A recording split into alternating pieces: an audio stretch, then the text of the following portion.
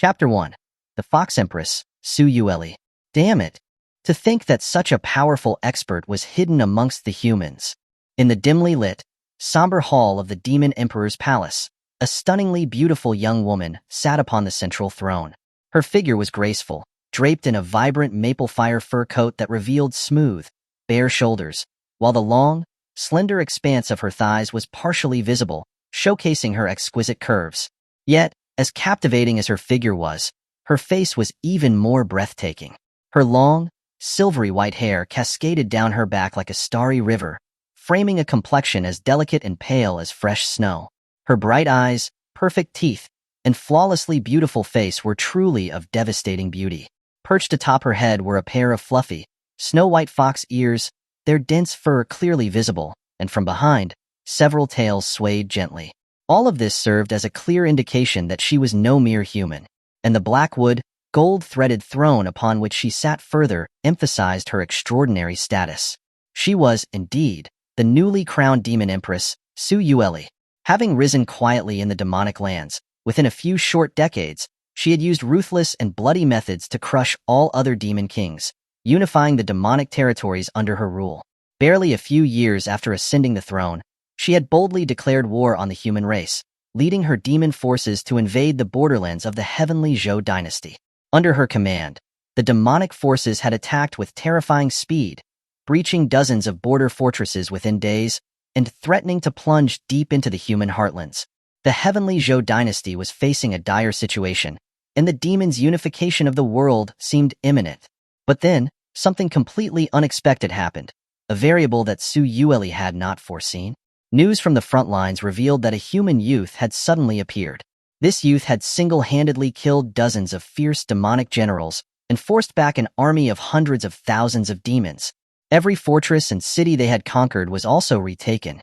Xuanhuan's beautiful face darkened with fury, crushing the report in her hand into a ball.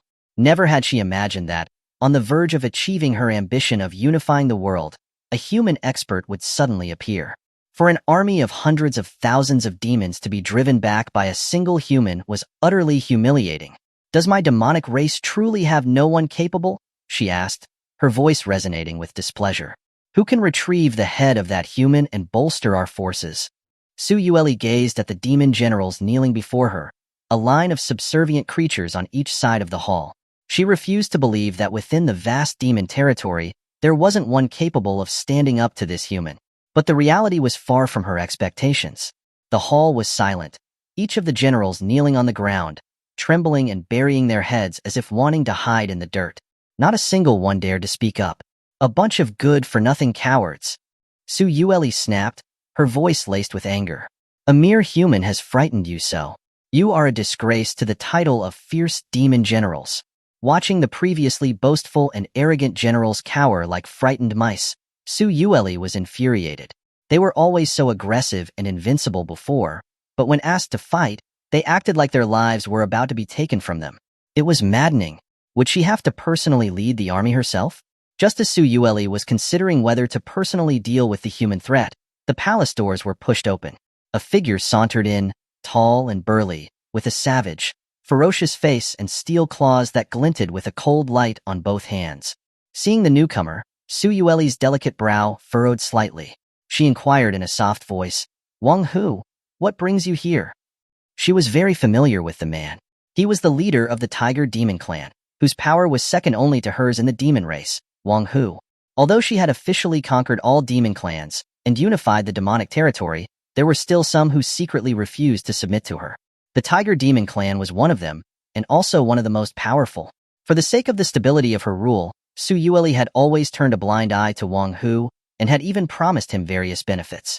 Wang Hu, too, was wary of her power and had never dared to act carelessly. His sudden arrival in the palace today, was it not to seize the opportunity of the demon army's defeat to make a move against her? Xuanhuan's eyes narrowed at the thought. Before she could speak, Wang Hu bowed to her. "Greetings, Your Majesty."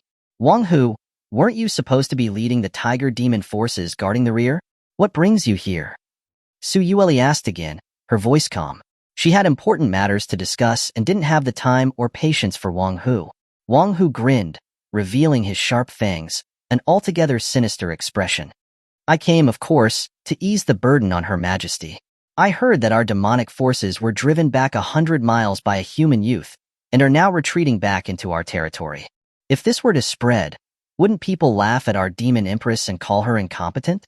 Su Yueli could hear the undisguised sarcasm in Wang Hu's words. Her expression darkened. Humph, so you mean to say you will share my burden?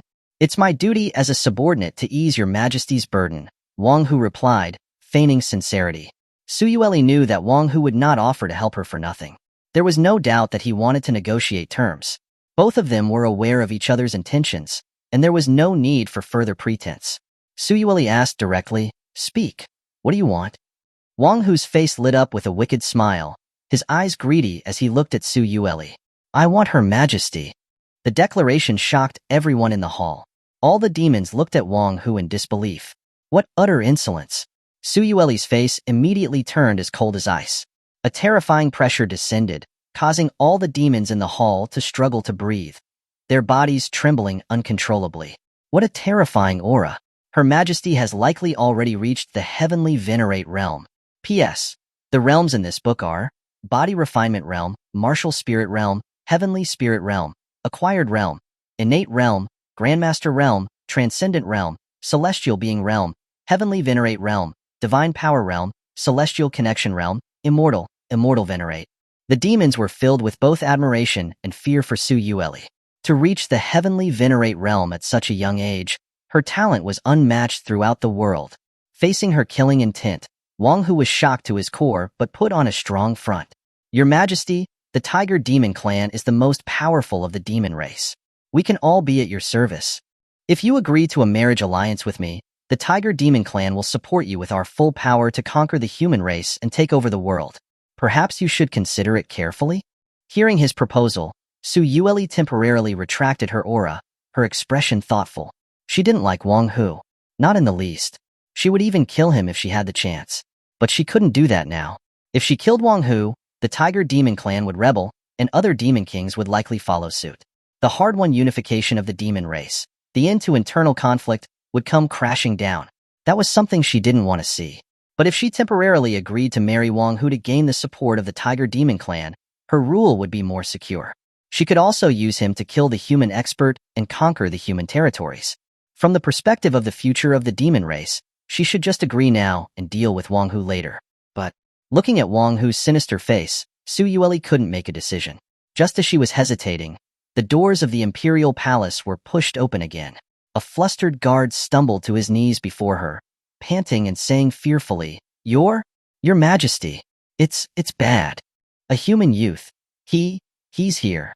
Chapter 2, Marry Me, or I'll marry you. What? A human youth had reached the Demon Imperial Palace? How was that possible? The demons in the hall were all stunned. Su Yueli frowned, her voice filled with displeasure. Nonsense. This is the Demon Imperial Palace, tens of thousands of miles from the human border. No human has ever set foot here in a millennium. Tell me, who sent you to sow discord? With that, Su Yueli stood up angrily, her powerful aura exploding out and causing the guard to fall backward, trembling. The guard felt wronged but dared not argue with the Empress. At that moment, a loud crash echoed through the hall as the main doors were shattered. Several guards in black armor were sent flying into the hall. A young man with his hair bound by a coronet, a face as smooth as jade, and a handsome demeanor, calmly strolled into the hall. His dark, deep eyes swept over the demons, before settling on Su Yueli, who stood proudly on her high throne. She must be the Demon Empress. She is indeed astonishingly beautiful, Xia Changming thought. He had been in this world where humans and demons were in constant conflict for 26 years. In this reincarnation, he had displayed extraordinary talent in swordsmanship, and he had obtained the inheritance of a Sword Immortal, becoming his successor. His master had said that he had the bone structure of an immortal. He had entered seclusion with his master at the age of 16. This seclusion had lasted for 10 years. When he emerged from the mountains, he learned that the demons had invaded the heavenly Zhou Dynasty. The humans were losing battle after battle. The border fortresses had all fallen, and the situation was dire. His Sword Immortal master had set a final test for him as he descended the mountain, an assessment of the effectiveness of his 10 years in seclusion. He was to resolve the conflict between the demons and the humans, bringing peace to the world. Upon learning that this was his final test, Xia Changming didn't hesitate. He took up his sword and drove back the invading demonic army. Afterward, in a single day, he wielded his sword and reached the Demon Imperial Palace. Solve the conflict between humans and demons? Easy. All I have to do is to conquer the Demon Empress. For the sake of world peace, I have to sacrifice myself. When Su Yueli saw Xia Changming enter the Demon Imperial Palace, a menacing aura emanating from him, she pointed her slender finger at him. Who are you? How dare you invade the Demon Imperial Palace? Xia Changming. After stating his name, Xia Changming completely ignored Su Yueli's pressure and began walking toward her. When the other demons in the hall heard Xia Changming's name, their faces turned pale with terror. It's him. It's him. The human expert who single-handedly killed dozens of our vanguard generals. He actually dared to come to the Demon Imperial Palace by himself? Where are the guards? Where are the palace guards? Seeing the generals trembling in fear, huddled together, Su Yueli was furious. For a single human youth to scare all the demon generals like this, how could they help her to conquer the world in the future? They have utterly destroyed the fierce and fearless spirit of the demon race. The demon race had indeed become weaker than before. In the end, she had to deal with everything by herself. Su Yueli turned her gaze to Xia Changming. Humph, you came just in time. I wouldn't have had to look for you myself, she said. Then, Su Yueli reached behind her tails and pulled out a sheathed long sword. Just as she was about to kill Xia Changming, Wang Hu stepped in front of her. Such a trivial ant, there is no need for Her Majesty to act personally. Let me take his head as a gift to celebrate my marriage alliance with your Majesty, Wang Hu said, his voice filled with confidence. He scanned her body with greedy eyes, as if Su Yueli was already his. Su Yueli frowned, but she quickly smiled and agreed. Very well. After General Wang kills this man, I will consider the marriage alliance. Was Su Yueli giving up her stand? Of course not. From the beginning, she had never considered the marriage alliance with Wang Hu. She had a plan to benefit from both Wang Hu and Xia Changming. She would first have Wang Hu test Xia Changming's strength. If he managed to kill him, she would take the chance to kill Wang Hu, then frame Xia Changming. If Wang Hu had died at the hands of the human youth, she would be spared the trouble of dealing with the Tiger Demon clan. All her confidants were in the hall, and she would leave no evidence. If Wang Hu was killed by Xia Changming, then that would be even better. She could kill Xia Changming and make the Tiger Demon clan owe her a favor. Either way, it would be advantageous to her. With that in mind, a smile appeared on Su Yueli's beautiful face, and she leaned back on her throne, revealing a large expanse of her snow-white skin. She would sit back and watch the two tigers fight. Heh, human. You should not have come here, and you should have never met me. I'm going to use my beloved claws to tear into your flesh, piece by piece, and then peel off your skin and hang it on my wall, until you're begging me to just cut off your head. Wang Hu said to Xia Changming, licking his claws. He had a cruel look on his face, his large and sturdy body obscuring Xia Changming's vision. Xia Changming stared at Wang Hu calmly and asked, You want to marry the Demon Empress? Xia Changming's question surprised Wang Hu. His marriage alliance with Su Yueli was his way to achieve his own grand plan, taking control of the Demon Empress, an internal affair of the demon race. What business did it have with this human? So what if I do? Wang Hu sneered, leaning closer to Xia Changming. Then I can't let you live. As soon as he finished speaking, Xia Changming's eyes narrowed. Suddenly a long sword appeared in his hand. A flash of silver light cut across Wang Hu's neck. The sword was so fast that no one had time to react. When the demons returned to their senses, Wang Hu's eyes were wide with shock, his body rigid. A thin line was visible across his neck, and his head rolled onto the ground. He was dead. Silence. Deathly silence. All the demons, including Su Yueli, stared at Xia Changming in horror. Dead? Wang Hu was dead? Wang Hu, whose power in the demon race was second only to the Demon Empress. A demon general at the peak of the celestial being realm was killed in a single blow, without any chance to fight back. Su Yueli's beautiful eyes were filled with shock. Although she suspected that Wang Hu might be killed by Xia Changming, she never imagined it would be an instant kill. This was not how she imagined it would go. She had hoped Wang Hu would test Xia Changming's strength, leading to a mutually destructive battle. But Xia Changming had beheaded Wang Hu with one strike. That was completely useless. Su Yueli, as the Demon Empress, adjusted her emotions quickly after her shock. She no longer dared to underestimate this human youth. Just as Su Yueli was about to draw her sword, A gust of wind blew gently on her face, and a gold-trimmed silver long sword was pointed at her delicate neck. So fast. By the time she reacted, it was already too late. Xuanhuan's hand froze on her sword hilt, not daring to move even a little. I'm giving you two choices. Either you marry me, or I marry you. Xuanhuan.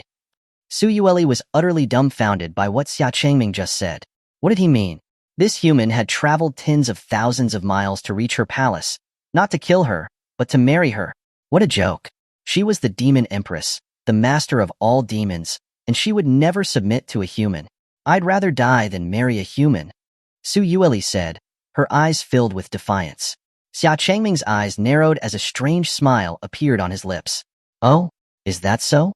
Then, Xia Changming removed the sword from Xuanhuan's neck and pointed it at the entrance of the palace hall. The spiritual energy around him gathered around the sword like a tide. Under the gaze of Xuanhuan and the other demons, Xia Changming raised his sword, and the gathered spiritual energy transformed into a massive sword. The spiritual sword cleaved through the air, and the sharp sword chi pierced through the demon capital, creating an endless chasm in the ground that stretched for hundreds of miles. After doing all that, Xia Changming turned to look at Xuanhuan, and with a smile, he asked, "How about it, Your Majesty? Would you like to consider my offer again?" Chapter 3. The Wedding Night, Loving Couple. The border between the human and demon territories, in the city of Tianzhou, was ablaze with lanterns and lights. The air was filled with the sounds of firecrackers and drums, and the city that was usually chaotic and turbulent was now overflowing with festive joy. Today was an incredibly special day, a momentous day for both the human and demon races. The Demon Empress Xuanhuan was getting married, and the one to marry the Demon Empress was none other than the eldest son of the Xia family of the heavenly Zhou Dynasty, Xia Changming. As everyone knew, the human and demon races had been sworn enemies for thousands of years, their conflict marked by unending warfare, with each side viewing the other as a mortal foe. But today, for the very first time, the two races were united through marriage, joining together in matrimony in an unprecedented feat. Perhaps, this was the start of an era where both humans and demons could live in harmony, ending the millennia-long feud. How could this not cause the people who lived on the borders, constantly plagued by war and fear, to celebrate with joy and excitement? It's over, it's over. Finally, we no longer have to fear the demons invading. Lord Changming is mighty. We wish Lord Changming and the Demon Empress 100 years of happiness and many children. When the sedan chair carrying Xuanhuan entered the city, the people lining the streets on both sides cheered and celebrated. The air was filled with falling petals, while vibrant fireworks lit up the night sky. Children, shaking their rattles, happily followed the sedan chair, chanting the legendary tales told by the storytellers in the inns. A Sword Immortal emerged after 10 years of seclusion, his sword forcing back millions of demons. He ascended to the Imperial Demon Palace alone, capturing the Demon Empress's heart with a single sword strike. The storyteller's casual words had a great impact. Inside the sedan chair, Xuanhuan, wearing a phoenix crown and a red wedding dress, sat upright. Her slender fingers tightened into a fist, her face dark and gloomy. The sound of children chanting outside the sedan chair was grating to her ears. Damn it! How did I, the Demon Empress, end up in this position as a married woman? 3 days had passed since Xia Changming had single-handedly attacked the Demon Imperial Palace. That day, when she had witnessed Xia Changming's incredible sword strike, Xuanhuan was shocked, but she didn't give up without a fight. Unfortunately, she was defeated after 3 moves. After achieving victory, Xia Changming put away his sword and once again said that he was going to marry her. He also threatened to slaughter the entire demon race if she didn't agree. Moreover, even if Xia Changming didn't attack, her death would cause a civil war in the demon race. It would descend into chaos and carnage once more, with bones scattered everywhere. Helpless, to save the demon race from slaughter and to prevent chaos, Xuanhuan had to swallow her resentment and agree to marry Xia Changming. Of course, she would never let things stand at that. She was the Demon Empress. After witnessing Xia Changming's power, Xuanhuan knew that she would never have a chance to lead the demon army to conquer the world unless he was dead. So, Xia Changming had to die. She would seize the opportunity on their wedding night to eliminate her greatest threat, and then the demon race would be able to dominate the world soon. Xuanhuan tightened her grip on a small jade bottle, a charming smile curving on her beautiful face. Xia Changming, tonight will be your death. Tianzhou City, in a room of a mansion. Flickering candlelight danced with the breeze. Crimson paper cutouts adorned every window and door. Red curtains and tapestries, embroidered with mandarin ducks, decorated the space, and even the bedding was an alluring red. An elegant and subtle fragrance permeated the antique room. A young woman with a red veil covering her head sat gracefully on the edge of the bed, her slender hands resting on her lap. With a soft creak, the room door was opened. Wearing a groom's attire, Xia Changming slowly walked to Su Yueli's side and gently lifted her red veil. In an instant, a breathtakingly beautiful face, like an immortal who had descended to the mortal realm, was revealed before Xia Changming's eyes. With a touch of makeup, this demon empress was even more bewitching. Marrying her doesn't seem so bad, Xia Changming thought to himself, momentarily stunned. When his master had told him to go down the mountain to resolve the conflict between the human and demon races, he had indeed thought of directly attacking the demon imperial palace and killing the demon empress. The demon army would naturally fall apart after that. But then he had thought, even if he killed the current demon empress, what would change? It would only temporarily delay the demonic invasion. When the demon race reorganized and chose a new leader, the demon army would inevitably come again. So, it would be better to change his approach and directly marry the demon empress. To conquer her. A marriage alliance between the human and demon races, wouldn't that naturally turn conflict into cooperation? It would just require some sacrifice on his part. Oh well, for the sake of harmony between humans and demons, and for peace in the world, I will have to sacrifice a little. My husband. After having her red veil lifted, Su Yueli looked at Xia Changming with loving eyes and called to him with a tender voice. Upon hearing this, Xia Changming's first reaction was not joy but vigilance. Something's wrong. Something is very wrong. The woman who was yelling and screaming that she would cut him into 1,000 pieces just 2 days ago was suddenly acting like a sweet and doting wife. He felt goosebumps all over his body. Xia Changming refused to believe that Su Yueli had genuinely accepted and wanted to marry him. But it was fine. He would play along and see what tricks she had up her sleeve. Su Yueli got up and walked to the table. She poured a cup of wine for Xia Changming, and then she pricked her finger and added a drop of blood into it, before gracefully walking over to him with the wine cup in her hand.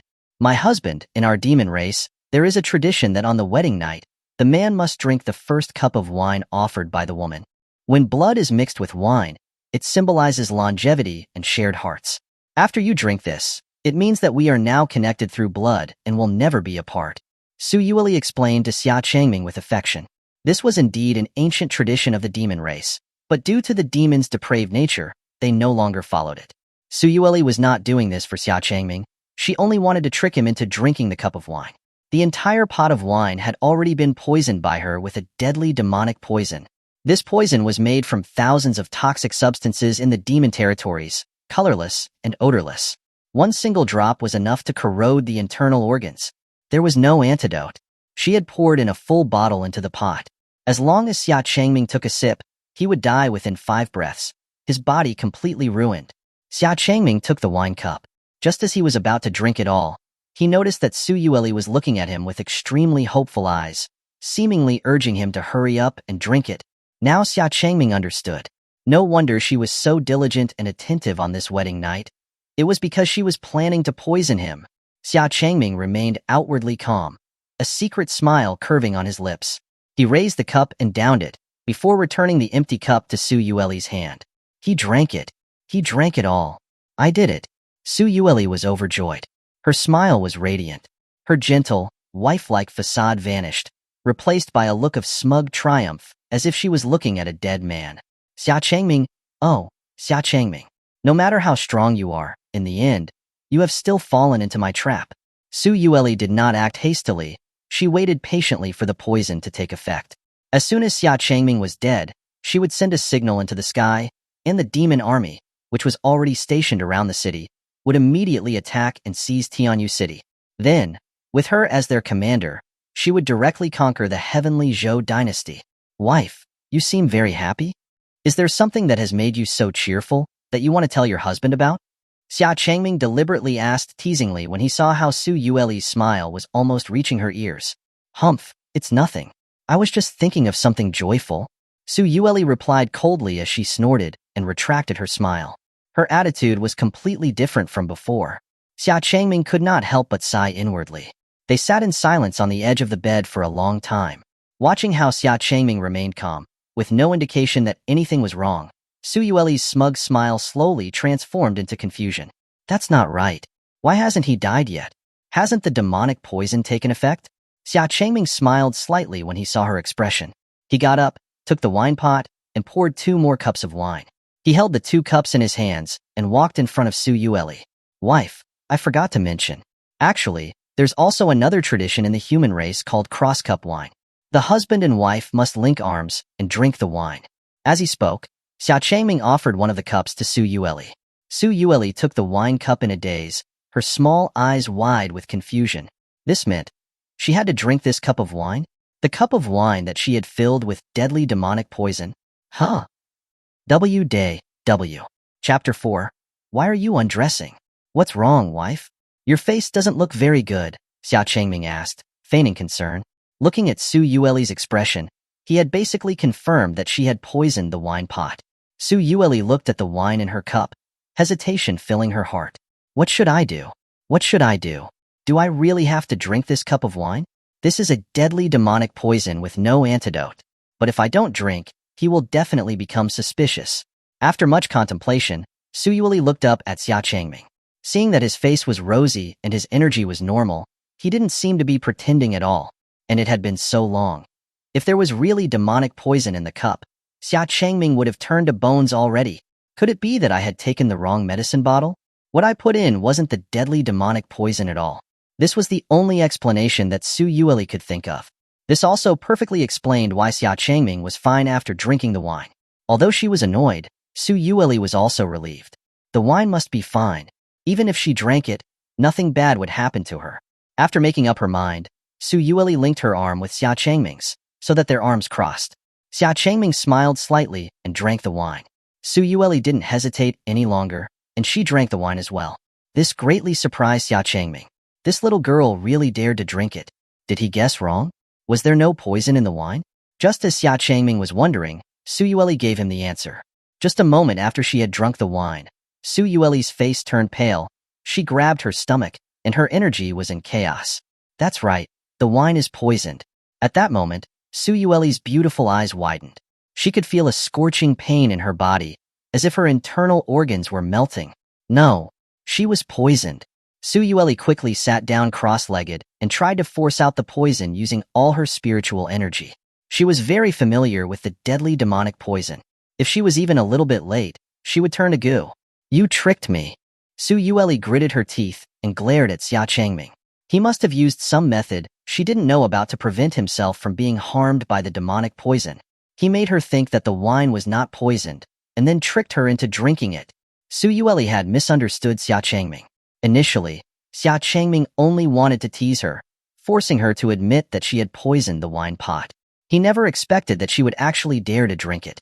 Wasn't she the one who put the poison there herself? Looking at how Su Yueli was desperately trying to force out the poison, Xia Changming reached out to poke her cheek and said with a smile, "What do you mean by tricking you? Wasn't it you who tried to trick me first, wife? Poisoning the wine has no effect on me. I have soaked in a celestial pool in the mountains, and I have a jade skeleton, so no poison in this world can harm me. But you, wife, how could you be so silly to drink your own poison?" Xia Changming's mocking words infuriated Su Yueli. She wanted to tear him to pieces. She knew she had miscalculated. She never thought that Xia Changming had soaked in the legendary celestial pool and had a jade skeleton. No wonder he was fine after drinking the poison. Even if the poison entered his body, it would only be absorbed by him and turned into beneficial energy. But she, on the other hand, had drunk the deadly demonic poison with no antidote. The poison was rampaging through her body, and she was no longer able to use her spiritual energy to suppress it. The spiritual energy surrounding Su Yueli became more erratic. Her face was as pale as paper, and blood was starting to drip from the corner of her mouth. Seeing this, Xia Changming felt a sense of danger. He thought that Su Yueli, at the heavenly venerate realm, would have no problem forcing the demonic poison out.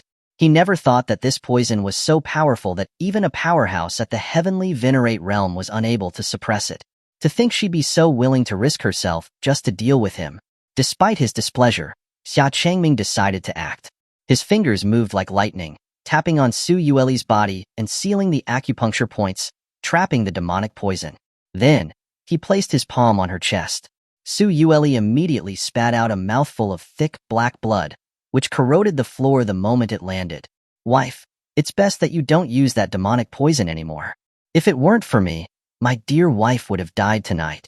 I would have been so heartbroken. Xia Changming said to Su Yueli, his tone full of sincerity. She was so courageous to drink such a violent and domineering poison. Su Yueli grabbed her chest and continued to glare angrily at Xia Changming. After forcing the demonic poison out of her body, her face became a little rosier, but her body had already been seriously affected. It would take several months to recover. She had truly gained nothing while harming herself so much. Xia Changming could tell that Su Yueli's aura was weak and her injuries were serious. He took out a golden pill in a jade box from his spiritual ring. The golden pill radiated a faint glow, and the dense spiritual energy emanating from it was clearly visible. Just by looking at it, Su Yueli could feel the astonishing spiritual power contained within it. Here, this is a Tailing golden pill. It has amazing effects on repairing damaged meridians, nourishing spiritual power, and strengthening one's cultivation. Xia Changming held the pill out to Su Yueli and said, "You just reached the heavenly venerate realm, and your realm is unstable. You need it." A Tailing golden pill? Su Yueli's eyes widened, her face filled with disbelief. This was a pill at the peak of the 8th grade. It was a rare pill that many powerhouses had only ever dreamed of, yet he was offering it to her for healing. Is this a trap? Su Yueli's eyes flickered as she looked at Xia Changming suspiciously. She wondered if the pill was fake, but the spiritual energy it was emitting didn't seem to be fake. And given Xia Changming's strength, he didn't need to go to such lengths to harm her. You don't want it? Then never mind. I will just keep it. Seeing Su Yueli's hesitation, Xia Changming grinned mischievously and started to retract his hand. Su Yueli panicked. She swiftly snatched the Tailing golden pill from Xia Changming's hand. Humph, I didn't say I didn't want it. After saying this, Su Yueli quickly swallowed the pill, afraid that Xia Changming would go back on his word. The immense yet gentle spiritual power instantly flowed through her body, and a sense of indescribable comfort washed through her spiritual sea. Within a moment, her injuries had recovered a lot. The Tailing golden pill was indeed worthy of its reputation. Such a foolish human. How dare he give me this Tailing golden pill to take? When I recover and take my cultivation a step further, I will definitely get my revenge on you. A smug smile appeared on Su Yueli's face, but when she opened her eyes, she saw Xia Changming was staring at her with a look of doting affection. Their eyes met, and they were so close that their faces were almost touching. What are you doing? Su Yueli was startled and instinctively moved away towards the corner of the bed. Xia Changming didn't say anything. He stood by the bed and started to take off his clothes. Why are you undressing? Su Yueli asked, stunned. She had never planned on sharing a bed with Xia Changming tonight. My wife is so adorable. Now that we are married, and tonight is our wedding night, what else could I be doing? Don't you know? Xia Changming climbed onto the bed, moved closer to Su Yueli's ear and said in an alluring tone. Su Yueli was dumbstruck, but being the Demon Empress, she was not a timid girl. She simply gritted her teeth, made up her mind, closed her eyes, and laid down on the bed, pretending to be waiting for him to take his pleasure. For the great cause of the demon race, what did it matter if she sacrificed her body? She would get her revenge later. Chapter 5. Your hands, don't go wandering. Xia Changming couldn't help but chuckle at Su Yueli's look of resignation. She was clearly nervous, but still trying to pretend she didn't care. My wife is unexpectedly cute, he thought. Xia Changming smiled slightly as he climbed onto the bed. He placed his hands on either side of Su Yueli's head, leaning closer to her face and softly said, Wife, I'm going to help you change your clothes. Su Yueli kept her eyes tightly shut and said nothing, a blush rising on her face, perhaps due to the effects of the spiritual energy. She could clearly feel Xia Changming gently taking off her wedding dress, and then removing the hairpin that held her hair up. Her soft, silvery hair cascaded over her shoulders, and she was left with only her inner garments on. Her beautiful body was before his eyes. Xia Changming gently wrapped his arms around her slender waist and tenderly pulled her into his embrace. Just as Su Yueli had prepared herself, she did not feel Xia Changming doing anything further. Curious, Su Yueli opened her eyes. She saw that Xia Changming was just holding her waist, and his eyes were closed as if he was about to sleep. You were just going to sleep? Su Yueli asked in surprise. She had prepared herself to submit, but the human was just going to sleep? Hearing Su Yueli's question, Xia Changming opened his eyes and looked at her. What, are you perhaps a little disappointed, my wife? Nonsense. I am not, Su Yueli retorted. She was afraid that Xia Changming would think that she actually wanted something to happen between them. Of course, Xia Changming knew that. He only wanted to tease her a bit.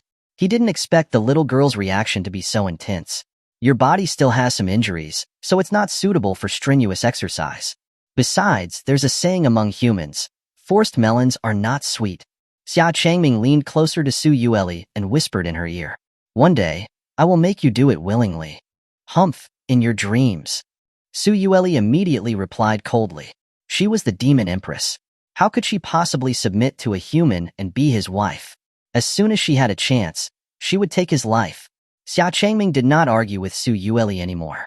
He gave her a doting smile. This only made Su Yueli even more annoyed. What does he mean by that? Does he dare to look down on me? Su Yueli snorted coldly and turned her back, no longer looking at Xia Changming.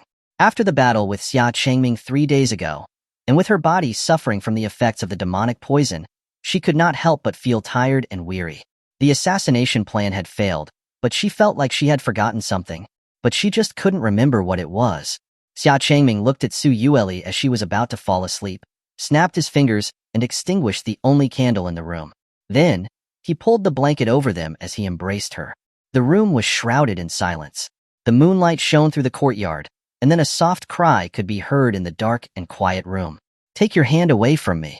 Don't go wandering around. Outside Tianzhou City, dozens of miles away from the city gates, in a dark, dense forest, tens of thousands of armored demon elites were staring intently at Tianzhou City, with sharp weapons in their hands.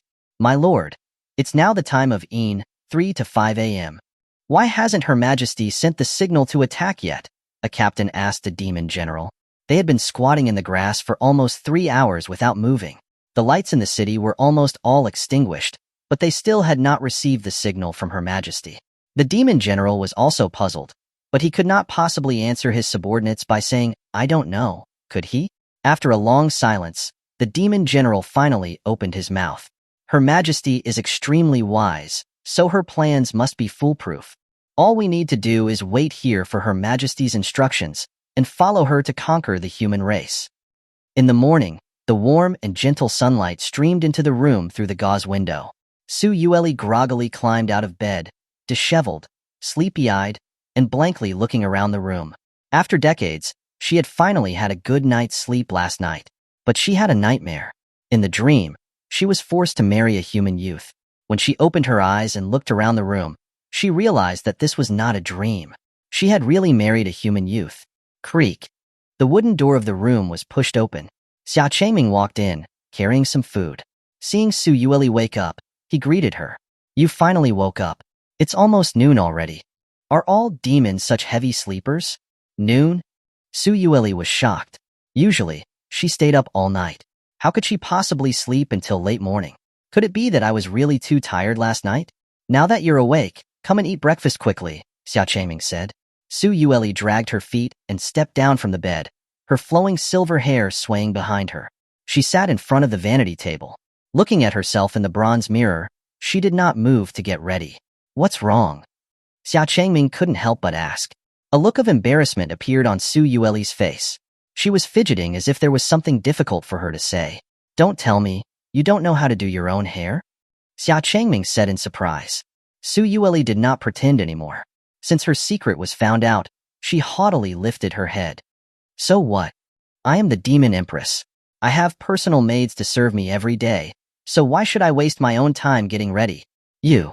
Hearing Su Yueli's explanation, Xia Changming made a face of disgust. Su Yueli's face turned red with anger. She really wanted to slap this annoying human to death. Then where is your personal maid? Xia Changming immediately asked. Su Yueli was momentarily speechless. Last night, she had planned to launch an assassination attempt. She never intended to stay overnight, so she did not bring her personal maid with her at all. Oh, speaking of assassination, I think I forgot something.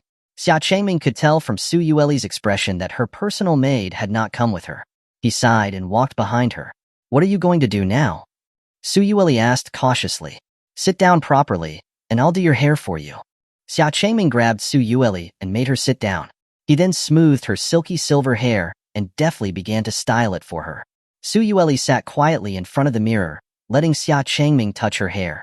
Although she didn't like others touching her hair, she had no other choice right now. After a while, Su Yueli, wearing a silken celestial dress, with her hair styled into a beautiful bun, stood before the bronze mirror, having returned to her usual stunning and beautiful self.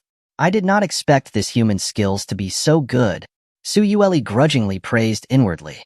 She was also very pleased with the clothes that Xia Changming had dressed her in. She sat down at the table and looked at the variety of food. She didn't hesitate to pick up her chopsticks. She was not afraid that there would be any traps in the food, because if Xia Changming really wanted to harm her, she would have died a long time ago. In addition, she knew that Xia Changming had married her to end the war between humans and demons, so she was certain that Xia Changming would not kill her. Xia Changming still had his usual unchanging smile as he watched Su Yueli eat.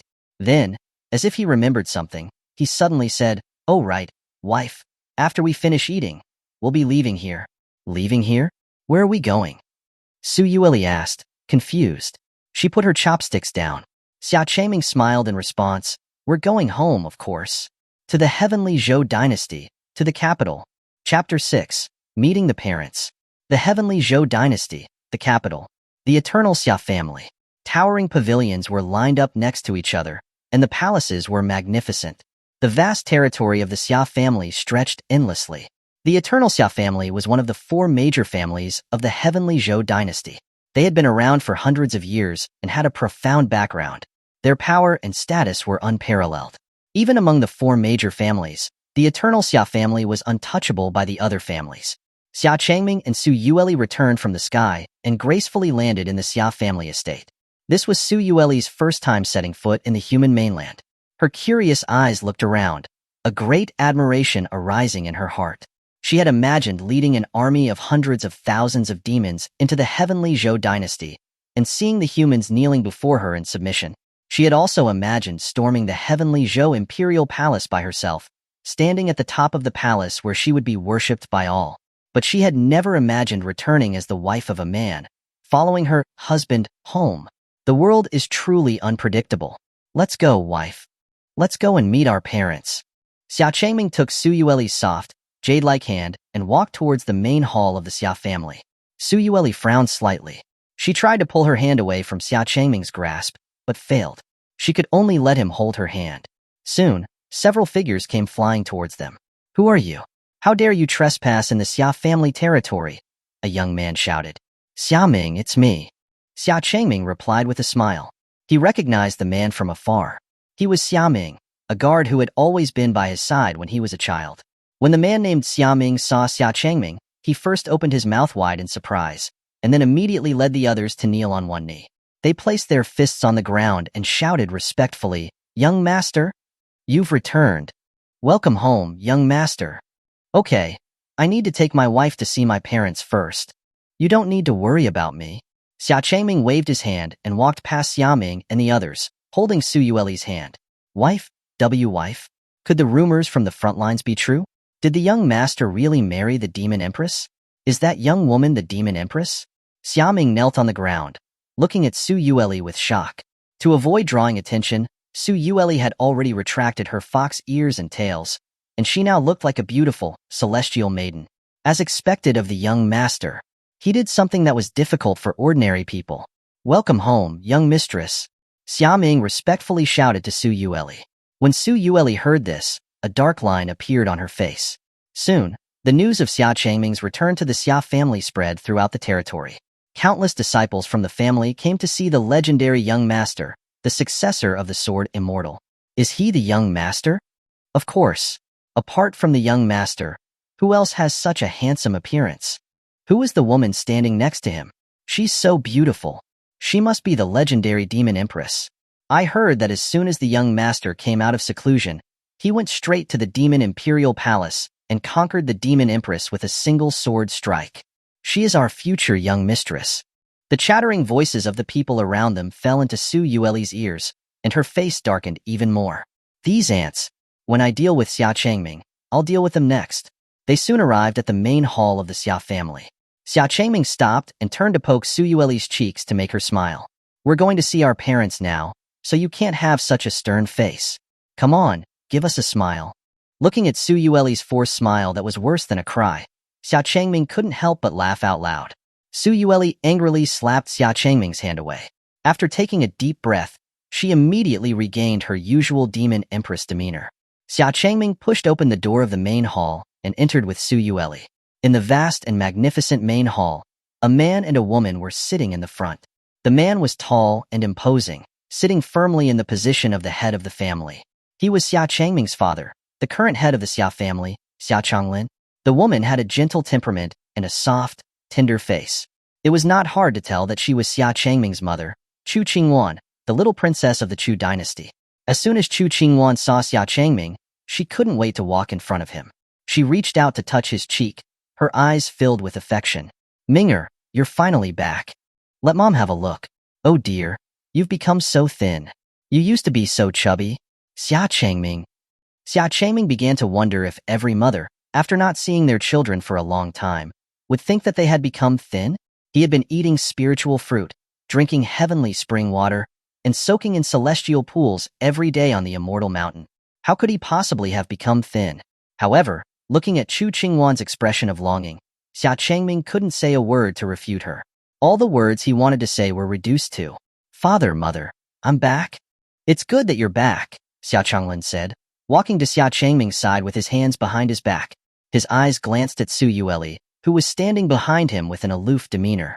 Although he had already guessed who she was, Xia Changlin still asked, "Ming'er, who is this?" Xuanhuan also saw Su Yueli and looked at her with confusion. Xia Changming smiled slightly, pulled Su Yueli to the front, and formally introduced her. "Father, mother, this is the current Demon Empress Su Yueli. She is my wife, and she'll be your daughter-in-law from now on." Sure enough. Just like the rumors, she really was the Demon Empress. Xia Changlin looked at Xia Changming with a mix of surprise and contemplation. He had heard the rumors that came from the front lines long ago. He never thought that after coming out of seclusion, Xia Changming's first act wouldn't be to go home, but instead travel thousands of miles to the Demon Imperial Palace and marry the Demon Empress. Then he held a simple wedding in Tianzhou City on the border. And in just a few days, he had brought the Demon Empress back as his daughter-in-law. That was quite unexpected. As expected of my son, Xia Changlin, Xuanhuan didn't have as many worries as Xia Changlin. Upon hearing that it was her future daughter-in-law, she happily went to Su Yueli and took her hand, and began to examine her. Good, good, good. Pure, beautiful like a goddess. You and my Ming'er are a match made in heaven. Here, this is the family heirloom pendant of my Xia family. Mom will put it on you. As she spoke, Xuanhuan took off the jade pendant hanging from her neck and placed it on Su Yueli. Su Yueli took a step back, wanting to refuse. She could tell that this jade pendant was extraordinary. It had a soul-nurturing effect, and it contained an ancient array that could resist mental attacks. It was at least a divine artifact. She had no intention of acknowledging herself as the daughter-in-law of the Xia family, so how could she accept this jade pendant? However, she could not resist Xuanhuan's enthusiasm, and the jade pendant was still placed on Su Yueli's chest. Su Yueli turned to look at Xia Changming. Seeing that he was smiling and not saying anything, she simply wore it. "Wife, you haven't greeted our parents yet," Xia Changming said with a smile to Su Yueli. Su Yueli glared fiercely at Xia Changming, finding it really difficult to say those words. If she said them, wouldn't she indirectly be acknowledging that she was the daughter-in-law of the Xia family? But she had just accepted Xuanhuan's pendant, and Xuanhuan was looking at her expectantly. Damn it, I feel like I've been tricked by that guy again. Seeing that Su Yueli wasn't saying anything, Xia Changming leaned closer to her and whispered, "Wife, you don't want anything to happen to the demon race, do you?" Su Yueli looked at Xia Changming with a murderous gaze, but he ignored it. Helpless, Su Yueli had to give up and bow to Xia Changlin and Xuanhuan. "Father, mother, Yueli is greeting you." Good, good, come, come. Mom will take you to see the Xia family," Xuanhuan said happily as she took Su Yueli's hand and started to walk out. Su Yueli turned to Xia Changming, looking at him for help. Xia Changming simply smiled and waved at her. And that was how Su Yueli was taken away by Xuanhuan. Xia Changlin watched everything from beginning to end. It seems that the relationship between my son and the Demon Empress is not ordinary. Chapter 7. The number one of the Xia family? It's time for a change. After Su Yueli and Xuanhuan left, only Xia Changming and Xia Changlin remained in the empty hall. The father and son looked at each other and smiled. The next moment, Xia Changlin suddenly threw a palm strike, aimed directly at Xia Changming. Xia Changming stood unmoving, meeting the strike with his palm.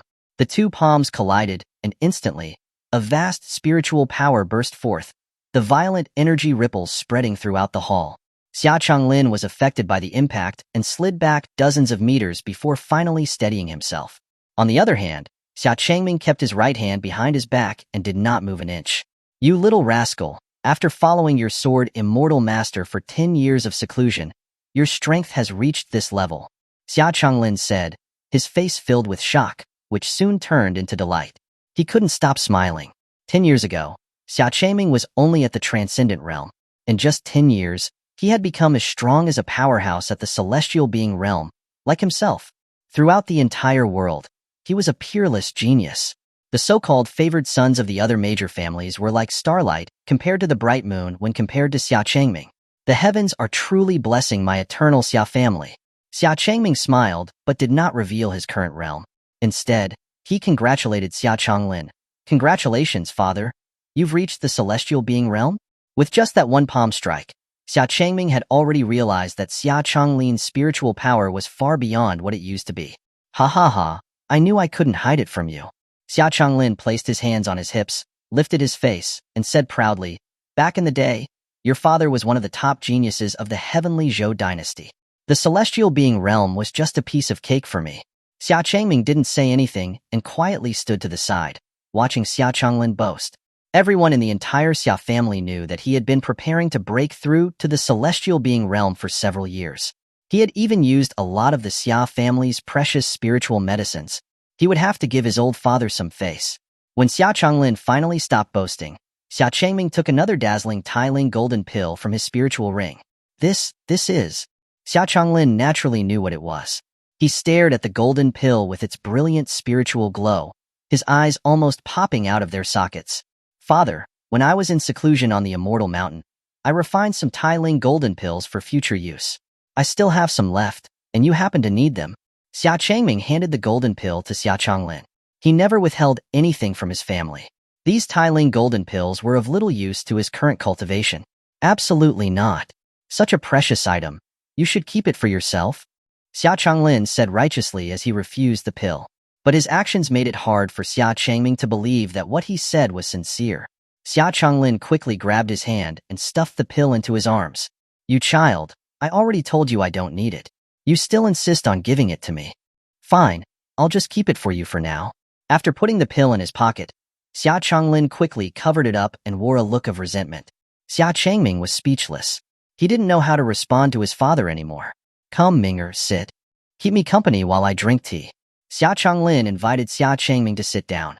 Knowing that Xia Changming had already reached the heavenly venerate realm, and that he had obtained the legendary 8th grade Tiling golden pill, he could not be happier. The smile on his face never faded. "By the way, father, has anything happened in the family while I was away?"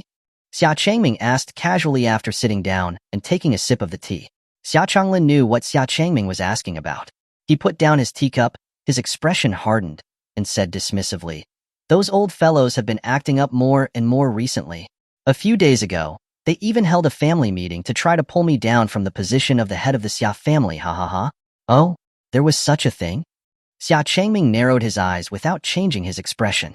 The old fellows Xia Changlin was talking about were none other than the 6 elders who held the greatest power in the Xia family other than the family head. For almost 100 years, the position of family head had been held by the descendants of Xia Changming's line, which had begun to cause dissatisfaction among the other 6 Xia elders. Under the leadership of the first elder Xuanhuan, the other 5 elders would find every opportunity to put pressure on and criticize Xia Changlin. It was clear to everyone that Xuanhuan had long coveted the position of the head of the Xia family. Xia Changming had already known about this before leaving the Xia family. He just didn't expect that they would lose their patience so quickly. Xia Changlin picked up the teapot and filled their cups. He said calmly, "In 3 days, the family will hold a clan-wide competition. The younger generation will participate, and the winner will be able to enter the Xia family trial grounds, obtain the Xia family inheritance, and succeed to the next position as family head." According to the family's formal procedure, a clan-wide competition could only be held if the current family head violated the rules or died unexpectedly. The winner of the competition would then enter the trial grounds to obtain the inheritance. The fact that a clan-wide competition was suddenly being held was obviously not in line with the rules. Without being told, Xia Changming knew that the first elder, Xuanhuan, had to have gathered support from the other elders to vote for this. If more than half of the 7 people, the 6 elders and the current family head, agreed, then they could force the clan-wide competition to be held. The winner of the competition could then challenge the current head of the family, and once the current head was defeated, he could take over, enter the trial grounds to obtain the family inheritance, and become the new head of the Xia family. This was the power of the Xia family elders. It was originally supposed to be used to impartially supervise the head of the family, but now it had become a tool to seize power. But unfortunately, Xuanhuan's ambitions would all turn to dust. Because Xia Changming had returned, clan-wide competition. Then I've come at the perfect time? Xia Changming said with a smile, displaying his extraordinary confidence. He didn't care about the competition. Even if the old fellows went on stage, he was not worried at all. Xia Changming was also confident in Xia Changming's strength. He had struck out to test Xia Changming's strength after his 10 years of seclusion, but the results had far exceeded his expectations. There was no one at the heavenly venerate realm in the heavenly Zhou Dynasty, other than the few old-timers who had long since gone into seclusion, and it was unlikely that those old-timers would come out even if the heavenly Zhou Dynasty was to fall. It could be said that Xia Changming was the #1 person in the heavenly Zhou Dynasty, the youngest heavenly venerate realm expert in history. However, Xia Changming seemed to have thought of something that made him uneasy. He frowned slightly and reminded Xia Changming, "Ming'er, there is one person you may need to pay special attention to during the clan-wide competition." "Oh? Who is it?" "Xuanhuan's only son, Xuanhuan," Xia Changming said seriously. "Not long after you left the Xia family, he somehow obtained a secret method of inheritance from a mysterious person. His strength has also improved dramatically in these 10 years. Before your return, he had already become the #1 among the younger generation of the Xia family. He is hailed as a once-in-a-century genius of the Xia family. The #1 of the younger generation of the Xia family. A genius." Xia Changming immediately became interested. It was time for a change in the position of #1 among the Xia family's younger generation. He put down his teacup and walked directly towards the entrance of the main hall.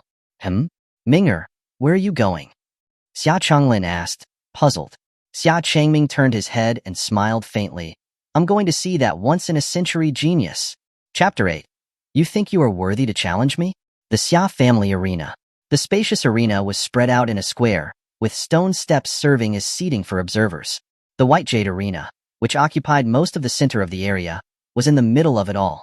On both the left and right sides of the arena stood 2 mighty stone statues of sword-wielding figures. The clan-wide competition in 3 days would be held here. The arena was already filled with Xia family disciples who were diligently cultivating and sparring with each other. Of course, there were also many people watching the excitement. On the arena, a figure was sent flying from the edge and slammed heavily onto the ground. "With your strength, you think you are worthy to challenge me?" A young man with an arrogant expression, revealing his disdain, slowly walked to the edge of the arena. He looked down mockingly at the man he had defeated. So powerful. He defeated Xia Ming, who was already at the peak of the Grandmaster realm, in just a few moves. Xuanhuan must be a powerhouse at the peak of the transcendent realm. He truly is worthy of being the son of the first elder. I can only look up to him. The onlookers chattered away. Especially with the clan-wide competition in 3 days, Xuanhuan was the most favored to be the next head of the family. Xia Ming, who had fallen off the stage, clutched his chest, staring at Xuanhuan with resentment. When he was passing by the arena, he had happened to hear Xuanhuan making rude remarks about Xia Changming and Su Yueli. Unable to bear it, he jumped into the arena and argued with him. Unfortunately, he was out of his depth, and he was defeated in just a few moves. At that moment, Xuanhuan also happened to arrive at the arena with Su Yueli. As soon as they stepped into the arena, their elegant figures immediately attracted the attention of everyone present. One had a face as cold as frost, and the other was gentle and kind. The 2 women with completely different auras were so dazzling when standing together. "Yueli, this is where the talented young people of my Xia family usually practice and spar," Xuanhuan said softly to Su Yueli, carefully explaining everything to her. Along the way, she had been explaining everything about the different locations of the Xia family. Su Yueli listened intently to her, with the idea of taking advantage of her trip to the human mainland to gather more information. As the 2 of them went deeper into the arena, "Greetings, Madam Chu, young mistress." Xia Ming said as he got up and led the disciples to bow. However, a group led by Xia Haoyuan stood on Xia Haoyan's side, and they did not bow to Xuanhuan and Su Yueli. When Xia Haoyan saw Su Yueli, a flash of amazement flashed in his eyes, but his face quickly hardened. She must be the Demon Empress, Xia Changming's wife. Xia Haoyan walked in front of Su Yueli with his group and said mockingly, "So you must be the legendary Demon Empress?" It was rumored that the Demon Empress was ruthless and decisive. You even led hundreds of thousands of demons to invade my heavenly Zhou, but now you are willingly marrying into my human race. Isn't that a little too ridiculous?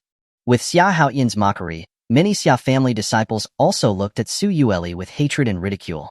The human and demon races had been enemies since ancient times. Most of them were hostile to the Demon Empress. Xia Haoyan, do not be rude. Xuanhuan scolded. She, who was almost always never angry, now had a slight look of anger. Su Yueli's expression was cold. She was already thinking about how to kill the ant in front of her. She could not defeat Xia Changming, but she could easily crush an ant, right? Just as Su Yueli was about to take a step to attack Xia Haoyan, a gentle breeze blew by her. A hand was placed on her shoulder, and a familiar yet annoying voice sounded in her ear. "My wife, don't get angry. Let your husband handle it." With his hands behind his back, his clothes fluttering, Xia Changming quietly appeared before everyone's eyes, like a peerless and independent young master. Young master! Xia Ming and the others were overjoyed. If there was anyone who could compete with Xia Haoyan, it would be Xia Changming, who had just returned from seclusion. "You've suffered internal injuries.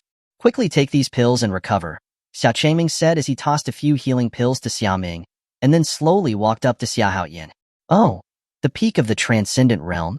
It seems like you've been doing quite well in my absence." Xia Changming. Xia Haoyan stared fiercely at Xia Changming. He and Xia Changming were of the same age, and ever since they were young, he had set Xia Changming as his goal. They had sparred countless times, but he had lost every single time. The gap between them was like an uncrossable chasm. But it was different now. He was no longer the same as before. Xia Haoyan wanted to fight Xia Changming right now, but his father had told him that he must wait until the clan-wide competition before he could fight Xia Changming. Just as Xia Haoyan was hesitating, a young man carrying a giant sword walked up. "Xia Changming, the young head of the family? Someone like you is not worthy of having Haoyan act personally. I'll spar with you. I want to see how powerful the legendary Sword Immortal inheritance is." The young man drew out the giant sword on his back, and the ground cracked with a loud thud when he struck the ground. "That's Xia Yin, the direct disciple of the sixth elder. I heard he had been in seclusion for several years and had broken through to the transcendent realm. It looks like there will be a show to watch." Someone quickly recognized the young man and started gossiping. Xia Changming didn't even look at him and said dismissively, "You think you are worthy to challenge me? Arrogant." Xia Yin was furious. He swung the giant sword at Xia Changming with both hands. The giant sword sliced through the air with a howling wind. Many people were blown back several steps by the strong gust. Xia Changming did not move. He simply grabbed the giant sword, which was being swung at him, as if it was nothing. Everyone was stunned. Xia Yan's giant sword strike was so easily caught by Xia Changming's one hand, effortlessly. The most shocked was Xia Yan himself. The giant sword in his hand weighed a ton, and with the force of his full power, it was being held back so easily. Moreover, Xia Changming was completely unharmed. How was this possible?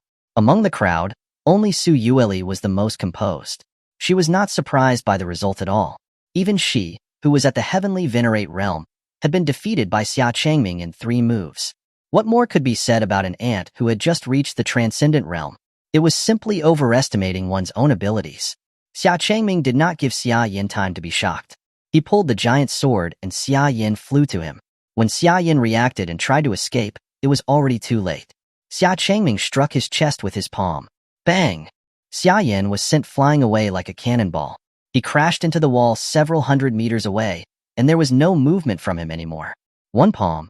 With just one palm, he had defeated Xia Yin. Everyone watching gasped. Xia Changming grabbed the giant sword and flung it disdainfully to Xia Haoyan, who was standing to the side. The giant sword transformed into a shooting star, flying directly towards Xia Haoyan's face. Xia Haoyan recovered from his shock and frantically turned his head to dodge. The sword blade sliced past his face, and a cut was left on his face. Blood was flowing down his cheek. Xia Changming. Xuanhuan screamed angrily as he touched the blood on his face. This was the first time in 10 years that someone had dared to humiliate him like this. Xuanhuan's spiritual power erupted, and he was about to draw his sword to fight Xia Changming when an aged voice sounded from the sky. "Stop!" A white-haired old man with a gloomy face appeared above the arena. "Greetings, First Elder." The disciples bowed to the old man. The person who had come was the first elder of the Xia family, Xiahao. Chapter 9. Rewarded with 2 mighty slaps. Xuanhuan slowly descended from the air, casting a disapproving glare at Xuanhuan before turning to face Xia Changming. His gaze was sharp and accusatory. "Xia Changming, not only did you bring a demon into the Xia family, but you also resorted to such brutality against your own clan members. Xia Yin merely wished to spar with you, yet you crippled his cultivation by shattering his meridians with a single palm. What are your true intentions?" Xia Changming remained unfazed by Xuanhuan's reprimands. He stood tall, unhurried, and replied, "Elder, Su Yueli is my wife, the young matriarch of the Xia family. Please be mindful of your words. As for Xia Yin, you yourself said that it was a spar between us. If it's a spar, some injuries are to be expected, wouldn't you agree? You, what a silver-tongued devil. I will convene with the other elders to judge you for harming a member of the clan." Xuanhuan pointed his finger at Xia Changming, his face flushed with anger. But he chose not to argue further with Xia Changming. He turned his back and called to Xuanhuan, "Huan, let's go." Xuanhuan remained rooted to the spot, his fists clenched tight, his face etched with resentment.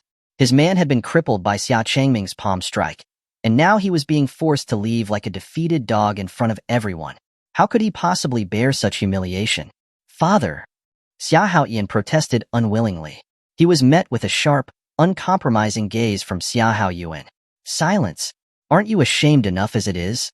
Knowing that he couldn't fight Xia Changming today, Xuanhuan could only glare menacingly at him and leave a parting shot. "Xia Changming, I'll let you off for now. In 3 days, at the clan competition, we'll settle the score." With that, Xuanhuan turned to follow Xuanhuan, but a voice from behind stopped them. "Hold it right there."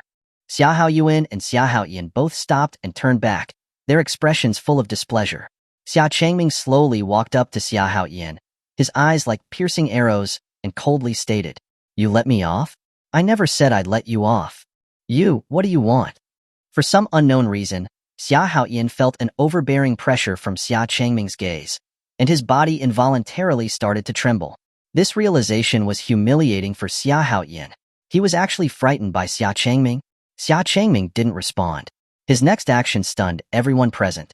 A loud, clear smack echoed throughout the arena. Xia Changming had slapped Xuanhuan across the face. "Huh, did I just get slapped?" Xuanhuan turned his head, his hand covering his swollen, bruised cheek, his face a mask of disbelief. Xia Changming's slap had completely stunned him. The spectators were equally shocked by Xia Changming's audacity to slap Xuanhuan directly in the face. Even Xuanhuan, who was standing right next to Xuanhuan, hadn't reacted in time. Xia Changming had actually dared to slap his most prized son right in front of him. "This slap is for your disrespect towards my mother, the matriarch of the clan," Xia Changming stated coldly, with a proud expression. Xuanhuan recovered and roared furiously at Xia Changming. "Xia Changming!" Smack! Xia Changming slapped the other side of Xuanhuan's face. "This slap is for your insults towards my wife, the young matriarch of the clan." With 2 slaps, Xuanhuan's face was swollen like a pig's head, covered in bruises. "I'll kill you!" Xuanhuan, who had never suffered such humiliation, screamed at Xia Changming, his body bursting with spiritual energy. It was the look of a man ready to fight to the death. But in the end, he was stopped by Xuanhuan, who held him back with his arm. Good. Xuanhuan, will remember these 2 slaps." Xuanhuan's gaze was icy as he looked at Xia Changming, his face twisted with anger. Xia Changming's slaps may have been on Xuanhuan's face, but they were a direct slap on his face. Slapping Xuanhuan was merely a warning to them all. So, this is the Xia family's young master. He dares to be so reckless and look down on them as soon as he comes back. After he seizes the position of head of the Xia family in the clan competition in 3 days, he would return the favor tenfold. Xuanhuan thought, and with that, he grabbed Xuanhuan by the collar, and they disappeared from the arena. Xia Changming watched their departure with some surprise. They could actually hold back? He had assumed that Xia Haoyan would not be able to resist attacking him, thus saving him the trouble of waiting for the clan competition in 3 days. He didn't expect that they chose to endure it. Looks like the slaps were too light. He should have thought of more reasons to slap him again. Xia Changming felt a sense of regret. But luckily, his goal was achieved. Establish authority and give the elders and other restless members of the Xia family a small warning. As for Xia Haoyan, he was just a clown. Xia Changming had never considered him a rival. His strength wasn't even comparable to the nameless demon he had killed in the Demon Royal Palace that day. Mother. Xia Changming returned to Xuanhuan's side and greeted her. He had only come to witness the so-called genius of the Xia family, but he didn't expect Xuanhuan and Su Yueli to be present. Xuanhuan smiled and lightly shook her head. Although she felt that it wasn't good for Xia Changming to provoke Xia Haoyan right after returning, she didn't say much. She was mainly happy that Xia Changming had such spirit. Meanwhile, Su Yueli stood to the side, glaring at Xia Changming with a displeased look in her eyes. Xia Changming assumed that he had neglected her, so he flashed in front of her, took her hands and softly said, "Wife, I'm sorry for scaring you. Stop pretending to be nice. I alone was enough to crush that ant. You, on the other hand, could have finished things in a moment, but you wasted your energy on this." Su Yueli complained. She knew he could easily end things without even drawing his sword, yet he purposefully wasted his energy to humiliate them. Xia Changming, with a smile, moved closer and whispered in her ear, "Slapping faces is a kind of fun. My wife wouldn't understand." He had long wanted to experience the feeling of slapping someone in public, like in those novels. And it felt pretty good, he had to admit. Su Yueli glared at him with her cold eyes. This hateful man. She must find a way to get rid of him as soon as possible to safeguard the demons and escape his control. Su Yueli turned and walked away on her own, already plotting her next assassination attempt. Where is my wife going? Your husband is free, and I can keep you company. I don't need that. Stay away from me.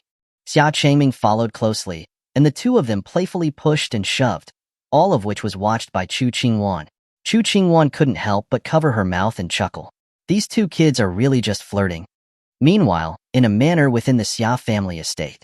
Father, why did you stop me? Xia Haoyan roared furiously, his face still swollen.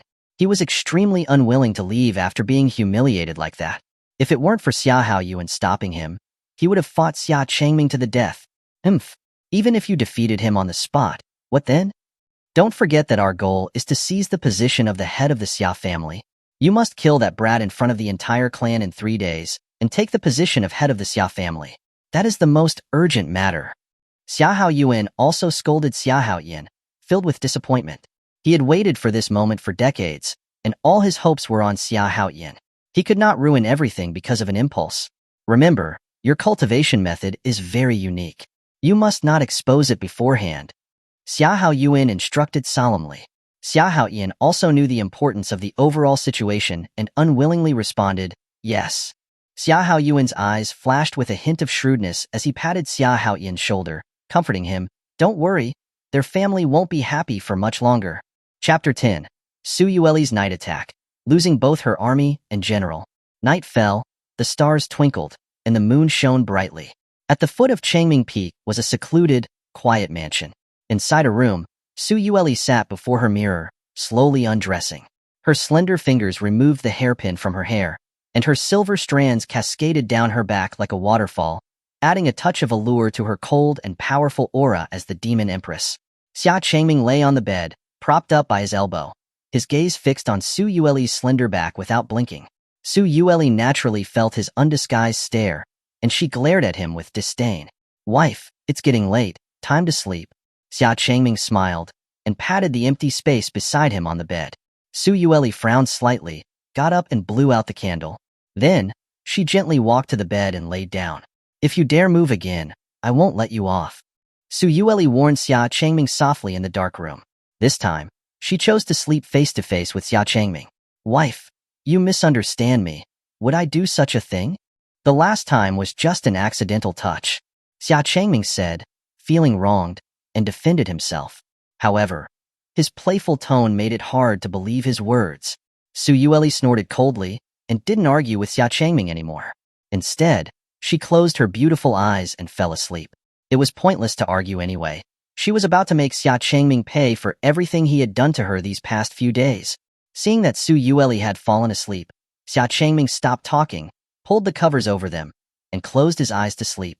The dark room was extremely quiet, with only a faint moonlight seeping through the window. After an unknown amount of time, Su Yueli, who appeared to be asleep, suddenly opened her eyes, staring intently at Xia Changming, who was just an inch away from her. Seeing that Xia Changming was breathing steadily, seemingly asleep, a smile appeared on Su Yueli's fair face. Excellent. He's asleep. Su Yueli slowly reached under her pillow, her movements very slight, careful not to disturb Xia Changming. She kept her eyes fixed on Xia Changming as she slowly pulled out a serrated dagger. The silver dagger was engraved with demon runes, and the sharp blade glinted with a cold light in the moonlight. This dagger was called tear. It was not only capable of slicing through iron like mud, but could also penetrate spiritual energy and ignore all defenses. It was one of her few high-grade divine artifacts. She had secretly hidden the dagger under the pillow before Xia Changming returned to the room. She was just waiting for Xia Changming to fall asleep and be defenseless, so she could assassinate him. The dagger was fully out, and Su Yueli revealed a slight smile. But the next second, she heard Xia Changming calling her name from beside her. Wife. The smile on Su Yueli's face instantly froze. Her body became stiff, and cold sweat broke out on her forehead. Had she been discovered? Su Yueli gripped the dagger tightly, her gaze cautiously moving towards Xia Changming. Xia Changming still had his eyes closed and even had a smile on his lips. Wasn't he awake? Was he just sleep-talking? Su Yueli carefully examined Xia Changming. After confirming it again, she realized he really did not wake up. While she was relieved, she couldn't help but curse him internally. Darn it! How dare he scare me? Prepare to die. Su Yueli raised her dagger, a hint of killing intent in her eyes. But before she could make her move, her waist was pulled forward, and she fell into Xia Changming's arms. What? Su Yueli was startled. Looking closer, she realized that Xia Changming's hands were around her waist, pulling her toward him. Xia Changming's eyes were still closed. His face was still smiling like a fool. One hand was around Su Yueli's waist, and the other was placed on her smooth butt. Hee, my wife? My wife is fragrant and soft. Su Yueli. Black lines appeared on Su Yueli's face. This darn human. He could not be still even when he was asleep. Su Yueli was furious. Xia Changming's hand was still squeezing her waist. She could not take it anymore. Without hesitation, Su Yueli thrust her dagger toward Xia Changming's neck. But this assassination that seemed certain to land missed its mark. Xia Changming just happened to turn his head, and the dagger missed, the sharp point sinking into the pillow, leaving only the hilt exposed. How could this be? Xia Changming dodged her fatal attack while asleep. Su Yueli was confused. She didn't believe in such a coincidence. Sure enough, Xia Changming opened his eyes slowly, gazing at her with a playful expression. He even pretended to be confused as he asked, "Wife, what are you doing?" In fact, Xia Changming had already noticed when Su Yueli had reached under her pillow. He had pretended to be asleep to see what kind of tricks the little girl was up to this time. He hadn't expected that she was hiding a dagger under her pillow, planning to attack him at night. Su Yueli bit her lip, glaring angrily at Xia Changming, who was already awake. She immediately felt that she had been tricked again. He pretended to be asleep to deceive her, and then, he took the opportunity to put his hands on her. And he had not let go yet. Enraged, Su Yueli laughed coldly. What am I doing? Of course I'm trying to assassinate you. After saying that, Su Yueli pulled out her dagger and attacked Xia Changming again. Since her night attack was exposed, she would not pretend anymore. She would go straight for the kill. But Su Yueli, who had lost in 3 moves to him, was no match for Xia Changming. In just a few moves, Su Yueli was held down by Xia Changming, unable to move. Xia Changming leaned down to Su Yueli's face and softly said, "Wife, this is the second time you've tried to assassinate your husband. No matter how many times you attack, I will accept them all. But you must remember, from now on, for every attack you make, for every time I catch you, I will punish you." With that, Xia Changming released Su Yueli and easily took her dagger. "This is too dangerous, I'll take it away." Not only did the assassination fail, but she also let Xia Changming take advantage of her and even lost a divine artifact. Su Yueli was furious. The more she thought about it, the angrier she became. She got off the bed, her spiritual energy fluctuating, fox ears popping out of her head, and several tails fluttering behind her. Wife is still not giving up? Looks like your husband needs to let you know about the Xia family's loss. Xia Changming said with a smile as he waved at Su Yueli. Su Yueli was enraged, and without hesitation, she pounced on Xia Changming. For a moment, Xia Changming and Su Yueli wrestled together on the bed, and the sturdy spirit wood bed shook violently before breaking apart. The only thing left in the room was the sound of a fierce fight. The next morning, Xuanhuan, Xia Changlin, Xia Changming, and Su Yueli sat around the dining table. Su Yueli sat in her chair, her eyes weary. She kept glaring at Xia Changming, who was sitting beside her. She secretly used her hands to cover her aching butt. Xuanhuan was happy to see Su Yueli keep looking at Xia Changming. She continuously put more food into her bowl. Here, Yueli, try mother's cooking, and tell me if there's anything you don't like. Thank you, mother. Today I don't have much appetite, sorry. Su Yueli said awkwardly. She then got up from her chair. Before she left, she didn't forget to give Xia Changming another glare. Xia Changming was not bothered, and replied with a bright smile. Su Yueli was so angry that she left with large strides. What happened to Yueli? Xuanhuan asked with confusion. Xia Changming smiled faintly. It's nothing, mother. I'll take her some later. As if remembering something, Xia Changming turned to Xia Changlin and said, Oh, right, father. My bed in the room is broken. Please help me get a more solid one next time. As soon as these words were spoken, Xia Changlin's and Xuanhuan's chopsticks froze in the air, their expressions stunned. Is something wrong? Xia Changming asked, confused. Xia Changlin and Xuanhuan looked at each other and shook their heads before continuing to eat. They seemed to know why Su Yueli had left, feeling unwell. After a while, Xia Changlin couldn't help but say, Minger, you are still young. You must learn to control yourself in those matters. Also, be gentle to your wife. Don't be too rough. Xia Changming, huh? Chapter 11. You're full of bullshit. In the blink of an eye, 3 days had passed, and the clan competition arrived as scheduled. Whether from the collateral or direct line of descent, all of the Xia family members gathered at the family's ancestral grounds. Even many disciples who were training elsewhere had rushed back. The Xia family's ancestral grounds were now teeming with talent, a truly lively scene. The arena, which served as the competition venue, was packed to capacity, filled with boisterous voices. It had been hundreds of years since the clan had last held such a grand competition. The next family head's position was at stake, making it a matter of great importance. Everyone was deep in discussion. Who do you think will win this clan competition? I say it should be Xuanhuan, the son of the Grand Elder. I've heard he obtained some secret method and is now at the peak of the transcendent realm. One disciple said confidently to the others, which instantly drew gasps of surprise from everyone. No way. In just 10 short years, he went from the innate realm straight to the peak of the transcendent realm. Such talent and strength are truly terrifying. Upon hearing this, another disciple frowned and retorted with disdain. Humph. Don't you guys know that Xia Changming, the young master, has returned? It is said that he crippled the transcendent realm Xia Yin with just one strike a few days ago. And even more recently, he openly slapped Xuanhuan twice in the arena, and Xuanhuan didn't even retaliate, but instead left in a huff. No way. Could it be that young Master Xia reached the celestial realm during those 10 years of secluded training? Impossible. Absolutely impossible. To advance from the Grandmaster realm to the celestial realm in just 10 years, no one in this world has ever done that before. Everyone gasped in astonishment and expressed their doubts. They had all heard of Xia Changming's exploits since his return, single-handedly forcing back hundreds of thousands of demons, storming the demon royal palace alone, capturing the Demon Empress with a single sword strike, and easily resolving the war between humans and demons. However, these were, after all, just rumors. They inevitably contained some embellishment. The demon realm had countless experts, and it was said that the Demon Empress's power was extraordinary.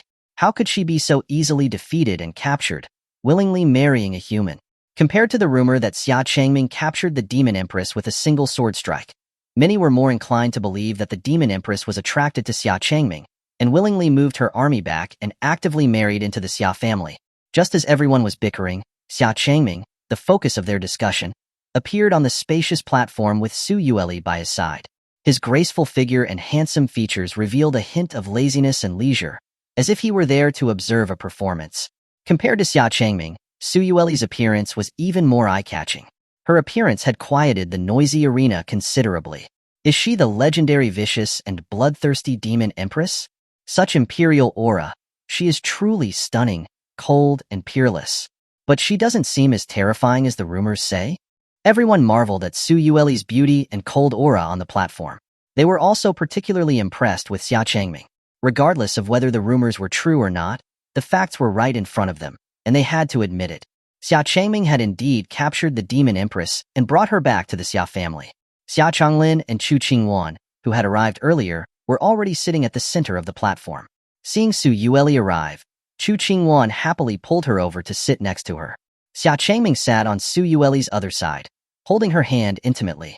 This scene shocked everyone who saw it. The fierce Demon Empress was so docile beside Xia Changming. Su Yueli hated it, but she couldn't do anything to Xia Changming. She had tried many assassination methods over the past 3 days. All of them failed, and instead, she was always punished by the family law. Until she found a new assassination plan, she could only temporarily obey Xia Changming.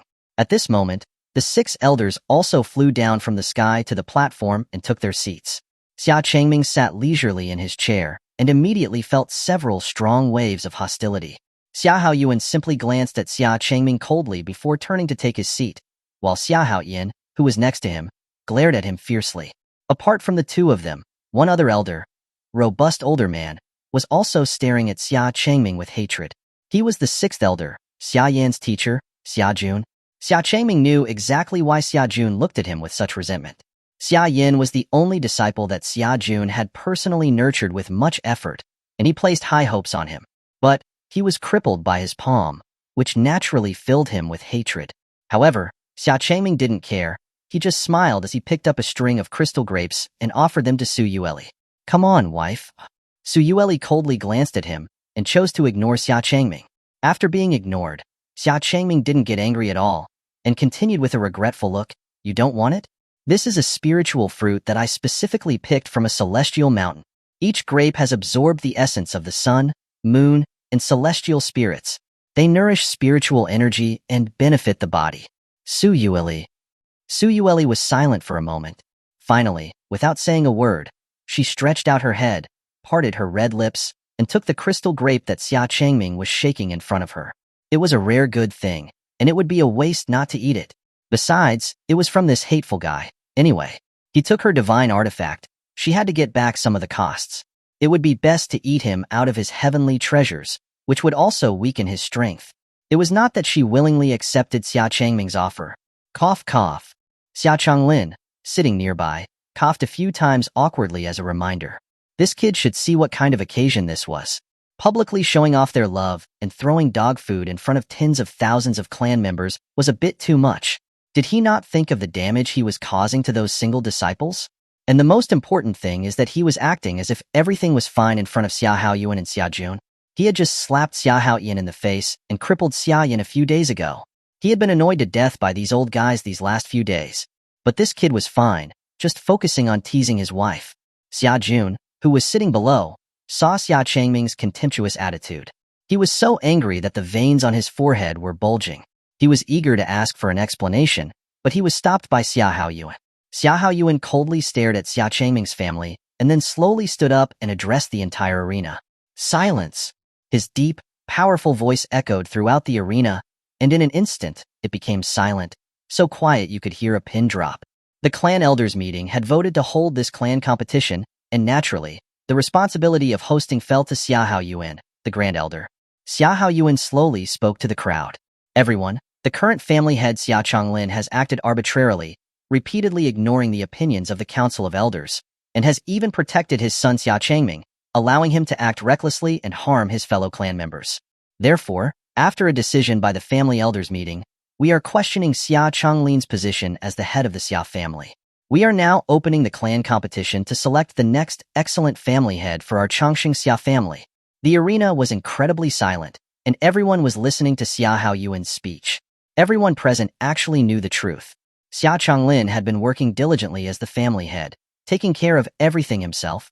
The family had been at peace during his term, and even the conflicts between the direct and collateral lines had decreased. This clan competition was nothing more than Xia Haoyuan coveting the position of the Xia family head and wanting to make Xia Haoyan the leader. Everyone knew the truth, but no one dared to speak out. This was because the 6 elders were now united, led by Xia Haoyuan. They had the support of at least 70% of the Xia family's disciples, and their power surpassed that of Xia Changming's faction. No one was willing to offend Xia Haoyuan. Seeing that no one was questioning him, Xia Haoyuan smugly looked around. Then, he was about to announce the start of the clan competition, but he was suddenly interrupted by a voice. "You're full of bullshit." Chapter 12. All of you, come at me together. Who? Who dared to interrupt Xia Haoyuan? Everyone was shocked and looked toward the source of the voice. They discovered that the one who spoke was none other than Xia Changming, who was sitting in his chair. Oh, it was Xia Changming, then it's okay. Currently, the only person who dared to directly argue with Xia Haoyuan was him. Xia Haoyuan's expression was displeased. He turned to Xia Changming and coldly questioned, "What? Does young Master Xia have any objections to the decision made by the Council of Elders?" Of course.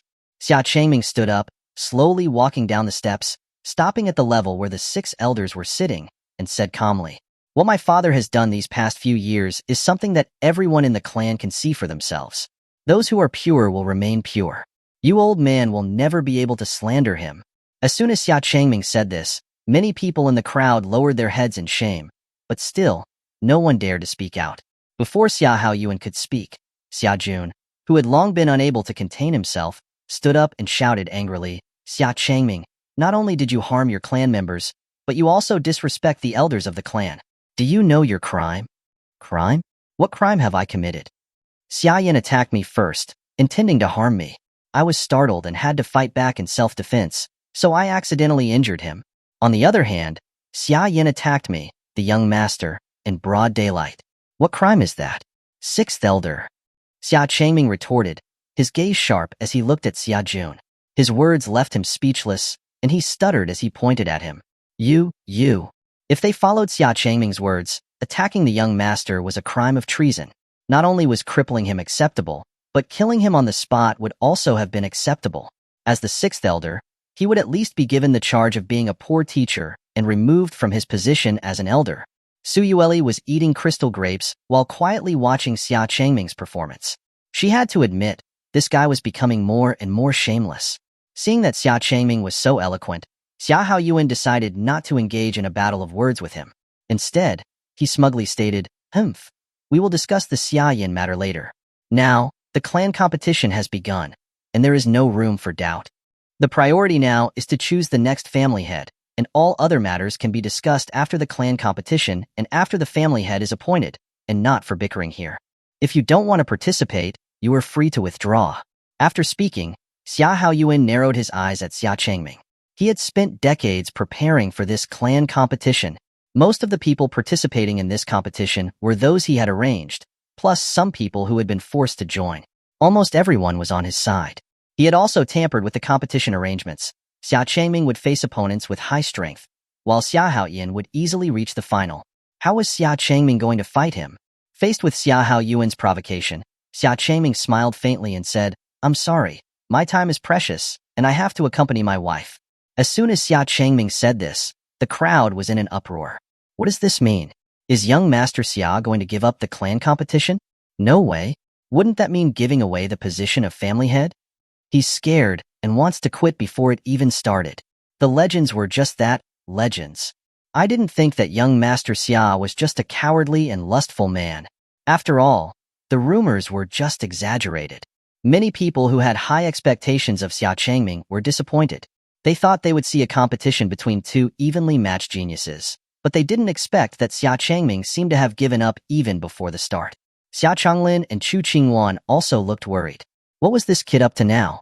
Xia Haoyuan was also taken aback and was a little disbelieving for a moment.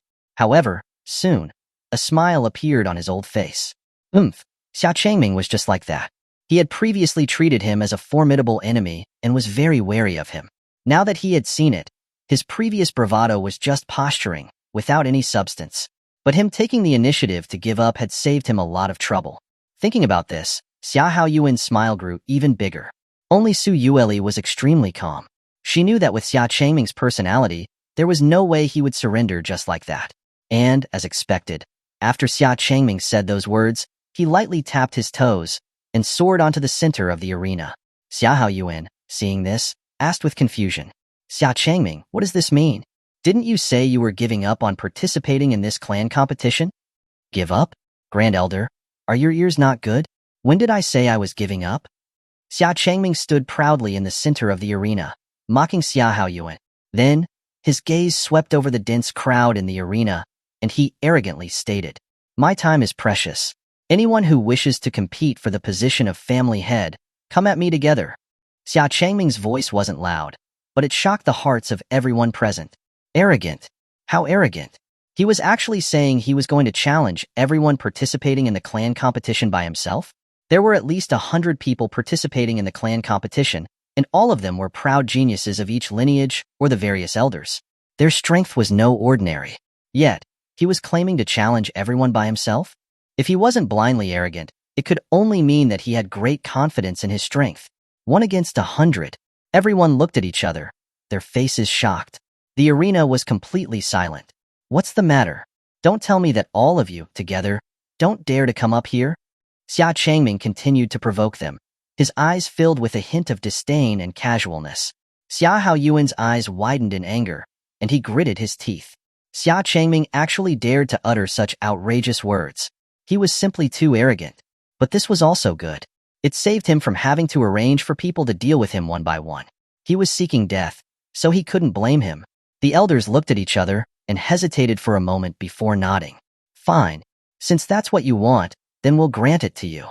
Xuanhuan said loudly. Many of the talented disciples who were sitting down got a signal from Xuanhuan and the other elders. They jumped onto the white jade arena. Xia Changming, please enlighten me. Xuanhuan, please enlighten me. Xia Ming, please enlighten me. Xuanhuan, please enlighten me. Nearly 100 Xia family disciples stood on the white jade arena, surrounding Xia Changming in the center. Those who came were all famous geniuses of the clan. Apart from Xia Yin, all the other elders' disciples also drew their swords and went onto the arena. Xuanhuan also wanted to go on the stage, but Xuanhuan stopped him. They would wait until the others had exhausted Xia Changming's strength, and then he would go on stage to kill him in one fell swoop. Injuries and deaths were unavoidable in competitions, and even if Xia Changming died on the stage, Xia Changlin would not be able to say anything. At that time, the Xia family would be his, Xuanhuan's. Xuanhuan had already planned everything. Xia Changming's arrogant challenge had actually helped him. Xia Changlin and Xuanhuan looked worried. Although they understood Xia Changming's strength, he was, after all, facing so many strong opponents at the same time. It would be difficult for him to avoid getting injured. And, most importantly, Xuanhuan had not yet gone on stage. Xuanhuan glanced at the scene. Although there were many opponents, they were only in the transcendent realm. There were also quite a few grandmasters mixed in. With these people, they would never be able to injure Xia Changming. Boring. Xuanhuan was very disappointed.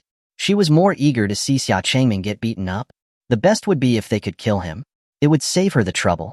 On the white jade arena, Xia Changming looked at the surrounding crowd, his expression calm and composed. He reached out his palm and gently waved at the crowd. Come on, all of you, come at me together. Chapter 13. It's your turn. Get down here.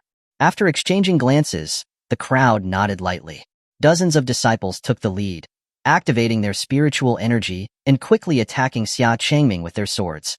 To everyone's surprise, faced with a siege by dozens of people, Xia Changming did not choose to defend. Instead, he moved and actively dashed toward one of the disciples. The disciple was startled. In a flash, Xia Changming appeared before him with a smile, and he hurriedly thrust out his sword. Xia Changming slightly tilted his body, grabbed the sword in the disciple's hand with one hand, and lightly patted him on the chest with the other. In an instant, the disciple flew back, over the crowd and out of the arena. The sword in his hand also fell into Xia Changming's possession. In just one exchange, a transcendent realm disciple had been defeated.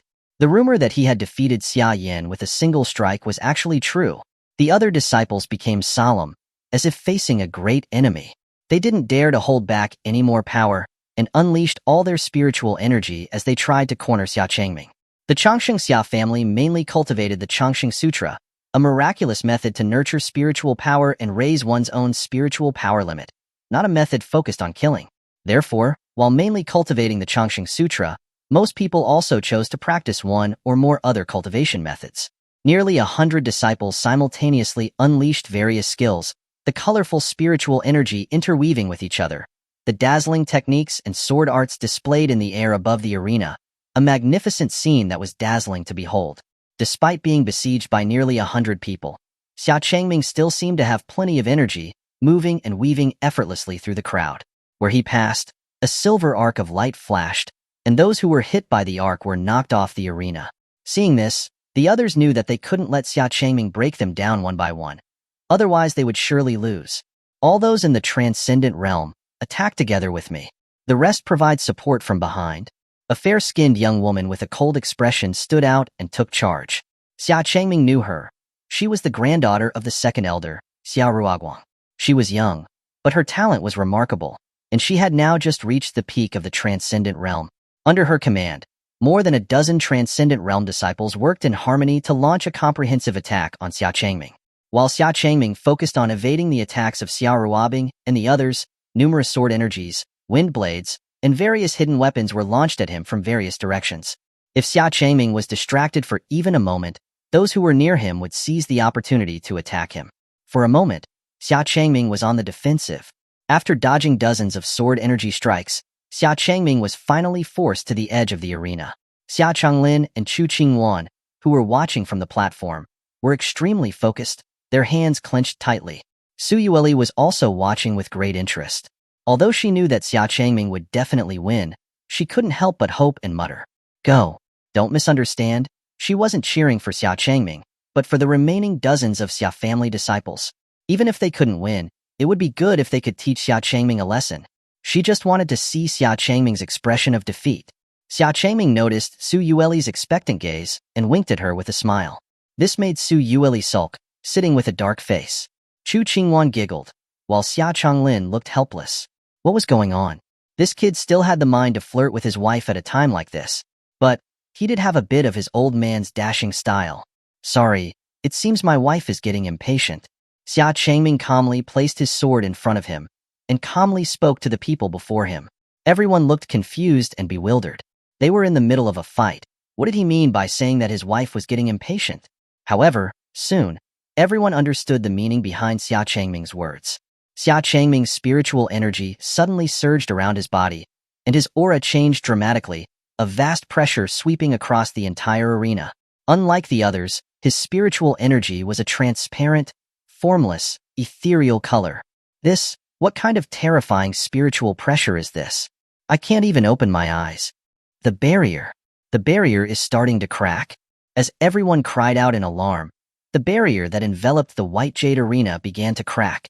That was a barrier that could withstand the full attack of a celestial realm expert. It was cracking simply due to the overwhelming spiritual energy. Those on the arena were also shocked by Xia Changming, and they deployed protective artifacts. Xia Ruoguang's face was extremely solemn, so he hadn't been using his full strength until now.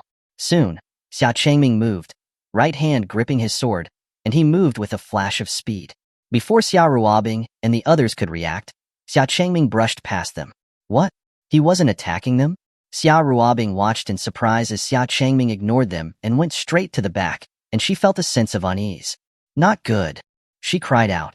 Xia Changming wasn't planning on dealing with them first, but instead, he wanted to deal with those in the rear who were responsible for providing support and disrupting him. As soon as Xia Ruoguang's words were spoken, Xia Changming had already appeared in the middle of the people in the rear. None of them had noticed, and they were all staring blankly at the front. By the time they reacted, it was too late. Xia Changming raised his sword and struck down at his feet. The thunderous spiritual energy combined with fierce sword energy instantly blew everyone around him off the arena. They clutched their wounds and wailed in pain.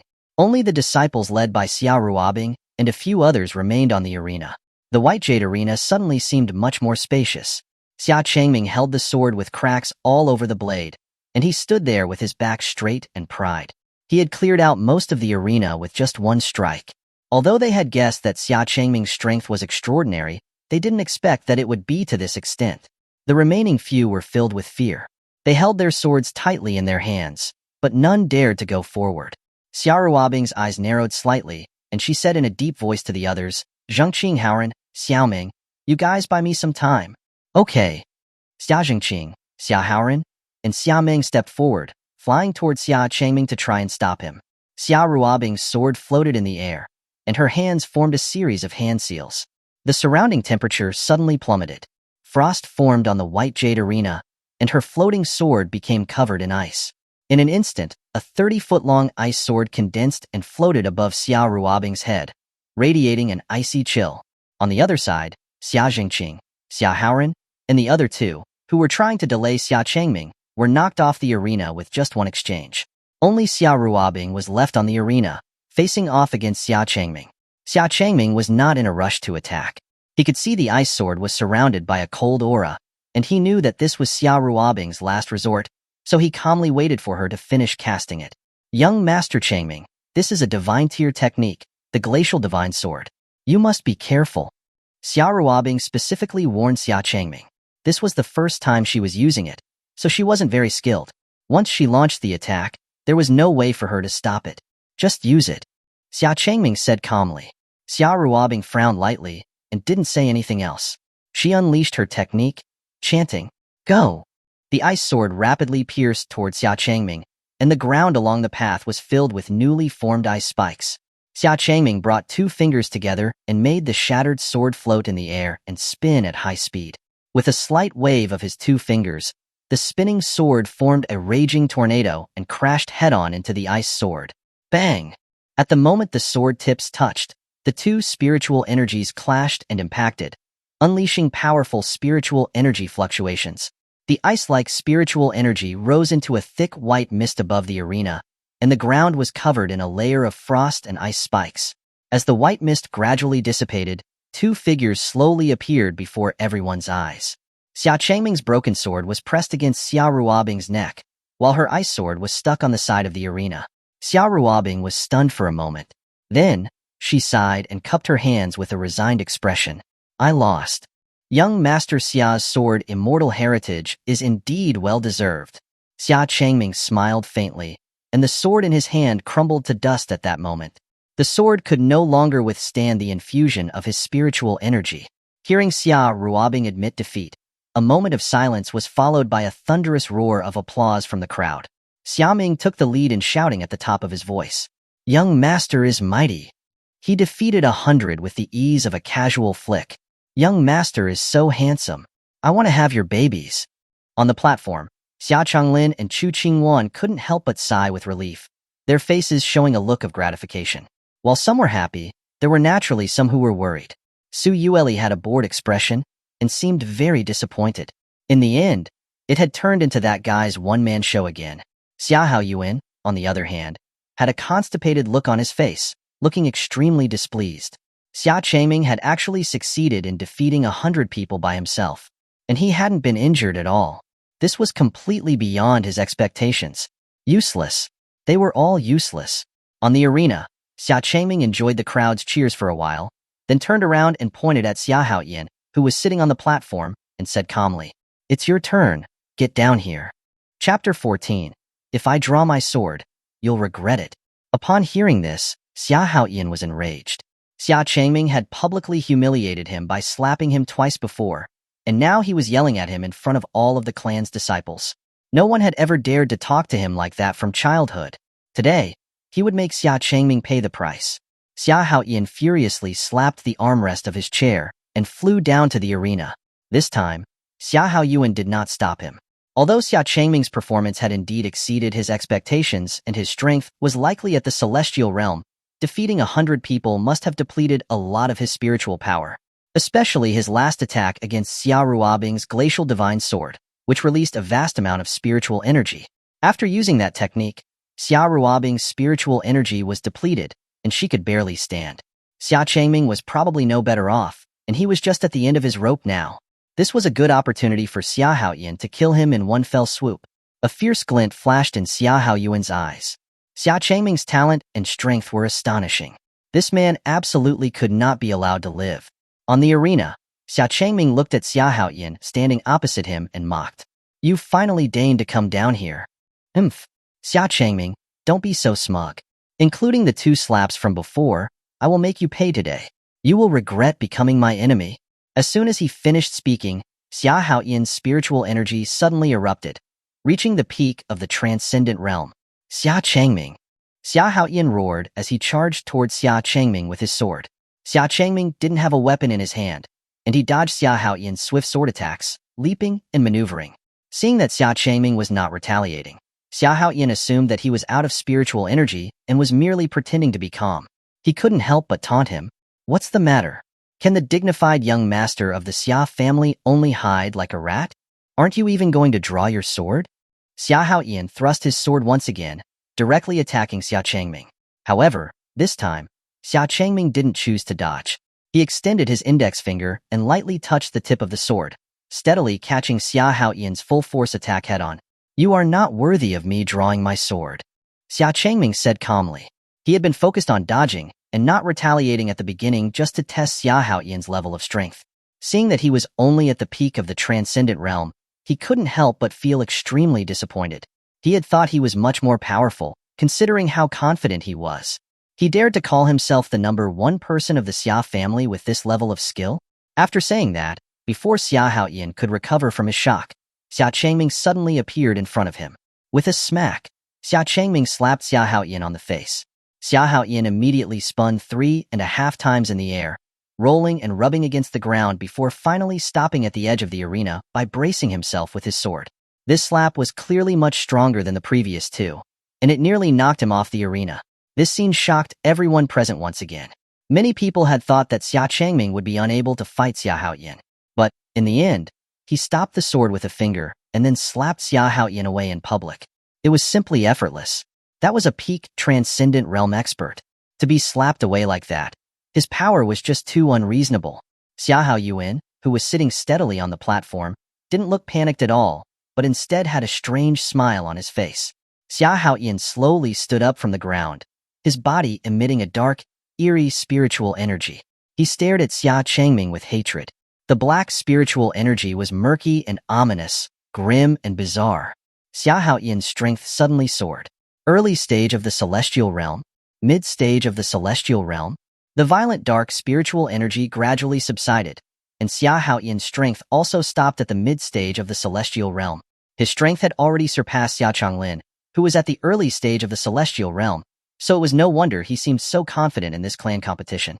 Xia Haoyan hadn't wanted to use his secret technique, but Xia Changming had slapped him in the face again and again, which made him reach his breaking point. Xia Changming curiously watched the strange Xia Haoyan. He had gone from the peak of the transcendent realm directly to the mid-stage of the celestial realm, as if there was no bottleneck.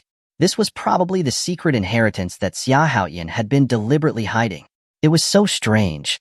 This black spiritual energy seemed to have been dormant in his body, and it was reactivated, and he gained a temporary boost in strength by sacrificing his blood energy and damaging his spiritual source. It was clearly a self-harming and disadvantageous secret technique. If the spiritual source was damaged, even if he had learned the Chongqing Sutra that could restore the spiritual source, it would be difficult to recover in a decade. In the future, it would be difficult to further improve his cultivation. It seemed that Xia Haoyan was willing to pay any price to deal with him. And who was the master behind him that taught him such a strange secret technique? What were his intentions? This was what Xia Changming was more concerned about. However, the current situation did not allow him to think too much. Xia Haoyan had already slashed his sword at him. Xia Changming dodged sideways and struck Xia Haoyan on the chest with a palm, sending him flying dozens of meters. Xia Haoyan stood still as if nothing had happened. His eyes were now black, and he raised his sword once again to strike at Xia Changming, his expression crazed like a madman. Xia Changming, I'll kill you. Xia Changming struck Xia Haoyan's body with several palms in a row, but it felt as if he was hitting an invisible shield. Although he sent Xia Haoyan flying back dozens of meters each time, he remained unharmed. On the other hand, his palms were invaded by the black spiritual energy, and black patterns began to appear on them. This ominous black spiritual energy actually had a bizarre method of invading the body and devouring spiritual energy. Seeing that Xia Changming could not do anything to Xia Haoyan, a smug smile appeared on Xia Haoyan's face. He had originally wanted Xia Haoyan to conserve his strength and use this strange secret inheritance when dealing with Xia Changlin. However, Xia Changming's strength had exceeded his expectations, so he could only use it early to deal with Xia Changming. With the strength of the mid-stage of the celestial realm, he was probably invincible in the Xia family. Seeing that Xia Changlin and Xuanhuan looked worried, the smile on his face grew even wider. But when he turned his head, he saw that Su Yueli's expression was not only calm, but it also had a somewhat uninterested look. This made Xia Haoyan frown. Why did Su Yueli seem to not be worried about Xia Changming at all? Wasn't she his wife? Hadn't she been willing to give up attacking the human race for his sake? On the arena, Xia Haoyan wildly and crazily swung his sword at Xia Changming, laughing continuously. Ha ha ha, how is it? This is my true power. Is that all? Xia Changming was no longer interested in playing with Xia Haoyan. It was more interesting to play with his own wife. Didn't you say you wanted to see me draw my sword? Then I will grant you that wish. You better not regret it. Xia Changming leaned back to distance himself from Xia Haoyan. His gaze narrowed, and a gold-rimmed, silver-patterned sword appeared out of thin air in his hand. The sword was slender and about 3 feet long, with silver patterns all over and golden sword patterns on both sides. There was a white feather hanging on the end of the hilt, which made it elegant and gorgeous. As soon as this sword appeared, everyone felt an inexplicable sword pressure. Xia Changming lightly swung the hilt. With just a slight movement, the sword hummed, and the fierce spiritual energy was like a sharp blade, making it difficult for people to open their eyes. This was Xia Changming's master's personal sword, the Immortal Emperor's Sword, a legendary immortal artifact. His master had gifted it to him as a going-down-the-mountain gift when he left the mountain. When Su Yueli saw that Xia Changming had drawn the Immortal Emperor's Sword, she knew it was over. Wang Hu was killed by this sword, and she was also defeated by Xia Changming in 3 moves when he used the sword, let alone Xia Haoyan. Xia Haoyan felt a deep fear toward the sword in Xia Changming's hand, but the unwillingness in his heart did not allow him to give up. In an instant, he lost his mind and charged toward Xia Changming. You are just pretending. I don't believe you. Looking at Xia Haoyan rushing towards him, Xia Changming simply waved the Immortal Emperor's Sword, and several sharp sword energies swept out like a storm. Xia Haoyan thrust his sword at Xia Changming, and the moment his sword entered the sword energy, it shattered. The sword energy swept along the sword blade and severed half of his body. Ah! Xia Haoyan screamed in horror as he fell to the ground, clutching the right half of his body, which was spurting blood. Even though he was at the mid-stage of the celestial realm, he couldn't even withstand one sword strike from Xia Changming. At this moment, he was finally afraid. The gap between him and Xia Changming was like a vast chasm. Chapter 15. A heavenly venerable descends. Xia Changming floated in mid-air with the Immortal Emperor's Sword in his hand. His posture was ethereal, like an unparalleled immortal. His aura was like a rainbow, like a heavenly venerable descending from above. Could it be the heavenly venerable realm? This pressure made everyone present tremble in their hearts. It was hard for everyone to believe that Xia Changming had stepped into the heavenly venerable realm in just 10 short years, a realm that countless experts had been unable to reach. They had thought that Xia Changming and Xia Haoyan would have a match between equals, but they never expected that the outcome had been determined from the beginning.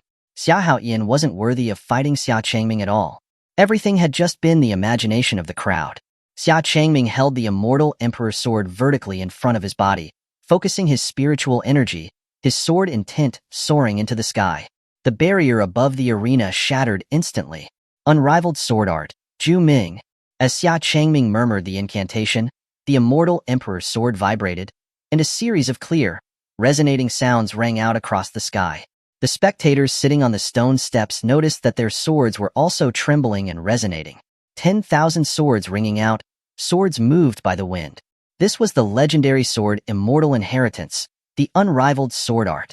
In addition to the basic sword techniques, the unrivaled sword art also had 6 world-shaking forms. Each move could shake the heavens and the earth and break all laws. Xia Haoyan wasn't an idiot. He clearly felt that the towering sword energy was something he could not withstand. The fear of death enveloped his heart, and his eyes no longer held the arrogance they once did. Only a deep sense of terror remained. Father! Father! Save me! Xia Haoyan clutched his arm and cried out to Xia Haoyuan on the platform in a pathetic manner. In order to survive, he no longer cared about his image. A cold glint flashed in Xia Changming's eyes. With a move, his body and sword became one, like a flying arrow.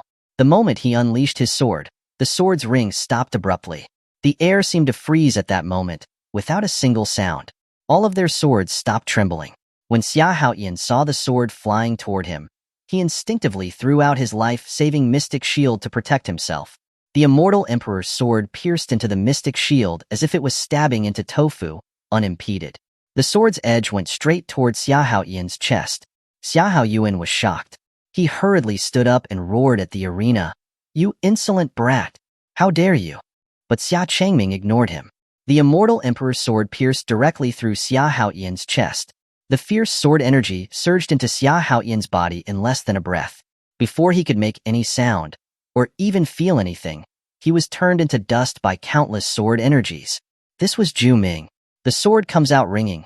The sword moves with no sound. He didn't even make a sound when he died. Xia Haoyan could not believe that Xia Changming actually dared to kill him. Not just Xia Haoyan, but everyone else watching also didn't expect that Xia Changming would kill Xia Haoyan right there and then. The arena fell into a dead silence. "Xia Changming, you actually dared to kill a fellow disciple." A furious shout broke the dead silence of the arena. Xia Haoyuan stood up, pointing at Xia Changming with uncontrollable rage. Xia Changming slowly raised his head and looked at him, saying with calm fearlessness, "What do you mean, Grand Elder? Matches are bound to cause injuries and deaths, and the rules of the clan competition clearly state that deaths are not to be punished. Could it be that Grand Elder has forgotten that?" Xia Changming had already decided to kill Xia Haoyan after learning that deaths were allowed in the clan competition. He didn't use a killing blow on the other people who went onto the stage in the beginning. He only gave them a small lesson. After all, if he killed all the more talented disciples in the clan, it would be a huge blow to the Xia family. But there was only one exception, Xia Haoyan. He had to die. Just based on his undisguised killing intent alone, he could not let him live. On the other hand, this was also to remove Xia Haoyuan's wings and to give everyone else a shock. He didn't need the immortal emperor's sword to deal with Xia Haoyan. He could have killed him at any time with a flick of his wrist. He used the immortal emperor's sword and the unrivaled sword art to better shock everyone and eliminate any worries they may have. You. Xia Haoyuan was furious but couldn't say anything to refute him. As the Grand Elder, he was naturally aware of the rules of the clan competition. His original plan was to use the clan competition to let Xia Haoyan kill Xia Changming by taking advantage of the situation. But he never expected that the opposite would happen. His beloved son, on whom he had placed all his hopes, had died at Xia Changming's hands. That's right. The clan competition is to select the next head of our Xia family, and deaths are not to be punished. This is a rule established by our ancestors of the Xia family. Xia Changlin stood up and echoed, with a mocking smile on his face. This angered Xia Haoyuan, who clenched his fists and his eyes were about to burst. Good. This matter is not over. Xia Haoyuan's face was twisted with rage. He tossed his sleeves, stomped his foot, and flew out of the arena. It wasn't that he didn't want to take revenge, but he knew that he was no match for Xia Changming. He had no choice but to swallow his anger and leave. Xia Jun glared at Xia Changming unwillingly before following Xia Haoyuan and leaving. The other elders looked at each other, unable to decide what to do. Xia Changming had shown such shocking power that he would definitely become the next family head. If they chose to leave now, it would be like siding with Xia Haoyuan. But now that Xia Haoyuan had lost all his influence, wouldn't it be like seeking death to side with him? But they had all accepted many promises from Xia Haoyuan. The other three elders looked at the old man with a withered face, who sat firmly like a mountain on the side. The second elder, Xia Ruoguang. Although Xia Haoyuan was the grand elder of the Xia family, Xia Ruoguang, who was highly respected, was more respected in terms of prestige. He had a lot of influence within the Xia family. But for some unknown reason, he had chosen to help Xia Haoyuan. Xia Ruoguang pondered for a long time, while the other elders waited for his decision. As long as Xia Ruoguang also chose to leave, they would all leave together. At that moment, Xia Ruobing ran to Xia Ruoguang's side and secretly whispered something in his ear. After hearing this, Xia Ruoguang was silent for a while. Finally, he nodded, slowly got up, and walked to the edge of the platform and said in a deep voice, "Xia Changming's talent is exceptional. He showed his prowess at the clan competition, which is the blessing of our ancestors, to revitalize the Xia family. I announce that although Xia Changming is young, he has the qualifications to inherit the position of family head of the Xia family." Xia Ruoguang supporting Xia Changming's inheritance of the position of family head indirectly showed that he had chosen to side with Xia Changming. After a moment of silence, a deafening roar of cheers once again broke out. Xia Changming was very satisfied and politely cupped his hands at Xia Ruoguang. In this way, his goal had been achieved. Now that the four elders, led by Xia Ruoguang, had sided with him, the majority of the Xia family's forces had become his supporters. The remaining faction of Xia Haoyuan and Xia Jun was no longer a threat and could no longer make any waves. From this moment on, the tables had turned. The clan competition had ended, and there was one last step before Xia Changming could become the head of the Xia family. He needed to defeat the current family head, his father, Xia Changlin. Only then would he be able to become the true family head of the Xia family and enter the trial grounds to obtain the Xia family inheritance. Xia Changlin leaped onto the arena and said cheerfully to Xia Changming, "Come on, kid." Chapter 16. Inheriting the family head position. A night visit to Xia Ruoguang. Xia Changming sheathed the immortal emperor's sword and looked directly at Xia Changlin. He actually had no interest in the position of family head of the Xia family, nor had he ever thought of competing for it. He had only participated in the clan competition to stop Xia Haoyuan's plot, give everyone a little shock, and stabilize the Xia family. The Xia family would remain under his father, Xia Changlin's management. So he just needed to put on a show and lose to Xia Changlin. Xia Changming winked at Xia Changlin, conveying a hint to him. Xia Changlin understood and returned the look, as if saying, "Don't worry, I understand everything." After a brief exchange of glances, the battle officially began. Xia Changming was the first to launch an attack, charging towards Xia Changlin. Once he was up close, he struck out with a palm strike. Xia Changlin folded his arms in front of him, took the attack head-on and hesitated for a moment. Then, as if he had suddenly remembered something, he suddenly took to the air, flipping backwards for 100 meters and falling directly out of the arena. As expected of my son, what a powerful palm strike.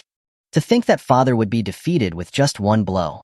Xia Changlin sat on the ground, clutching his chest that didn't hurt at all, and forced a bit of internal injury so that blood flowed from the corner of his mouth. Everyone. Xia Changming. Xia Changming was dumbfounded. This was not the script they had agreed upon. He was supposed to pretend to be out of spiritual power. After a few exchanges, he was supposed to fall off the arena. Why did he fall down himself first?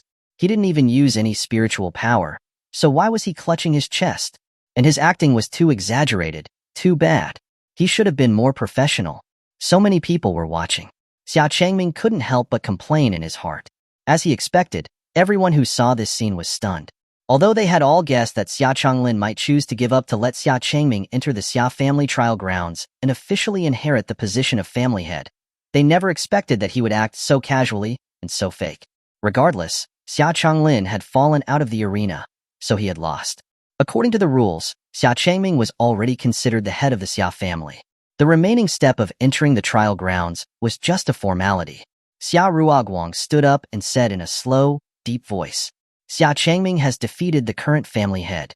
According to the Xia family's ancestral teachings, Xia Changming is now the new family head of the Xia family. Greetings, family head." The thousands of people present all knelt on one knee and bowed their heads in unison, shouting loudly.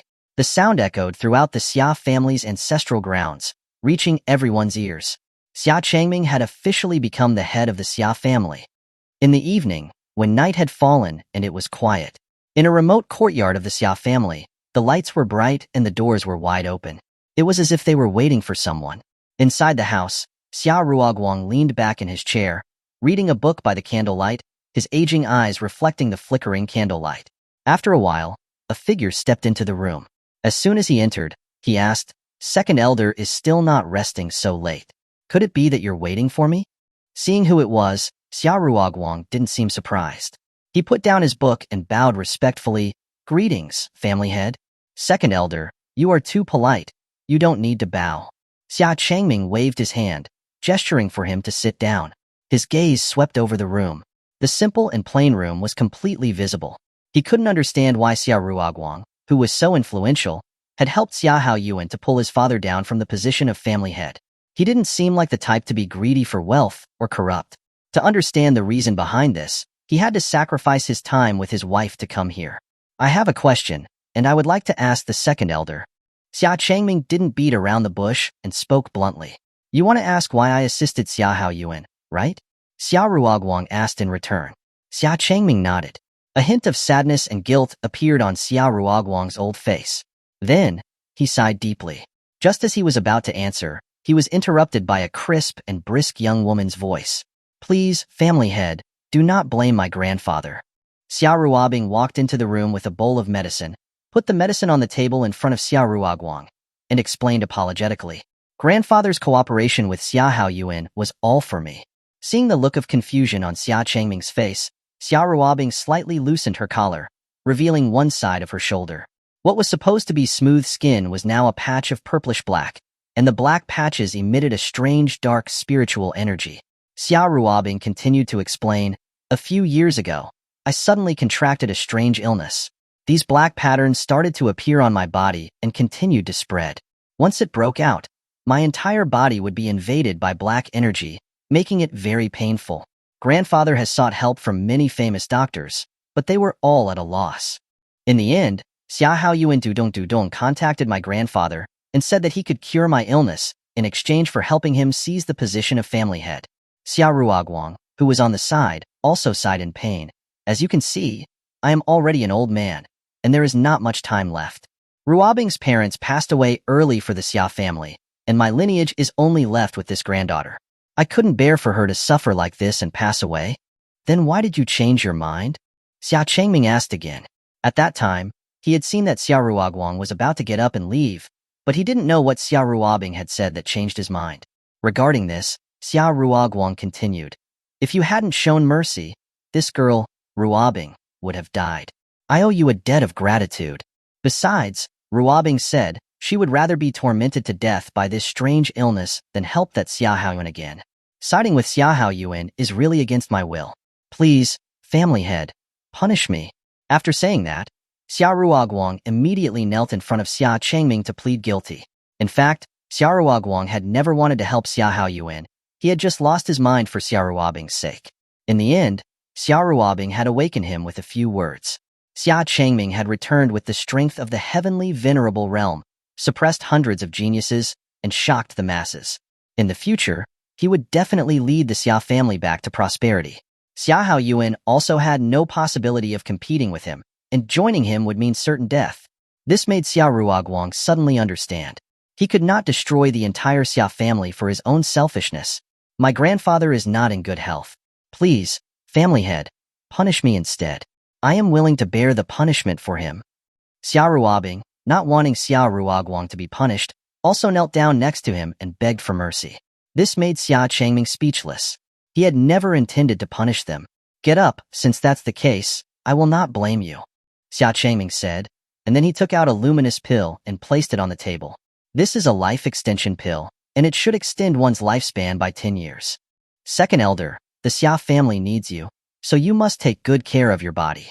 Xia Ruoguang stared blankly at the life extension pill on the table, not believing that Xia Changming would give him such a high-level pill.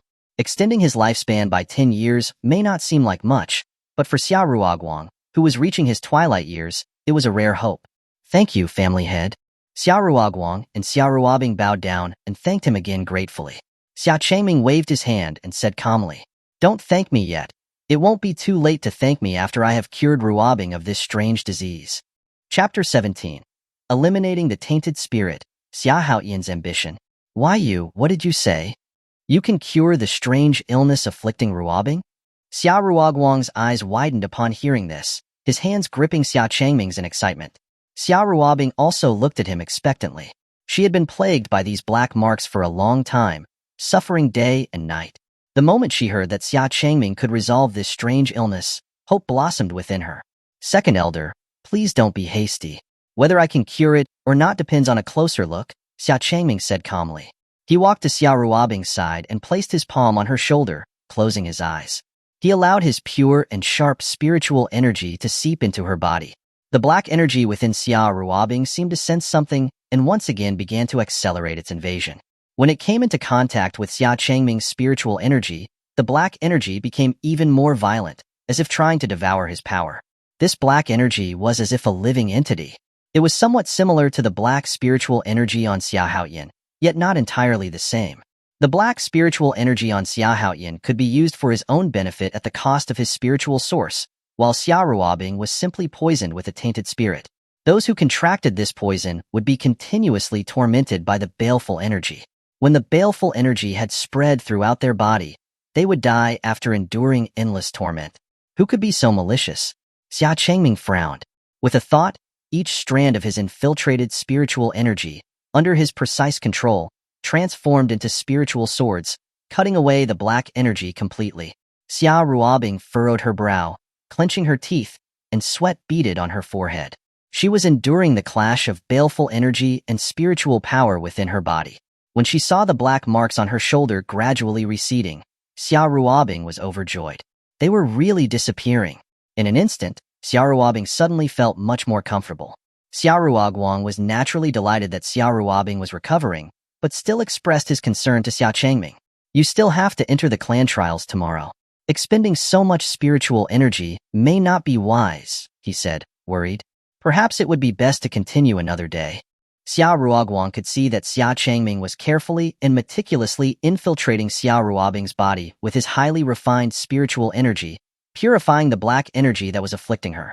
This wasn't something that an ordinary person could do. Not only did it require an immense amount of spiritual power, but the user had to possess a high level of talent in manipulating spiritual energy to the point where they could do as they pleased. Otherwise, if the spiritual energy lost control within her body, the consequences would be unimaginable. This made Xia Ruoguang admire Xia Changming, but also somewhat concerned.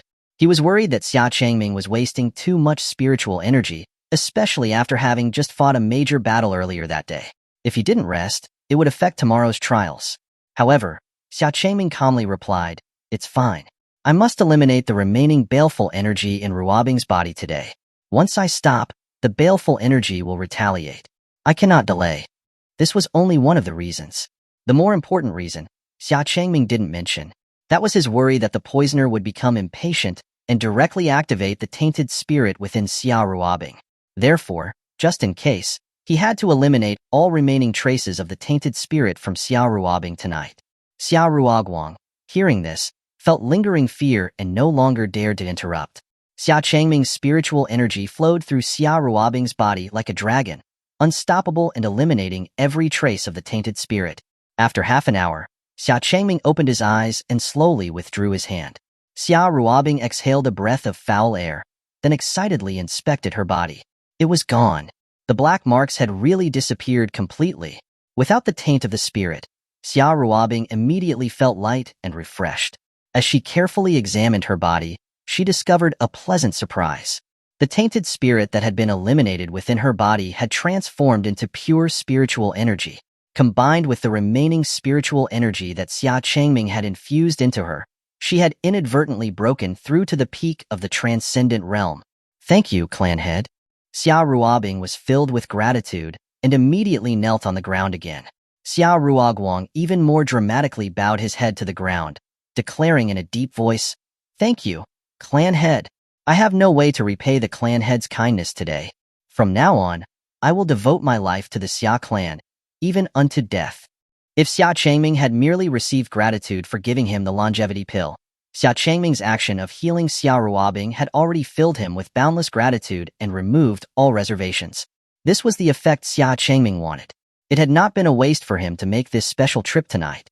Late at night, in a silent and eerie dense forest, a lone figure stood in the woods, screaming hysterically at the pitch-black darkness before him. "It's all your fault. It's all because I listened to you and encouraged that damned clan competition. My only son is dead. I even had Hao Yan acknowledge your old ancestor as his master." The figure was none other than Xia Haoyuan, who had quietly slipped out of the Xia clan's territory. He had placed all his hopes on his only son, whom he had finally gotten in his old age. Now, he had no way of avenging his son. In the darkness before Xia Haoyuan, a figure with an indistinct face appeared, its form hidden in the shadows. It spoke slowly, "It's just a dead son. Don't make such a fuss." "You." Xia Haoyuan choked with rage, glaring, and clenching his fists, but did not attack. It was easy for them to say since it wasn't their son who died. The figure ignored Xia Haoyuan's anger and waved his hand, continuing, "Xia Changming has most likely reached the heavenly venerate realm." It was indeed unexpected. With Xia Haoyan's death, the plan to control the Xia clan has fallen apart. It's a pity for a plan that we've been plotting for several years. "So, what should we do now?" Xia Haoyuan asked, calming his anger. "It doesn't matter. Continue to be your Xia clan elder, and do your best to take control of the Xia clan. When my old ancestor appears, Xia Changming will be insignificant. Let alone this small Xia clan. This entire world will be ours." The figure's tone was arrogant, and he didn't forget to make a promise to Xia Haoyuan. "The Xia clan will be yours at that time. Then I will have the ancestor teach you the secret body swap technique to give you a young new body." You won't need to worry about having offspring. Once you control the Xia clan, what kind of woman will you not be able to obtain? I hear that Xuanhuan is gentle and moving, and the Demon Empress is cold and stunning. Xuanhuan was stirred by these words. He had agreed to help the other party seize the Xia clan partly for power, but more importantly, for the promised method of body transfer. After several hundred years of cultivation, he had reached a bottleneck, with no possibility of breakthrough. His lifespan was nearing its end, and he was unwilling to die with such regrets. As long as he could transfer his soul and memories into a new body, he could have endless life. His cultivation realm would only be a matter of time. Besides, his body was old and frail, and he had once injured his groin, so he was no longer able to fulfill his manly duties. Only by transferring to a new body could he continue his family line. He would also be able to get his hands on Xuanhuan and the Demon Empress, to take revenge on Xia Changming and Xia Changming, father and son, for taking his son. Thinking of this, Xuanhuan smiled sinisterly and bowed to the figure. Then, I will leave it to you. I await the ancestors' good news. Chapter 18. What your mom? She's our mom. Early morning, at the back of the Xia clan's ancestral grounds, outside a solemn black gate, countless Xia clan disciples gathered to witness the moment when the new clan head would receive his inheritance. Under the expectant gaze of many disciples, Xia Changming appeared leisurely in everyone's sight. Wherever he went, the disciples bowed and greeted him in unison. Greetings, clan head. After the clan competition, the vast majority of the disciples had been won over and recognized Xia Changming as the clan head. Earlier that morning, some people had seen the second elder see Xia Changming off. The remaining elders and their disciples naturally understood what this meant and had come to welcome him. Before the gate, Xia Changming saw a figure standing there waiting for him from afar. Just by looking at her figure and temperament, Xia Changming knew that it was Xuanhuan waiting for him. Wife, that you would wait here especially for me, your husband, is very gratifying, Xia Changming said with a pleased smile as he approached Xuanhuan. Xuanhuan didn't indulge him, rolling her eyes at him and speaking coldly. Don't get the wrong idea. I wouldn't bother waiting for you. It was your mother who dragged me over. What, your mother? She's our mother. Xia Changming immediately retorted with a righteous expression. Wife, you've called her mother before. Xuanhuan. Xuanhuan glared, gritted her teeth, and slightly moved her red lips as if she wanted to retort, but eventually said nothing. These last few days in the Xia clan, Xuanhuan had been extremely enthusiastic towards her, constantly concerned about whether she was comfortable in the Xia clan. She felt in her heart that this woman was too gentle and too naive, but she also couldn't say that she disliked her. After all, she did give her feelings that she had never experienced before. While Xuanhuan was spacing out, a powerful arm suddenly wrapped around her waist and pulled her into his embrace, catching her off guard. Xuanhuan raised her head, glared, and was on the verge of exploding in anger, trying to break free, but found that Xia Changming was holding her even tighter. Helplessly, she could only sigh and allow him to hug her as they walked forward. She knew that even if she broke free, Xia Changming would threaten her into submission. Just like last time, the two of them were pressed close together, looking like a pair of celestial beings, making the people passing by envious. The Demon Empress has a peerless beauty, unmatched throughout time, but our clan head is the only one worthy of her. What Demon Empress? She's our mother. I heard that our clan head, in order to marry the Demon Empress, rushed all the way to the Demon Emperor's palace the moment he came down from the mountain, and proposed to the Demon Empress on the spot. I also heard that the Demon Empress attacked the human race just to find our clan head. Ah, so romantic. It's a truly envy-inducing, world-shattering romance. Xuanhuan was pressed against Xia Changming, listening to the whispered rumors, and her beautiful face twitched slightly. She was almost unable to suppress her killing intent toward these rumor-mongering, ignorant ants. All lies. Nonsense. Before Xia Changming charged into the Demon Emperor's palace, she hadn't even met this despicable man. Where did this talk about doing it all for him come from? It was all this guy's fault for always doing strange things in public, causing the world to misunderstand. Xuanhuan glared at Xia Changming, gnashing her teeth, wishing she could tear him apart into pieces and grind him into meat paste. Especially seeing that unchanging, gentle smile on Xia Changming's face, she was even more furious. Wife, why is your face so pale so early in the morning? Is it because your husband didn't sleep with you last night? It's all my fault. I shouldn't have left you all alone in an empty room.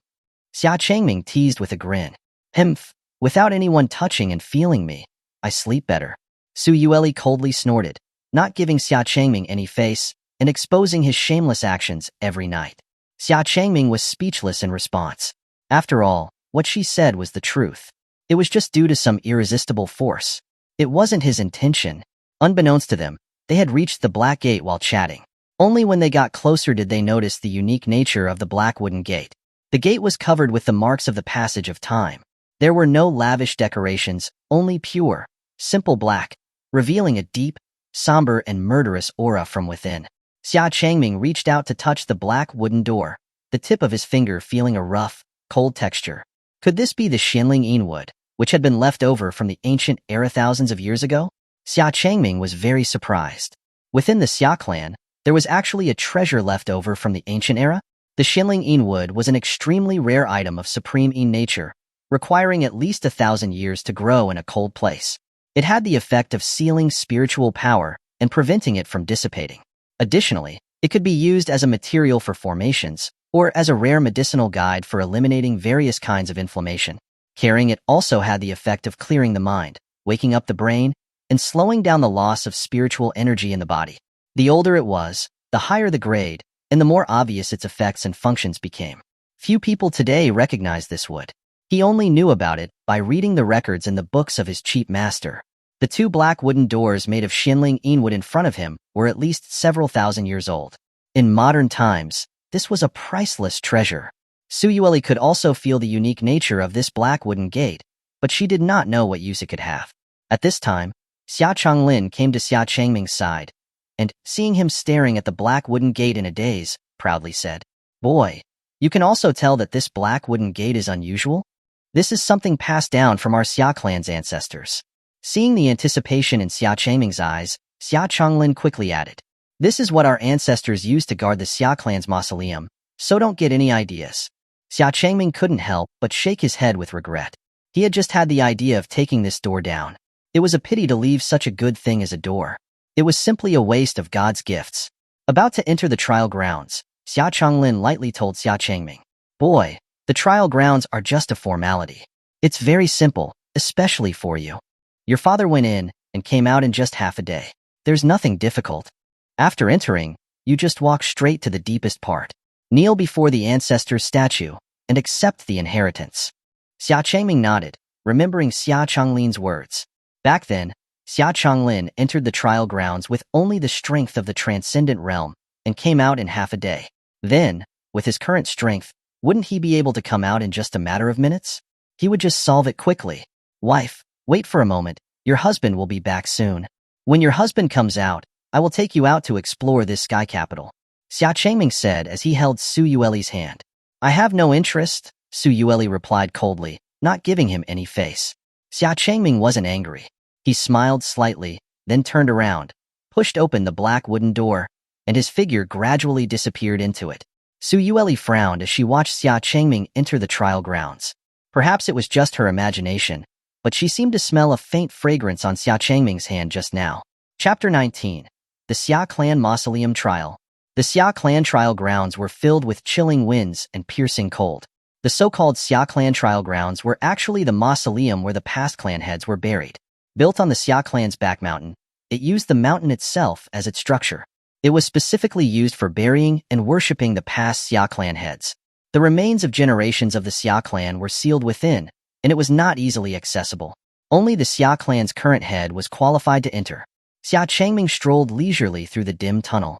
The tunnel was long and very wide, with majestic statues of past clan heads on both sides.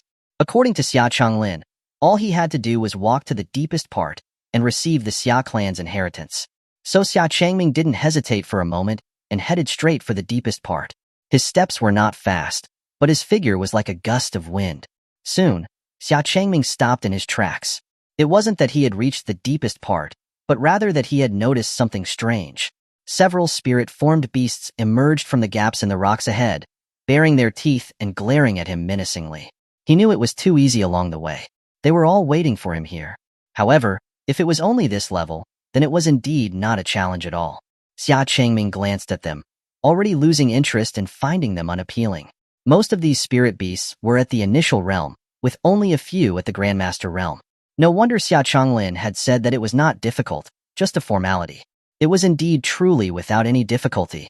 Before Xia Changming could act, a jackal-like spirit beast pounced on him first, its claws out and its fangs bared as it charged at him.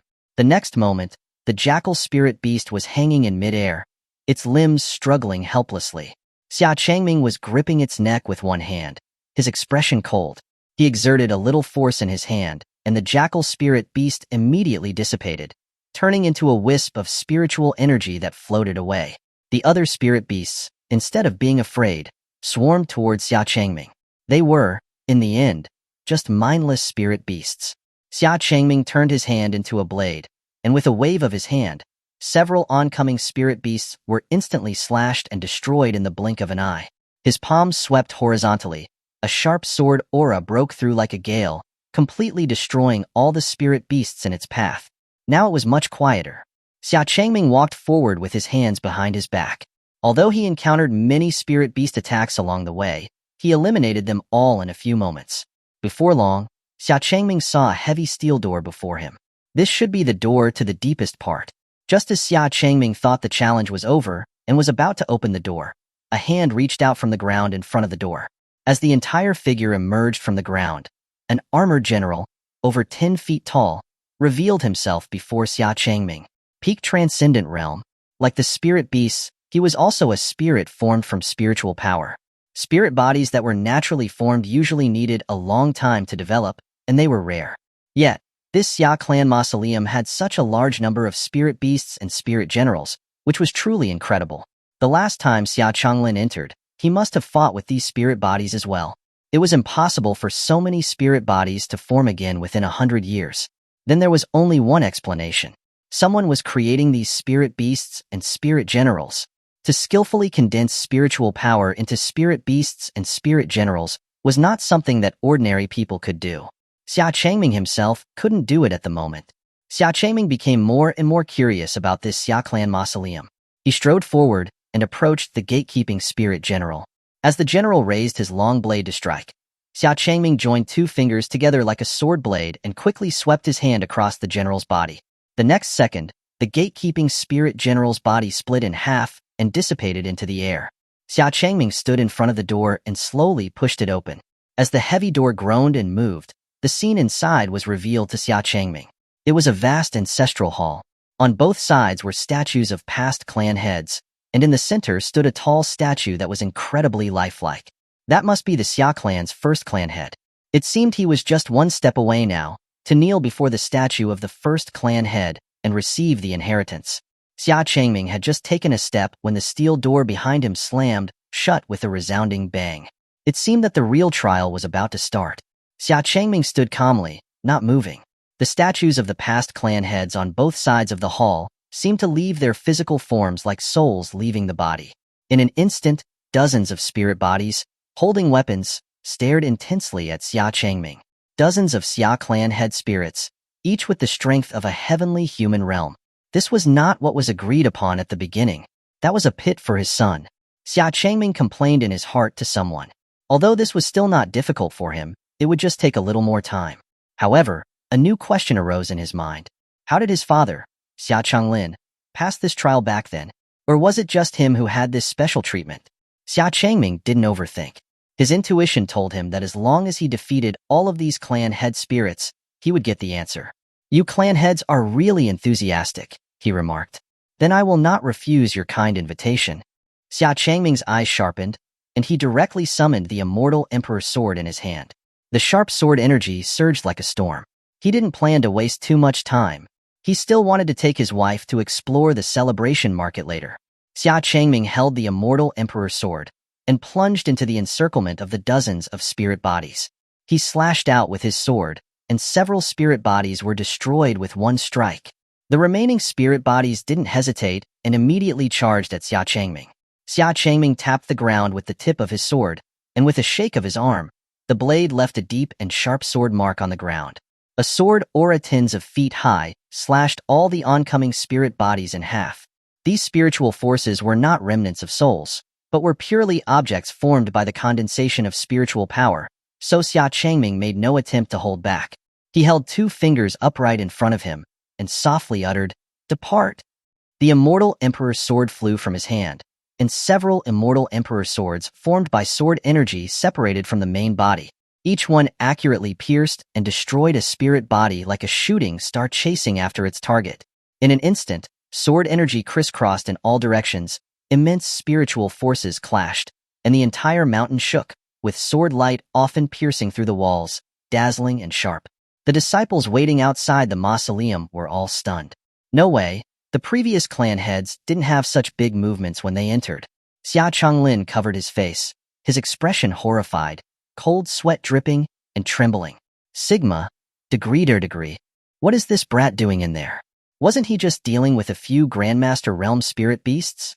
Why did it sound like he was going to tear the Xia clan mausoleum apart?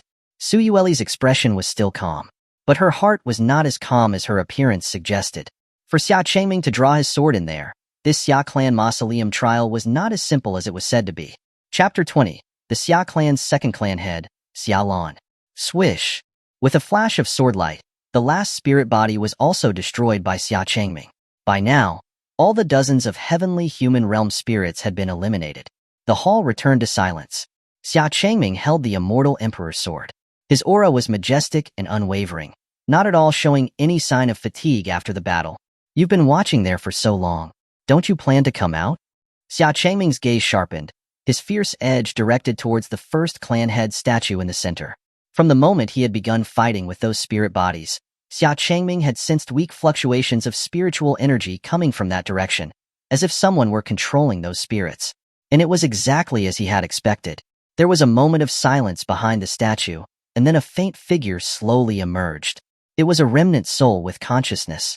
He wore dark robes, had long flowing hair, and had a graceful demeanor. At first glance, he looked similar to the statue of the first clan head, but he was not the same. "I didn't expect you to have discovered me. You are worthy of my attention," the figure said approvingly as he stepped forward.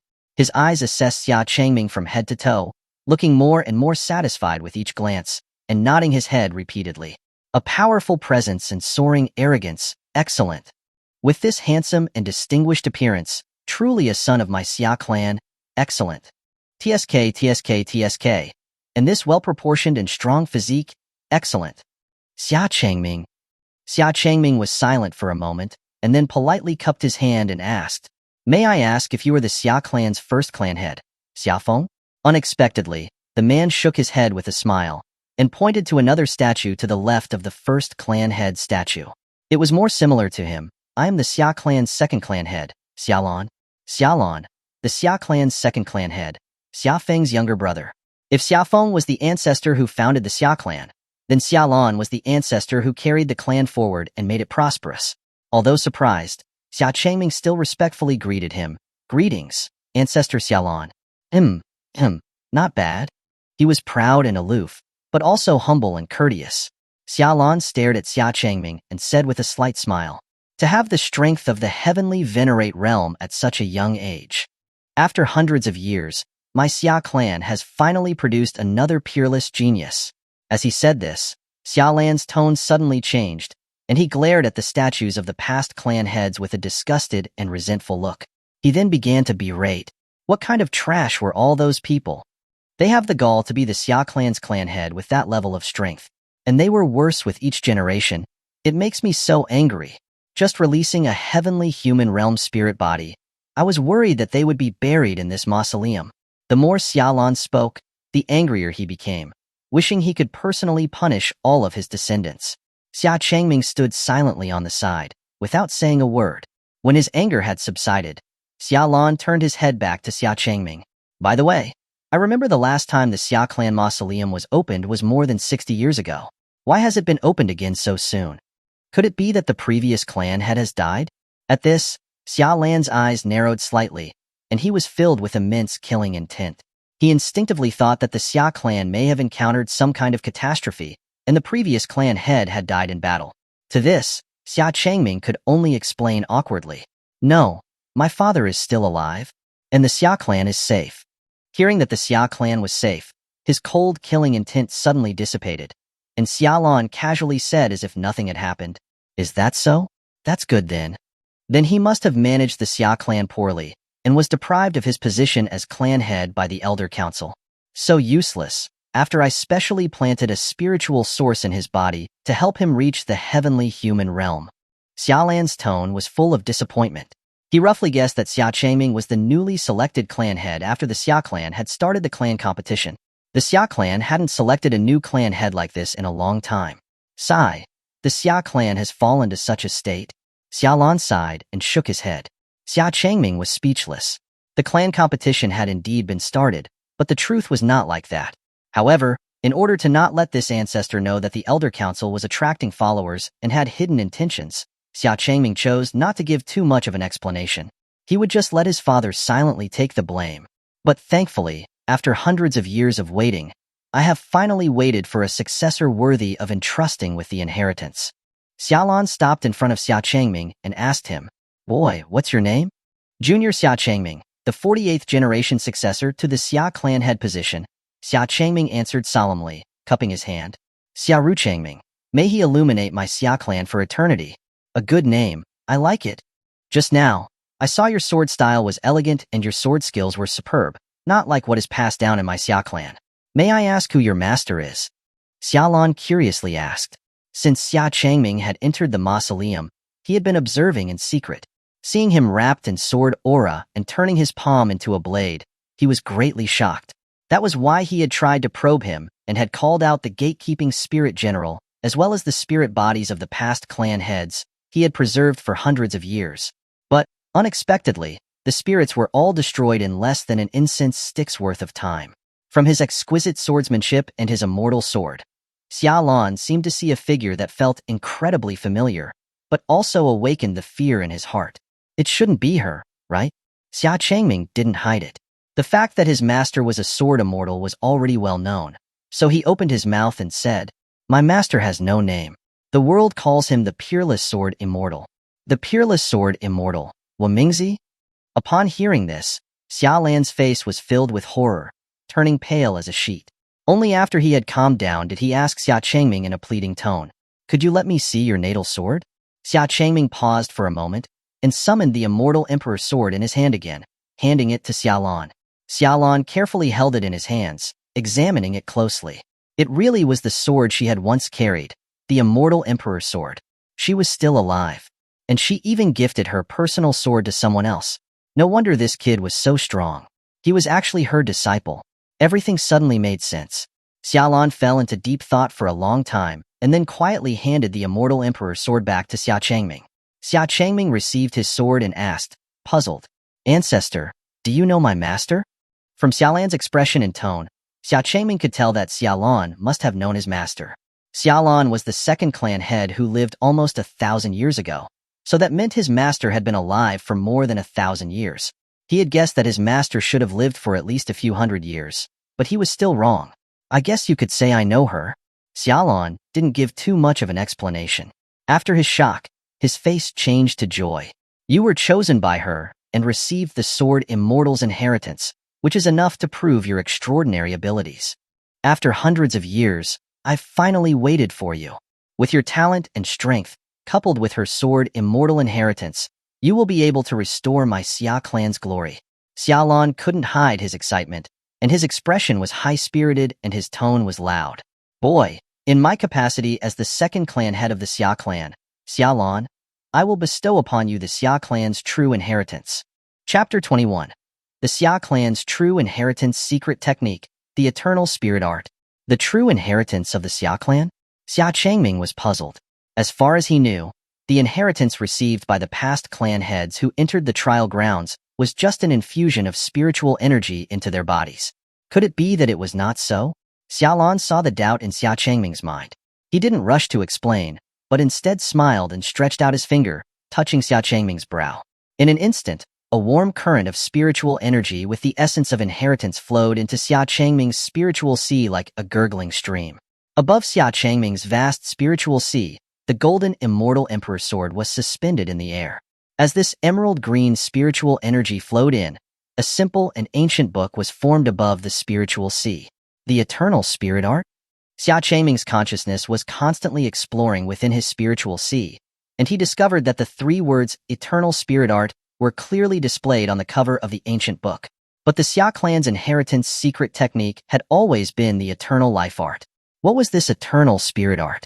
At this time, Xuanhuan, who had completed the infusion of inheritance, slowly spoke. Are you wondering why the Xia clan's inheritance is the eternal spirit art and not the eternal life art? Without waiting for Xia Changming to reply, Xiaolan sighed to himself and continued to explain. The eternal life art that the Xia clan practices today is just a derivative, the basic version, of the eternal spirit art. 1,000 years ago, in the three-way battle between immortals, demons, and fiends, that battle was unprecedented. Mountains and rivers were shattered. The sun and the moon lost their color. Most immortal sects were destroyed in that battle. Fortunately, my eternal life Xia clan was able to continue, but it also declined from that day, no longer the glorious clan it once was. At this, Xiaolan seemed to sink into deep remembrance. His expression was complex, but he quickly returned to the present and continued. The world thinks that the secret technique of my eternal life Xia clan focuses on nourishing spiritual power and expanding the spiritual sea, but that is not true. If that were the case, my eternal life Xia clan would have been reduced to the dust of history in that immortal demon war. Xia Changming understood immediately upon hearing this. He also knew about the ancient three-way war between immortals, demons, and fiends. In the ancient era thousands of years ago, the spiritual energy of the world was abundant, nourishing all living things. Countless powerful beings stood tall, and disputes continued. It was very difficult to survive by relying solely on auxiliary secret techniques, not to mention establishing the eternal life Xia clan, creating their own sect, and achieving great success. Xiaolan smiled playfully. The so-called nourishing spiritual power and expanding the spiritual sea are just the basics of the eternal spirit art. The true eternal spirit art is far more than that. Sensing the spirits of heaven and earth, transforming them for one's own use, condensing them into shape, and using them to aid oneself, this is the true secret of the Xia clan. As he spoke, Xiaolan personally demonstrated it. He slowly raised his finger, and the spiritual energy in the air, which was difficult to see with the naked eye, was immediately condensed into shape. It gathered at his fingertips to form a tiny spiritual sword. Xia Changming's eyes narrowed slightly, and a rare expression of surprise appeared in his eyes. Gathering qi to form a spirit. What a refined method.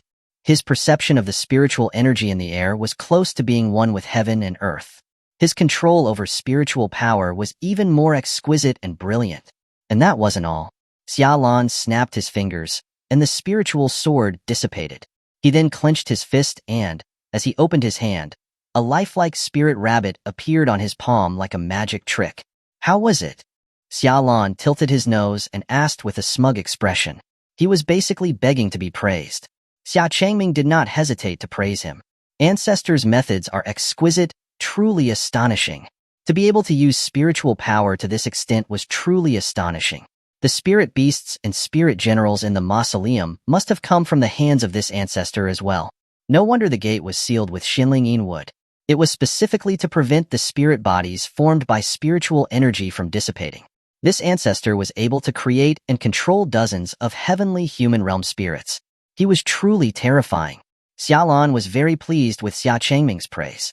His nose almost reached the ceiling, but he still said, humbly, "Oh, it's nothing. Back in the day, I could create an army with my breath and fight the demon race for 3 days and 3 nights. I have already bestowed the inheritance of the eternal spirit art upon you. A mere rabbit and a spirit sword. You will be able to do them too once you become skilled." "Thank you, ancestor," Xia Changming said gratefully. A new question arose in his mind. Why would such a powerful secret technique be deliberately hidden and not taught to the entire clan? However, Xia Changming quickly understood the reason. The reason why Xiaolan had gone to the lengths of hiding the Xia clan's secret technique for hundreds of years and did not give it to the clan heads that had previously entered the mausoleum.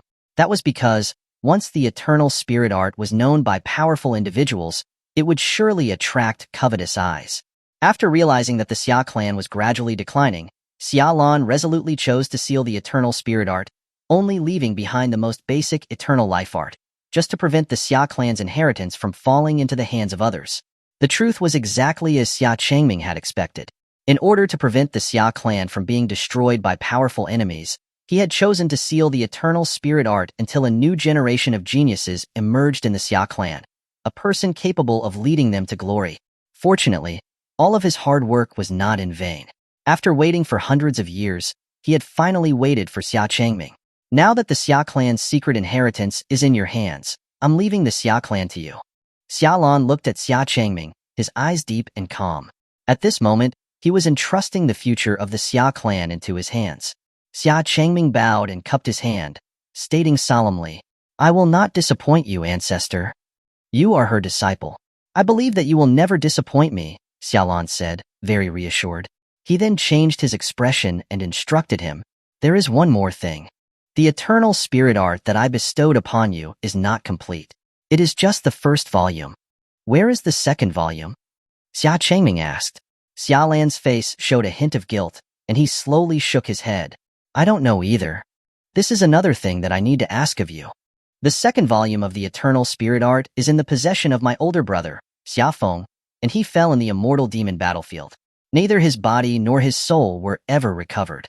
So I need to ask you to bring back Xia Feng, the first clan head of the Xia clan, if you have the opportunity in the future."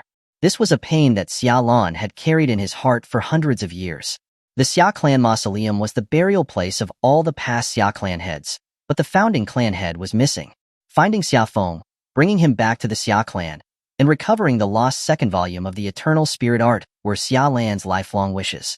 As a member of the Xia clan and the current head of the clan, Xia Changming would not allow the ancestors' remains and the clan's secret techniques to be lost outside. He immediately assured Xiaolan, "Don't worry, ancestor. I will definitely bring back the first ancestor and the lost second volume of the eternal spirit art." Excellent. You truly are worthy of my attention." Seeing how decisive Xia Changming was, Xiaolan could not help but speak cheerfully. While Xiaolan was happy, Xia Changming thought of something and tried asking, "May I ask, ancestor, can this eternal spirit art be practiced by outsiders?" Outsiders? Who? Upon hearing this, the joy on Xiaolan's face vanished, and his eyes narrowed slightly. The eternal spirit art was the Xia clan's most closely guarded secret and could not be spread to others. "The demon race," Xia Changming said plainly. He didn't waver because of Xiaolan's expression. "You want to pass it on to the demon race?" Xiaolan's face darkened further when he heard that it was the demon race, and killing intent suddenly bloomed around him. Chapter 22. She voluntarily married me. Xiaolan was suspicious. Could it be that he had misjudged this kid? Was this kid actually a demon race spy? But he indeed possessed the legitimate eternal life art secret technique.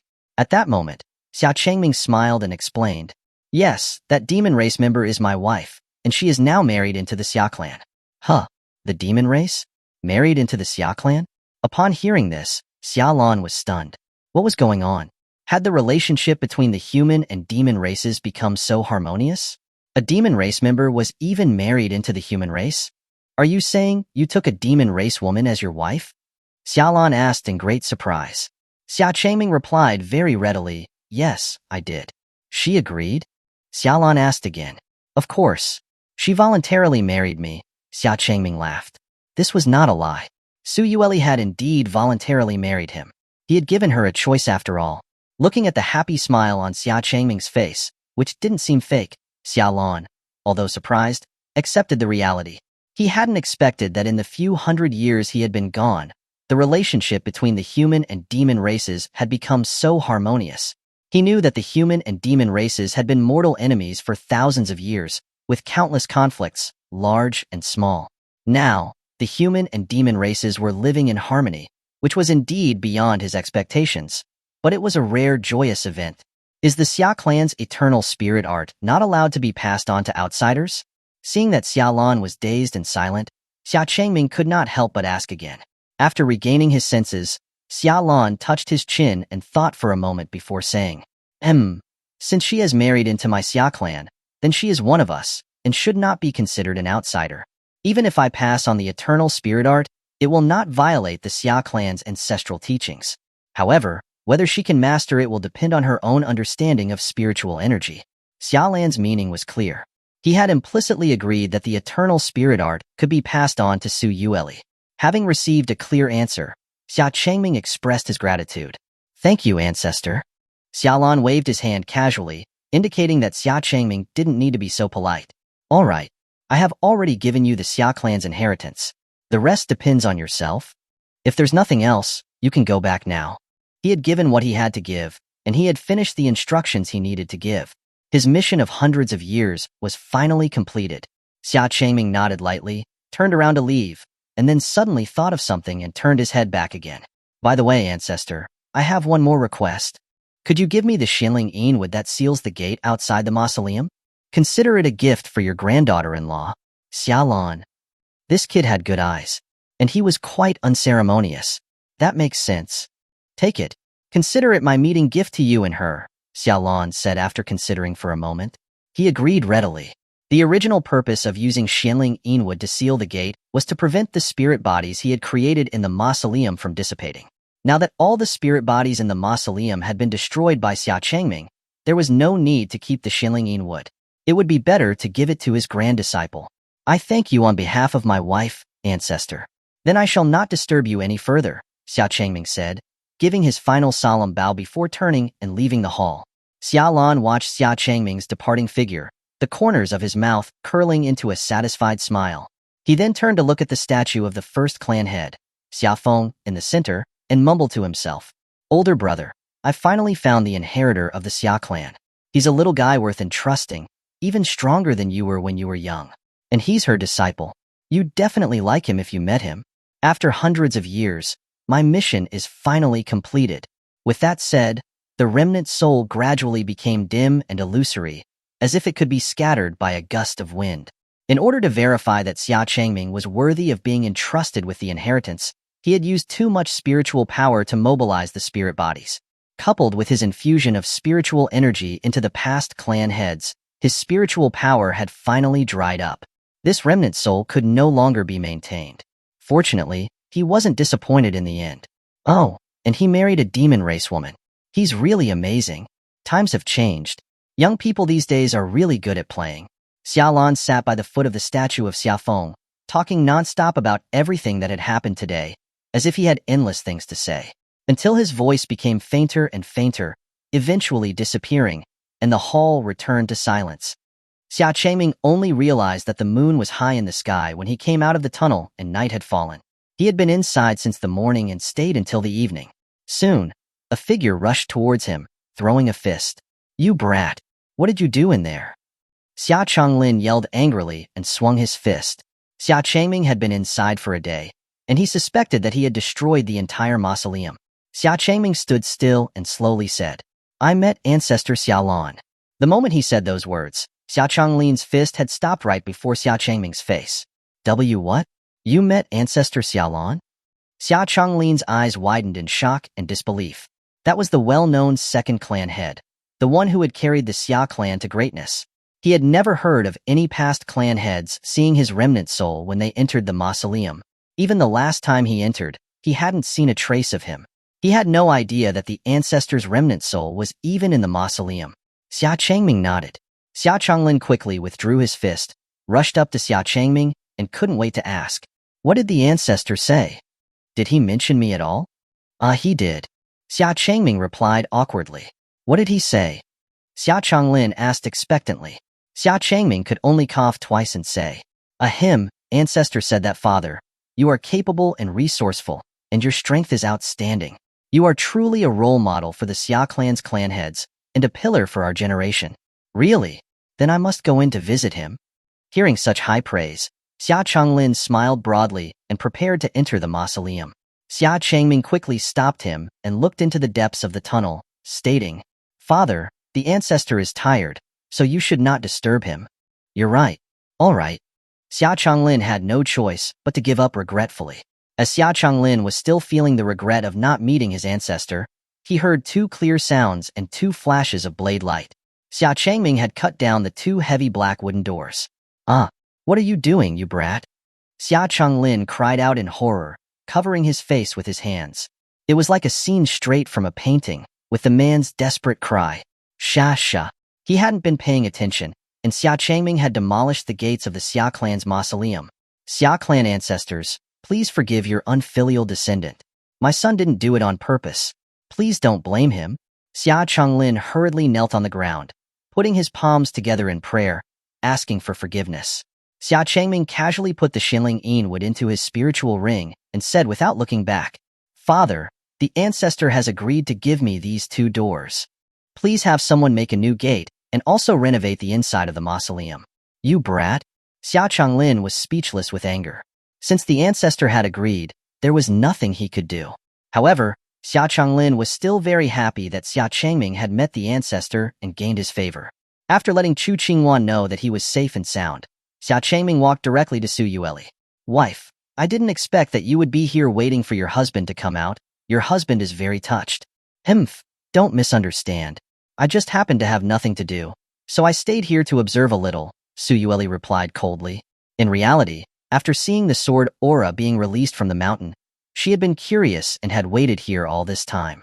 She was really curious about what was inside that made him draw his sword. She had been waiting to see if Xia Changming would come out in a sorry state. Now that Xia Changming had come out, he was not hurt at all and still had that calm and collected look, which made Su Yueli very disappointed. Seeing her sullen expression, Xia Changming immediately grabbed her hand and headed outside the sect. "Since you have nothing to do, then your husband will take you to see the splendor of this sky capital. We haven't had a chance to take you out these past few days. Today is a festival celebration, so it's very lively outside." Su Yueli let Xia Changming pull her. Her brows furrowed as she said, "Let go. I'm not interested in your human race's celebrations." Chapter 23. My wife is truly adorable. Tianzhou Dynasty, the sky capital. Recently, the Tianzhou Dynasty was celebrating its annual summer festival. Coupled with the end of the border conflict between humans and fiends, it was a double celebration. The streets were brightly lit, the crowds were bustling, and the ears were filled with the clamorous laughter and happy chatter of the people. It was a truly harmonious and joyful scene. Xia Changming strolled through the busy and lively market with Su Yueli in tow. The moment the 2 of them appeared, they immediately attracted the attention and exclamations of countless young men and women. "Wow, look, that young master is so handsome. What's so good-looking about a man?" I'd say that the woman beside him is a true celestial being, stunningly beautiful. Even compared to Sky Capital's top courtesan, the songstress Xuanhuan, she is still a step above. The man is handsome, the woman is beautiful. They're a perfect match, truly a blessing from heaven. I disagree. Heaven is unfair. Why am I still single when I'm this charming? Following the voice, everyone looked back and saw a man with peculiar and abstract features complaining indignantly. Even cultivators who had seen countless fiends could not help but exclaim, "The world is so vast, and there are so many strange things in it." Xia Changming ignored the exclamations and discussions around them, turning his head to whisper to Su Yueli, "Wife, is there anything that catches your eye? Your husband will pay for it tonight." All these are just dull and boring things. "I have no interest at all," Su Yueli said. Her red lips slightly opened as she placed a candied hawthorn into her mouth. Her bright eyes would occasionally glance at the stalls on either side of the street or the dazzling array of pushcarts. It was clear that she was very curious, but she had to pretend to be indifferent. "My wife is truly adorable." Xia Changming smiled without saying anything. Omega. Looking at that doting, yet slightly comical smile on Xia Changming's face, Su Yueli felt inexplicably annoyed. What did that guy's smile mean? Was he looking down on her? Su Yueli's pretty face was slightly angry. It would be best if she could seize the opportunity, otherwise she would definitely pay him back double. At this moment, a loud shout came from the side. "Take a look, have a look. Exquisite magical artifacts, affordable prices, honest and reliable." Following the voice, they saw a stall where many noble ladies and young women of Sky Capital were gathered, as if they were selecting something. When Xia Changming saw that Su Yueli seemed interested, he pulled her into the crowd. Su Yueli followed Xia Changming this time very obediently, because she was indeed interested. When the 2 of them got closer, they realized that they were just ornaments made of glittering and colorful jewelry. They weren't magical artifacts at all, they had no use, and they were just there to deceive ignorant and beauty-loving noble women. Su Yueli casually picked up a gem, her face showing disdain. "I wouldn't even glance at these things if they were thrown on the ground." The demon race territory was vast, but the land was barren, and the only thing they had a lot of was various rare ores. In Su Yueli's eyes, let alone the fact that these ornaments weren't magical artifacts, even if they were this pure, they wouldn't be given a second look in the demon race territory. The stall owner was a middle-aged man. The moment he saw Su Yueli's beauty, he was stunned subconsciously. It was only when he regained his senses that he realized he had met someone with an eye for quality. Such peerless beauty, she must be a young miss from some noble family. He quickly rubbed his hands and said with a smile, "You are right, fairy. How could this kind of merchandise catch your eye? How about this one?" As he spoke, the stall owner took out a delicate wooden box from behind him and handed it to Su Yueli. Su Yueli sensed a weak fluctuation of spiritual power coming from the wooden box. With a gentle lift of her finger, the wooden box naturally opened, and 2 emerald green beads were placed inside. Su Yueli hooked her finger, and the beads flew directly into her palm. After carefully examining them, she found that they were just 2 spiritual items with the ability to maintain and protect the mind. They may be of some use to ordinary people, but for a person of her realm, they were completely useless. When the stall owner saw Su Yueli examining the beads, he thought that he had successfully impressed her and hurriedly showered her with praise. These twin beads are called the twin gems. They were refined by a Grandmaster realm expert, and they symbolize twins. They are an omen of good fortune and auspiciousness. If you and this young master each hold 1 bead, then your fates will be linked. I believe that before long, you will have twins. Earlier, the stall owner had already noticed Xia Changming beside Su Yueli. As a seasoned businessman, his sharp observation skills and intuition told him that the relationship between the 2 people in front of him was extraordinary. On a festival day, a handsome man and a beautiful woman were holding hands. The answer was clear. These 2 must be a loving couple from a certain sect or family. With such flattering words, wouldn't he be able to easily close the deal? Just as the stall owner was lost in the joy of making money, he suddenly heard a crack sound, and a bone-chilling killing intent swept over him. Su Yueli crushed the 2 beads in her hand and stared at him with cold eyes. It seemed that the next second, he would die. The stall owner was trembling all over with fear. Cold sweat soaked his back, and he could not say a word. He did not know what he had done wrong, or what words he had accidentally said that had offended her. But he had only said auspicious things. At this critical moment, when his life was hanging by a thread, a hand was placed on Su Yueli's head. "All right, wife. You'll scare people away in a moment," Xia Changming said, patting Su Yueli's head. Su Yueli, with her cold face, had her head patted up and down. It was a very comical scene. However, there was no one to witness it. The stall that had just been crowded now only had the 2 of them left. Even all the people nearby had retreated far away, creating a large open space. Su Yueli, in a fit of anger, raised her head to glare at Xia Changming, and then got up and left. Xia Changming smiled happily, took out dozens of gold coins from his pocket, and tossed them to the stall owner. The dozens of gold coins flew through the air, perfectly stacked on top of each other in a neat pile. "I'm sorry, my wife is a bit shy, but I like what you said. These are the compensation for the 2 beads." With that, Xia Changming turned around to chase after Su Yueli. "Wife, aren't you going to wait for your husband?" "Stay away from me," Su Yueli said coldly and disdainfully. One tried desperately to get closer, and the other tried desperately to walk away. No matter how they looked at it, they seemed like a loving and playful couple. The stall owner stared blankly at the gold coins in front of him and the fragments of the beads on the ground. He couldn't understand. Was a woman's shyness such a terrifying thing? On the other side, Su Yueli, having calmed down her anger, had once again returned to her usual cold expression, holding candy treats, rice cakes, and other snacks in her hands. It wasn't that she really wanted to eat them, but she was simply curious about the differences between human and demon foods.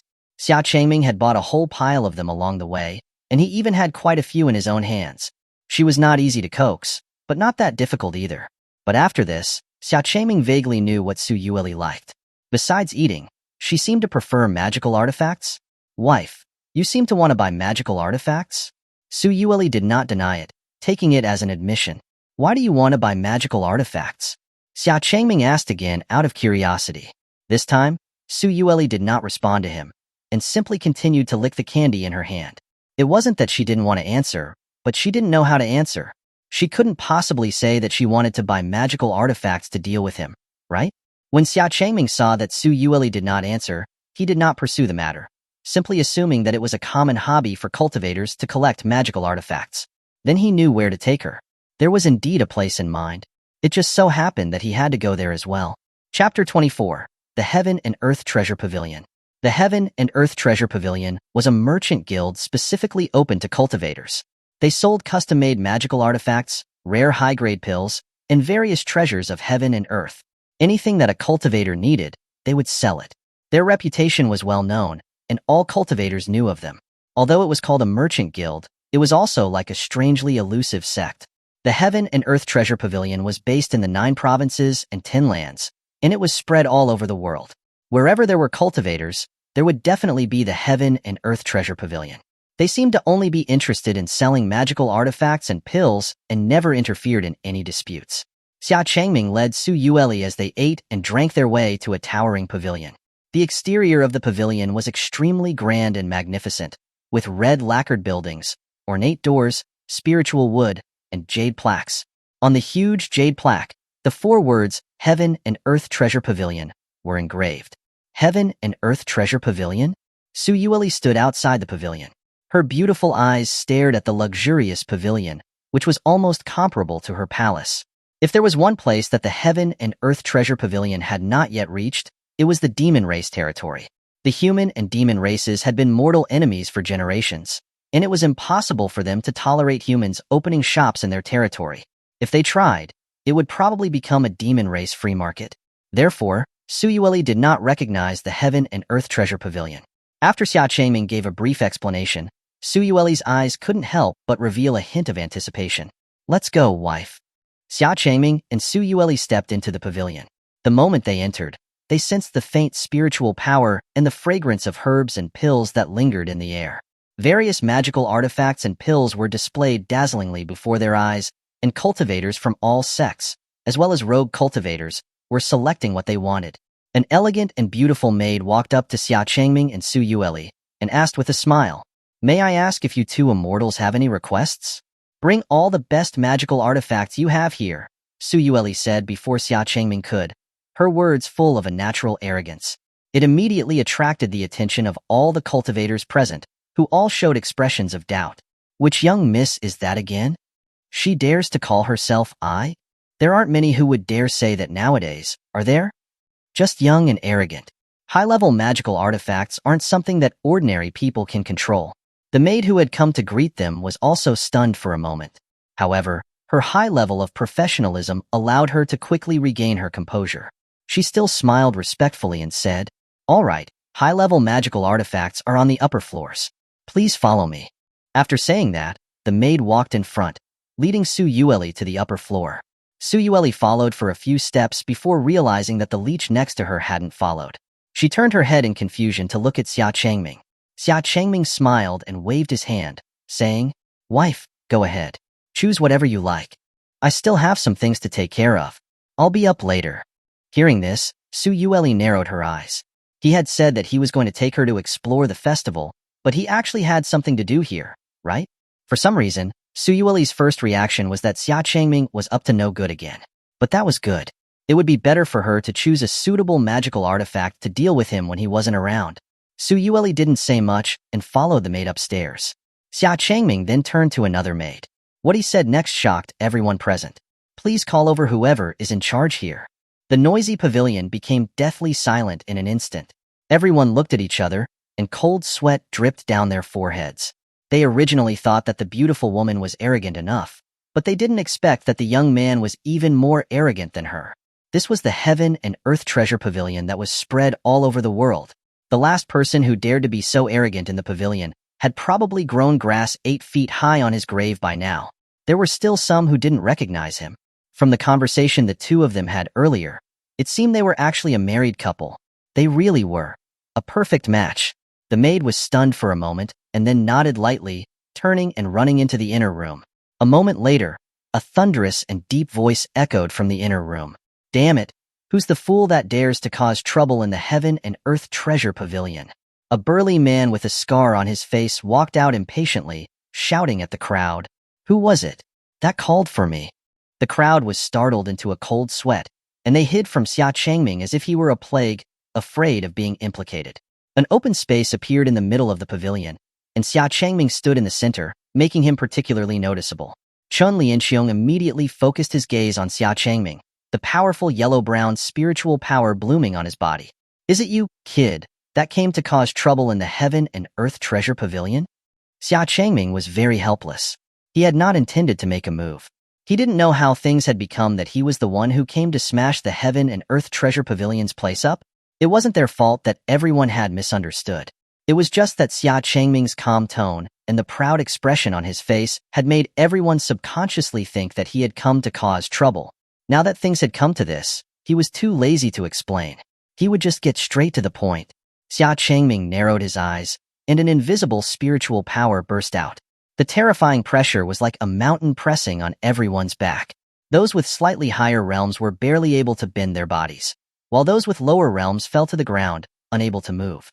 This spiritual pressure? A heavenly venerate realm expert. When did such a young-looking, heavenly venerate realm expert appear in Sky Capital? Could it be an old ancestor of some family who had returned to his youth and was out for a stroll? Even Chen Lianxiong, who was at the peak of the heavenly human realm, felt the extraordinary pressure. In the heavy mountain-like pressure, there was a hint of sharp force hidden within. The only ones that could make him feel fear and threat were those above the heavenly venerate realm. This senior, if the Heaven and Earth Treasure Pavilion has offended you in any way, please forgive us, Chen Lianxiong said, having long lost his imposing attitude from before. He was as docile as a kitten, and he said with a smile, I am Chen Lianxiong, the person in charge of this Heaven and Earth Treasure Pavilion. I heard that you had something to discuss with me. As long as the Heaven and Earth Treasure Pavilion can do it, please feel free to command us, senior. Although the Heaven and Earth Treasure Pavilion would not fear a heavenly venerate realm expert, they had always followed the principle of gaining a friend instead of an enemy. It was best to not provoke, and it would be even better if they could win them over. Xia Changming nodded in satisfaction and said with his hands behind his back, I do indeed have something to discuss with Chief Chun. Senior, you're too polite. Just call me Little Chun. Please come inside and we can discuss it. Chen Lianxiong stepped aside, welcoming him with a smile and making a gesture to invite him in. Sure enough, a little show of strength had made things much easier to handle. Xia Changming walked towards the inner room, specifically stopping when he passed Chen Lianxiong to say, Chief Chen, you don't need to call me senior. It makes me seem old. I'm only 26 this year, and I've just gotten married. After saying that, Xia Changming entered the inner room. Only Chen Lianxiong was left standing there, confused, in the wind. He thought that his ears weren't working well just now. Had he misheard something? Did the heavenly venerate realm expert say that he was only 26? It wasn't just Chen Lianxiong who was shocked. After Xia Changming left, everyone felt the invisible mountain pressing on them disappear. They hadn't expected that the young man could make the hot-tempered Chen Lianxiong as docile as a kitten. This showed just how powerful that man was. And that young man had said that he was only 26 years old. What an evildoer. Chapter 25. Utterly extravagant. Inside the inner chamber of the Heaven and Earth Pavilion, Chen Lianxiong and Xia Changming sat on opposite sides of a mahogany table. A maidservant carefully placed 2 cups of tea beside them before silently closing the door behind her. Once they were alone, Chen Lianxiong spoke. I'm not sure what to call No, forgive me. What is the esteemed one's name? My surname is Xia, and my given name is Changming, Xia Changming replied calmly after taking a sip of his tea. Xia Changming, Chen Lianxiong repeated to himself, then his eyes widened in realization, his mouth agape. Xia Changming. The young man before him was the young master of the Xia family, the same young man who had gone into secluded cultivation with a mysterious Sword Immortal 10 years ago. His emergence had shaken the world. Chen Lianxiong had heard the rumors of the battles on the human-demon border and the Xia family's affairs. He had learned about the clan competition where Xia Changming defeated 100 opponents, decisively vanquishing the Xia family's contemporary prodigy, Xia Haoyan, and becoming the youngest patriarch in the family's history.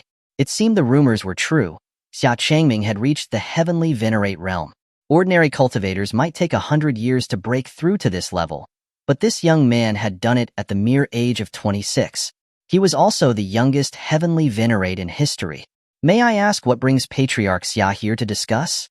Chen Lianxiong asked, now speaking with even more respect. Xia Changming didn't waste any time. With a wave of his hand, he produced the Xian Ling Yin wood from his spiritual ring. 2 massive, thick black wooden doors instantly covered the entire floor of the room. The spiritual energy around them began to converge towards the wood. Though Chen Lianxiong didn't know what it was, his experience with countless precious treasures allowed him to sense that this object was extraordinary. Such a treasure, capable of gathering spiritual energy and keeping it concentrated within the room, was exceptionally rare. Chun Lianxiong couldn't resist reaching out to touch the blackwood door. It was cool to the touch, yet he could clearly feel the lingering spiritual energy within. A fine thing indeed, Chun Lianxiong exclaimed. Does Patriarch Xia wish to use this to forge a magical artifact? He couldn't help but look at the Xianling Wood with fervor. Aside from being the director of the Heaven and Earth Pavilion, he was also a Grandmaster-level artifact forger. He could craft various high-grade magical weapons.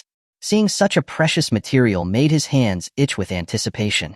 Xia Changming, however, was in no hurry. Artifacts aren't urgent. I want you to make some jewelry first. Jewelry? Chun Lianxiong asked, baffled. This was the first time someone had asked him to make jewelry. Xia Changming nodded. Chun Lianxiong pointed at the 2 pieces of Xianling wood, confirming, you want to use this? Xia Changming nodded again. That's right, use this. Make a pair of hairpins and 2 pairs of bracelets. Make them as beautiful as possible. Chun Lianxiong was speechless. He stared at Xia Changming with a look of disbelief and disapproval, as if he were witnessing the greatest waste imaginable. This was a rare and exquisite material. Instead of forging a powerful artifact, he wanted to turn it into jewelry. What extravagance! May I ask, Patriarch Xia, why you're willing to use such a precious thing to create jewelry? Chun Lianxiong couldn't help but inquire, thinking, surely not for a woman? The next second, Xia Changming's words left him speechless again. Of course, they're gifts for my wife and mother. Did you think I was going to wear them? Xia Changming said matter-of-factly. Chun Lianxiong had no response. He secretly wished Xia Changming was making them for himself. But there was nothing he could do. The customer was always right. Though making jewelry was less valuable than crafting artifacts, the Xianling Wood's inherent ability to gather spiritual energy would still make the jewelry worthwhile to wear. Chun Lianxiong estimated that making a few pairs of jewelry wouldn't use up all the Xianling wood. There would be plenty left over. So he asked Xia Changming, what should be done with the remaining materials? Please use the rest to make 24 short flags like this. And you can keep the remaining materials. Xia Changming tossed a blueprint to Chun Lianxiong from his spiritual ring. Chun Lianxiong took the blueprint and became engrossed in it. The short flags depicted were not uncommon. They were spirit-gathering flags often used in formations or to help with cultivation. However, unlike other spirit-gathering flags, the flags on Xia Changming's blueprint were marked with strange runes that resembled a spirit-gathering array. These runes were long lost. If successfully carved onto the flags, the runes would create a spirit-gathering array, increasing the effectiveness of the flags by several dozen times. Chun Lianxiong's expression grew serious.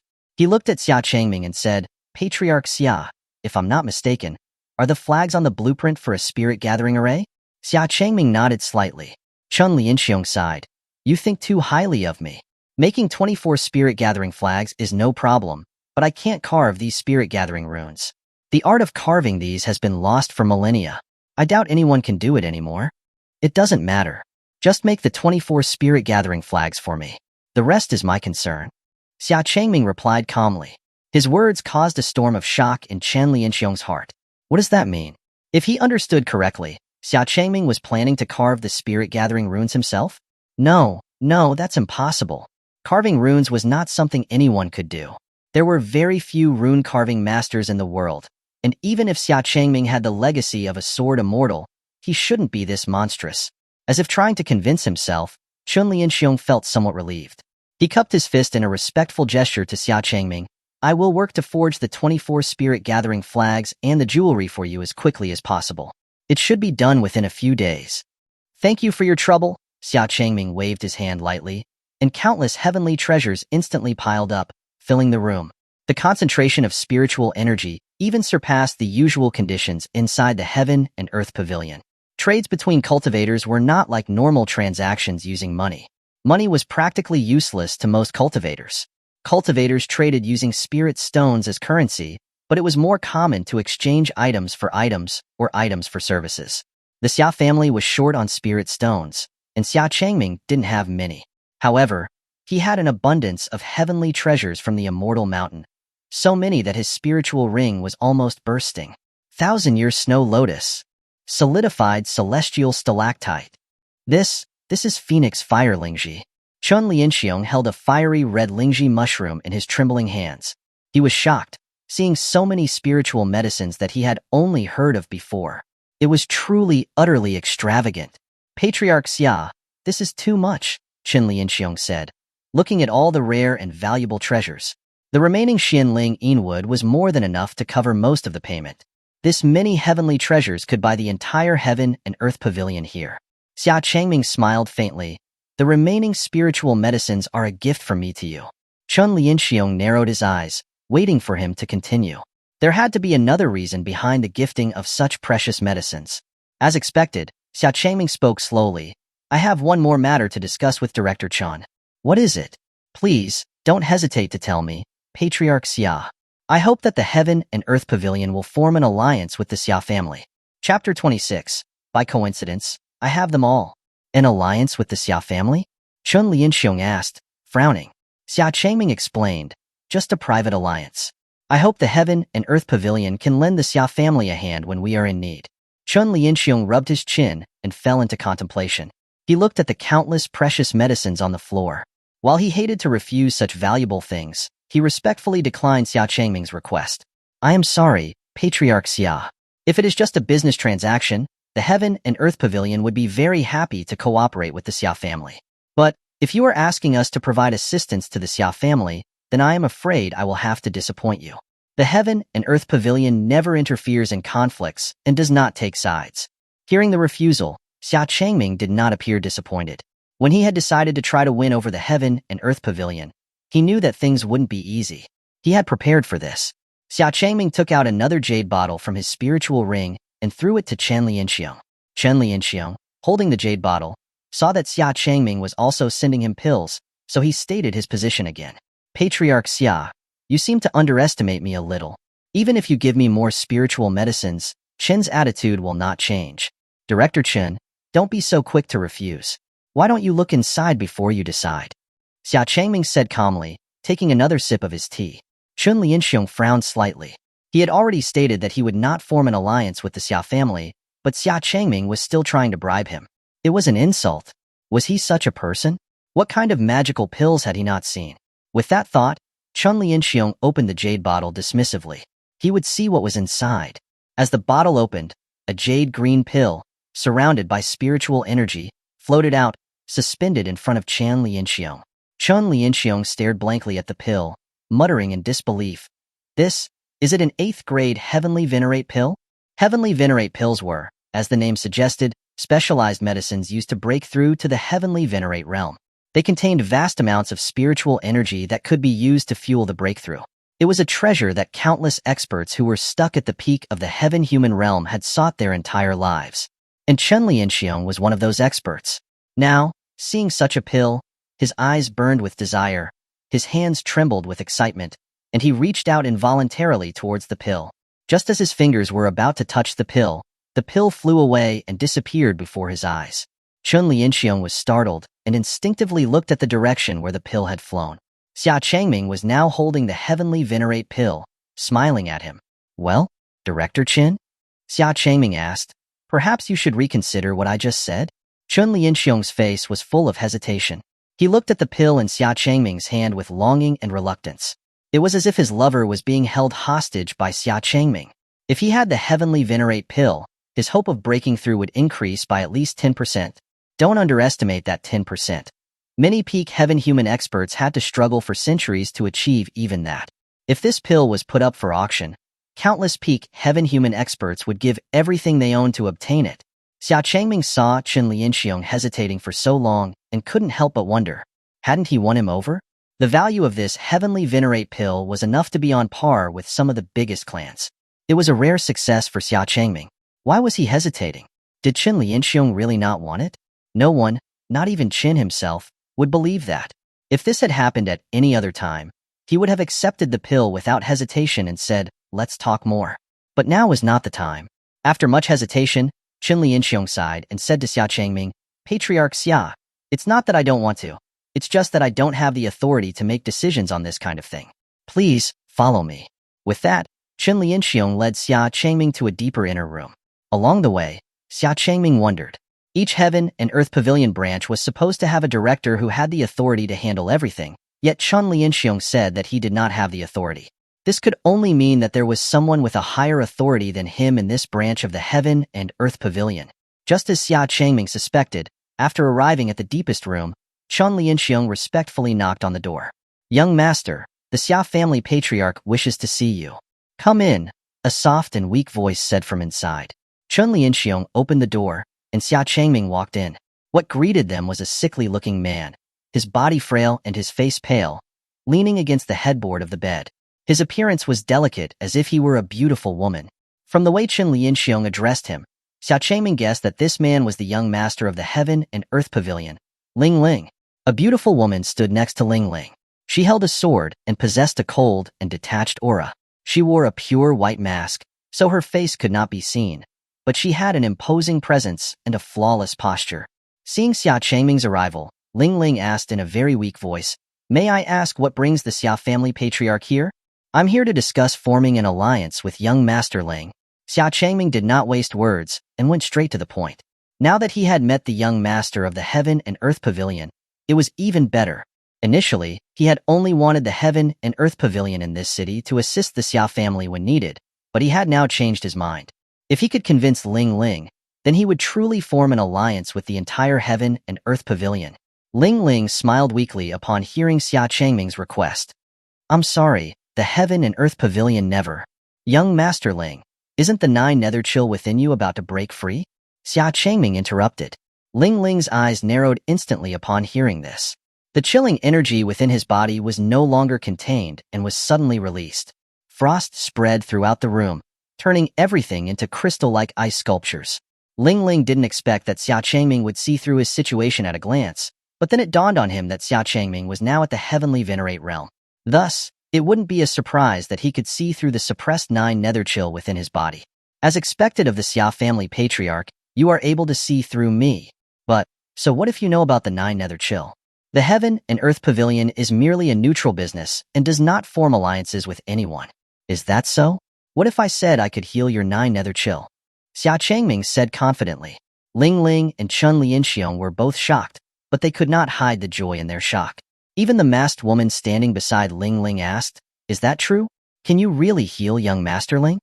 There was once a divine doctor who said that to eliminate the nine nether chill within our young master's body, we would need a feather from the legendary phoenix of heavenly fire, as well as the essence blood of a nine-young true dragon to neutralize the nine nether chill.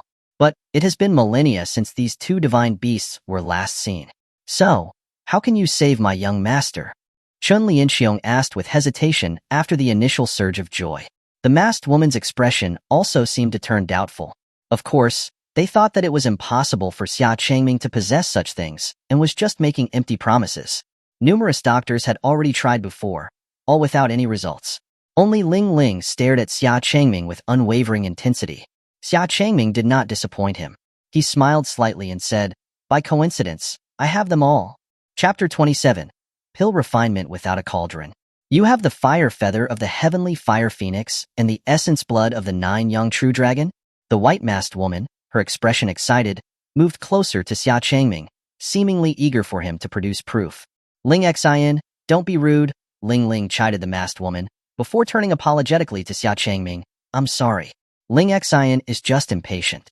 Please don't take offense, Patriarch Xia." "No offense taken," Xia Changming replied with a wave of his hand. With a thought, a wisp of crimson fire feather emerged from his spiritual ring. The feather was surrounded by fiery flames, and sparks flew around it, but the feather itself remained unharmed, radiating a pure red spiritual light. The room, once frozen, experienced a sudden surge in temperature, the frost melting away, the ice sculptures dissolving. It really is a fire feather from the heavenly fire phoenix. Chun Lianxiong rubbed his eyes in disbelief. The temperature, the intense spiritual essence, there was no doubt. This was indeed the fire feather of the heavenly fire phoenix, which had been absent for thousands of years. Before the others could fully recover, a jade bottle flashed out from the spiritual ring and floated in midair. Within the jade bottle, a drop of pure golden blood lay still. The vast, sun-like golden light that it emitted made the jade bottle seem transparent and translucent. The essence blood of the nine-young true dragon. This time, it was Ling Ling whose eyes widened. His pale cheeks, illuminated by the light from the two items, had gained a slight rosy hue, and a smile appeared at the corner of his mouth. For decades, He had been tormented by the 9 Nether Chill while trying to acquire the legacy of the legendary 9 Nether Icebird, and no matter what he tried, he could not eradicate it. He had to rely on countless protective artifacts and pills to suppress it, otherwise, the chilling energy would invade his body, causing him excruciating pain. He had practically become a walking medicine cabinet. But now, finally, he had seen hope. Please, we implore you to save our young master. Ling Xian and Chun Lianxiong cupped their hands and begged in unison, their attitude more respectful than before. Xia Changming smiled, not expecting things to proceed so smoothly. However, a question arose in his mind. He did not have the fire feather of the heavenly fire phoenix or the essence blood of the 9 young true dragon originally. His master had suddenly called him to the courtyard as he was leaving and had told him to pluck a chicken feather and also get the fish in the pond to spit out a drop of essence blood. When he asked his master why, the old woman just said that he would need them later and refused to elaborate. He did not expect to use them at a time like this. Did she predict what would happen today? His master was always reclusive, lazy, and carefree.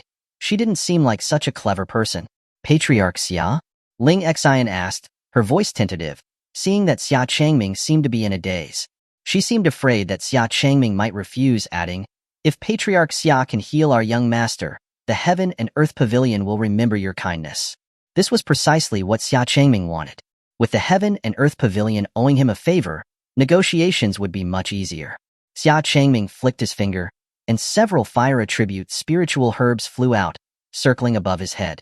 He slowly opened his palm, and spiritual energy surged from the center, forming an ethereal, illusory cauldron. Flames of spiritual energy raged in the cauldron. The spiritual herbs in the air were tossed into the cauldron in turn and fused into one pure essence. As the feather was also refined within the cauldron, the pill began to take shape, and finally, a drop of the 9 young true dragon's essence blood flowed into the core of the pill. When the golden pill was formed, its medicinal fragrance spread throughout the room. Xia Changming exerted a little more force in his palm, and a dark red golden pill, covered with heavenly flames, flew out from the cauldron. It was a success. This method of refining pills without a cauldron, of turning his palm into a cauldron, left Ling Ling and the others dumbfounded. This could only be done by someone who had reached a state of godlike mastery of pill refinement. If he was not careful, all the precious medicinal herbs would be wasted. He was so bold and confident, and he had really succeeded. They all had felt extremely nervous for Xia Changming. However, now that the stone had fallen from their hearts, they were left with nothing but respect for his refining skills. Throughout the entire process, Xia Changming had remained calm and serene, his expression unchanging. On the Immortal Mountain, besides cultivating swordsmanship, one of his few remaining pleasures was pill refinement. In his free time, he studied the pill recipes and ancient texts that his master had kept. He had personally made all of the pills he consumed. The countless spiritual herbs on the mountain gave him a lot of practice, and now, pill refinement was as easy for him as drinking water. Therefore, seeing Ling Ling and the others looking so nervous, he was very confused. He was the one refining the pills, not them. So why did they look more exhausted than him? Can this pill be used? Ling Xian asked, staring blankly at the pill floating in midair, instinctively reaching for the heavenly fire golden pill.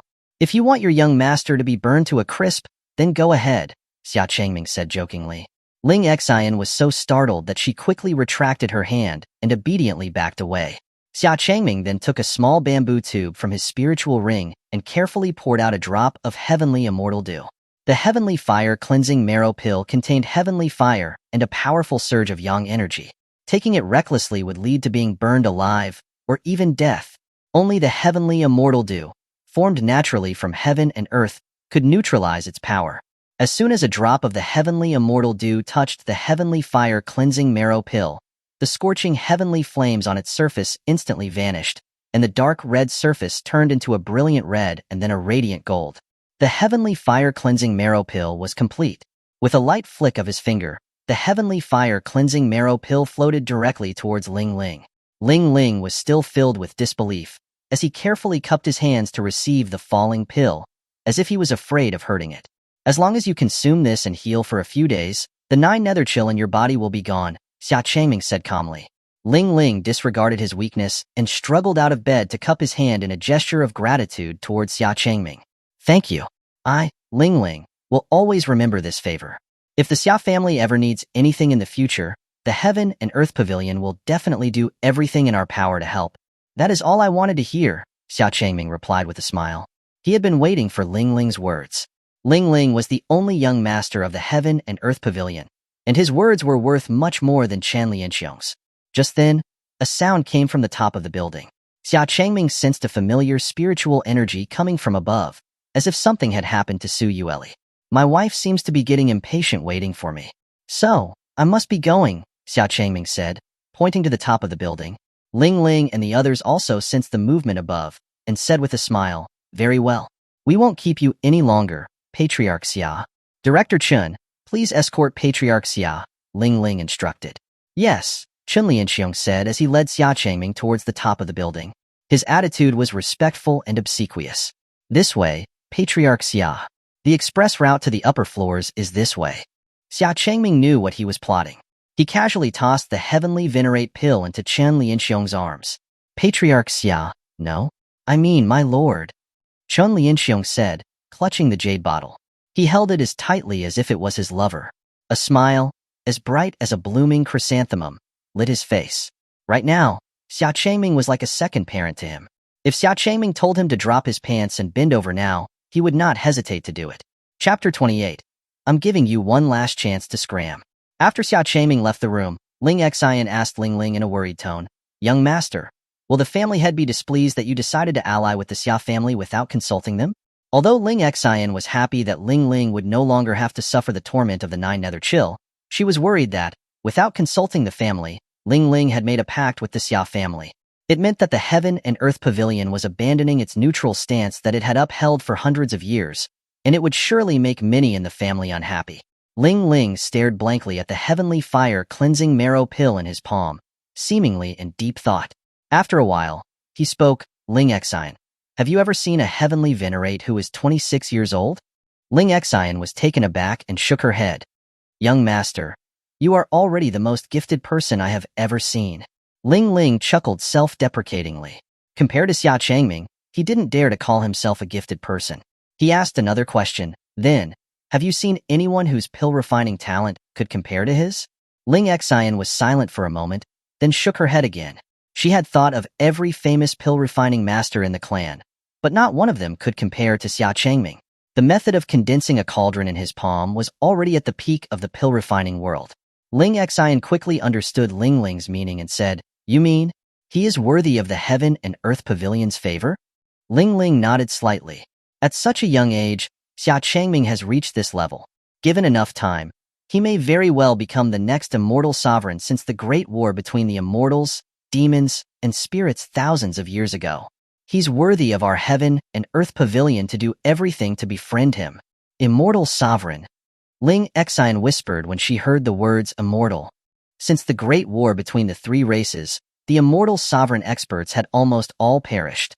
The spiritual energy in the world had been depleted, and the spectacular sights of spiritual energy filling the skies were no more.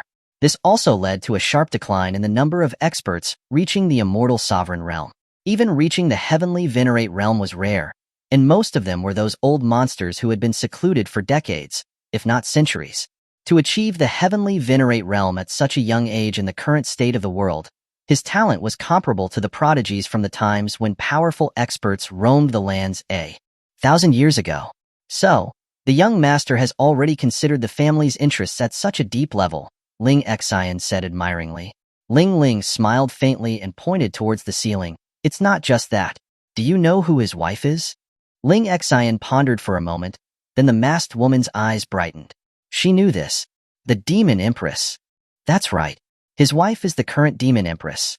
The Heaven and Earth Pavilion is not just befriending the Xia family, but also the demon race.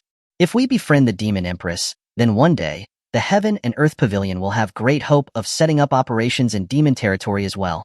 I think when that time comes, those in the family will have no more words to say. Ling Ling explained carefully to Ling Xian. This was also why he had so readily agreed to ally with the Xia family. Repaying a favor was just one of the reasons. The Heaven and Earth Pavilion was always a businessman in the cultivation world, so they had to think strategically. Hearing this, Ling Xian was even more admiring, saying, as expected of the young master, you have everything under your control, Is everything under my control? Ling Ling, outwardly, gave a satisfied smile, but inside, his mind was as calm as the depths of the ocean. He did not tell Ling Xian that there was another, more important reason. It was because of this reason that he was certain that his father would not blame him for the decision, but might even praise him. The headquarters of the Heaven and Earth Pavilion was not in the Eastern Continent. Moreover, his arrival at the Heavenly Zhou Dynasty in the Eastern Continent was not a whim, and it was not even his true intention. A few days ago, his father had suddenly told him to come here to recuperate, without giving any reason, only mentioning that the 9 nether chill in his body might be cured here. 2 days later, he met Xia Changming, who coincidentally refined the heavenly fire cleansing marrow pill that cured him.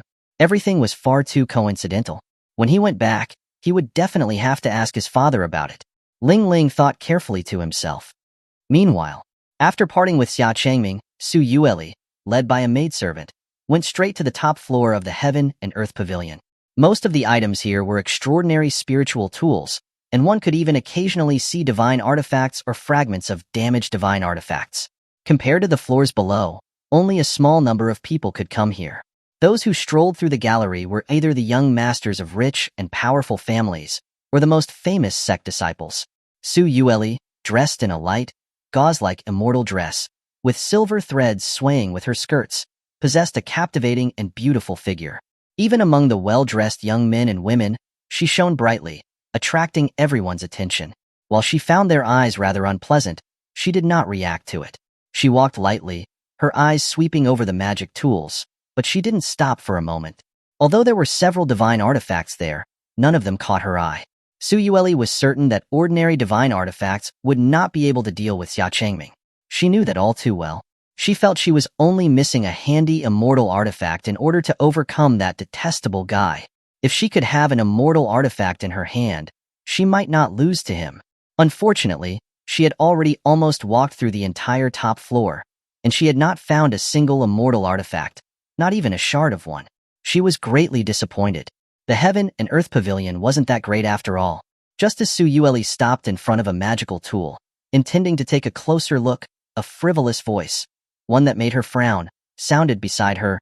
"Oh, beautiful lady, are you alone?"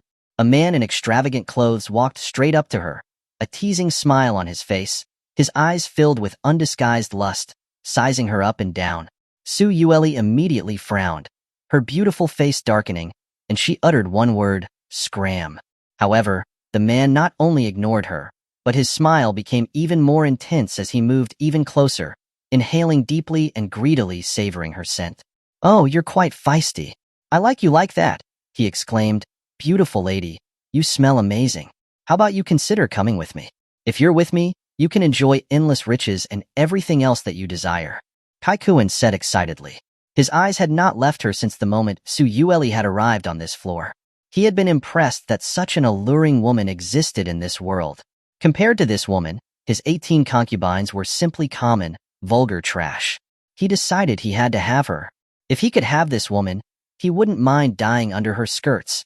It would be a romantic death for him. He vowed that he would take her as his 19th concubine. After observing for a while, he had found that Su Yueli was alone, looking at various magic tools but not buying any, not even touching them. Kaikuin guessed that she loved magic tools but didn't have the means to buy them. It was unlikely she was some rich family's princess. No, even if she was the princess of the Heavenly Zhou Dynasty, she was no match for him. He was the second young master of the Kai family, and he had always gotten everything he desired. So, he didn't hesitate and immediately walked up to Su Yueli. When Kaikuin smelled the faint fragrance that came from Su Yueli, he became even more aroused, his eyes filled with more lust.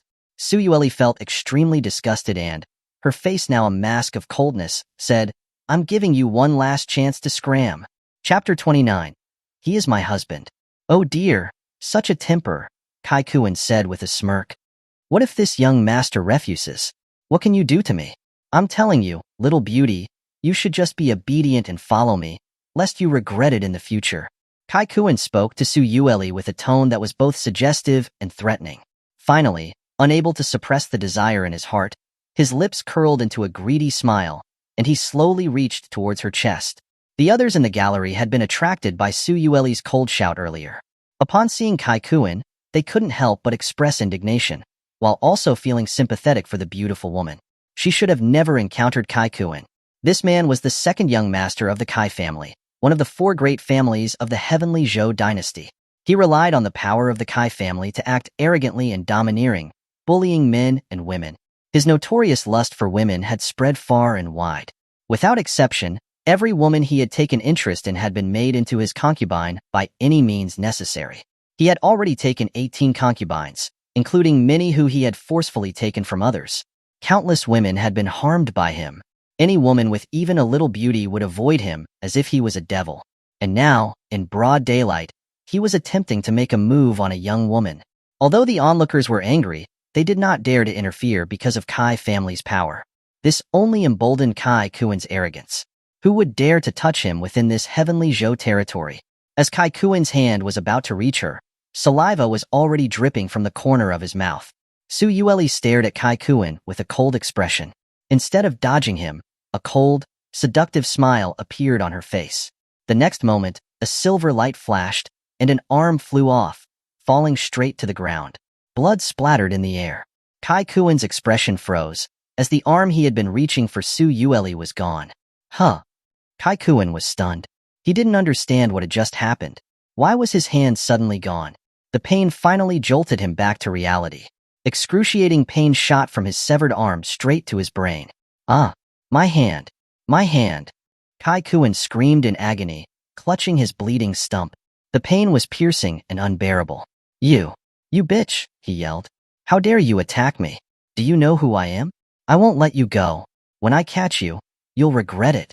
I'll torture you slowly. After I get bored with you, I'll sell you to the pleasure pavilion, to be used by all. Noisy. Before Kai Kuan could finish, a slender hand grabbed his forehead. A bone-chilling killing intent washed over him, terrifying him into silence. His eyes were now filled with nothing but fear. Xuanhuan looked coldly at him. She wrinkled her nose at the blood that had soiled her dress, and then she spoke coldly, "Your blood is foul and inferior." These past few days, she had been constantly thwarted and defeated by Xia Changming, and she had almost forgotten what she was really like. She was the Demon Empress, the ruler of all demons. This was the real her. It had been so long since she had last acted, and even a small ant like this dared to shout at her. Thanks to Kai Kuan, Xuanhuan finally regained her long-lost empress feeling. She stared at Kai Kuan, pondering how to deal with the ignorant pest. Should she crush him or crush him? As she was contemplating this, a figure flew towards them and attacked Xuanhuan with a palm strike. How dare you? He bellowed. Who dares to harm my Kai family's second young master? Kai Su shouted as he launched his attack. When he saw that Kai Kuan had lost an arm and was bleeding profusely, he was filled with anxiety and rage. He had only left for a moment, so how could such a thing have happened? If the family had found out about this, he would surely be punished. The most important thing for him to do now was to save the second young master and capture this woman. Xuanhuan looked coldly at the attacker. Another insect looking for death, she thought. With a light wave of her sleeve, an enormous force sent Kai Su flying, slamming him heavily into the wall of the gallery. If it wasn't for the barrier in the Heaven and Earth Pavilion, he would have flown out several miles. Kai Su scrambled to his feet, blood dripping from his mouth. His eyes were filled with fear. This young woman, who looked no older than 20, was unbelievably strong. She had sent a heaven-human realm cultivator like him flying with a single move. When Kai Kuan saw the newcomer, it was as if he saw a savior. Regaining some confidence, he immediately roared at Kai Su, "Uncle Su, where were you? This woman dared to cut off my arm. Quickly, capture her for me. I want her begging for death." Kai Su was speechless. He was very angry as he looked at the ranting Kai Kuan. He was angry at his incompetence, his lust, and for being unable to see the bigger picture. He had been beaten back by her just now. If he could capture her, he would have already done so. He knew Kai Kuan's lust for women would bring trouble, but he didn't expect that this time it would be such big trouble. But Kai Kuan was still the second young master of the Kai family, and as an elder of the Kai family, he couldn't just watch him die here. "May I ask who you are?" he asked respectfully. "This is the second young master of the Kai family. If there was an offense, please be merciful. Our Kai family will reward you handsomely." The Kai family? That guy had mentioned them. One of the four great families that was on par with the Xia family. Xuanhuan looked coldly at Kai Su, but she showed no sign of letting go of Kai Kuan. "I am As Su Yueli was about to reveal her identity as the Demon Empress, it was as if she suddenly remembered something. She smiled and continued, "You better listen well.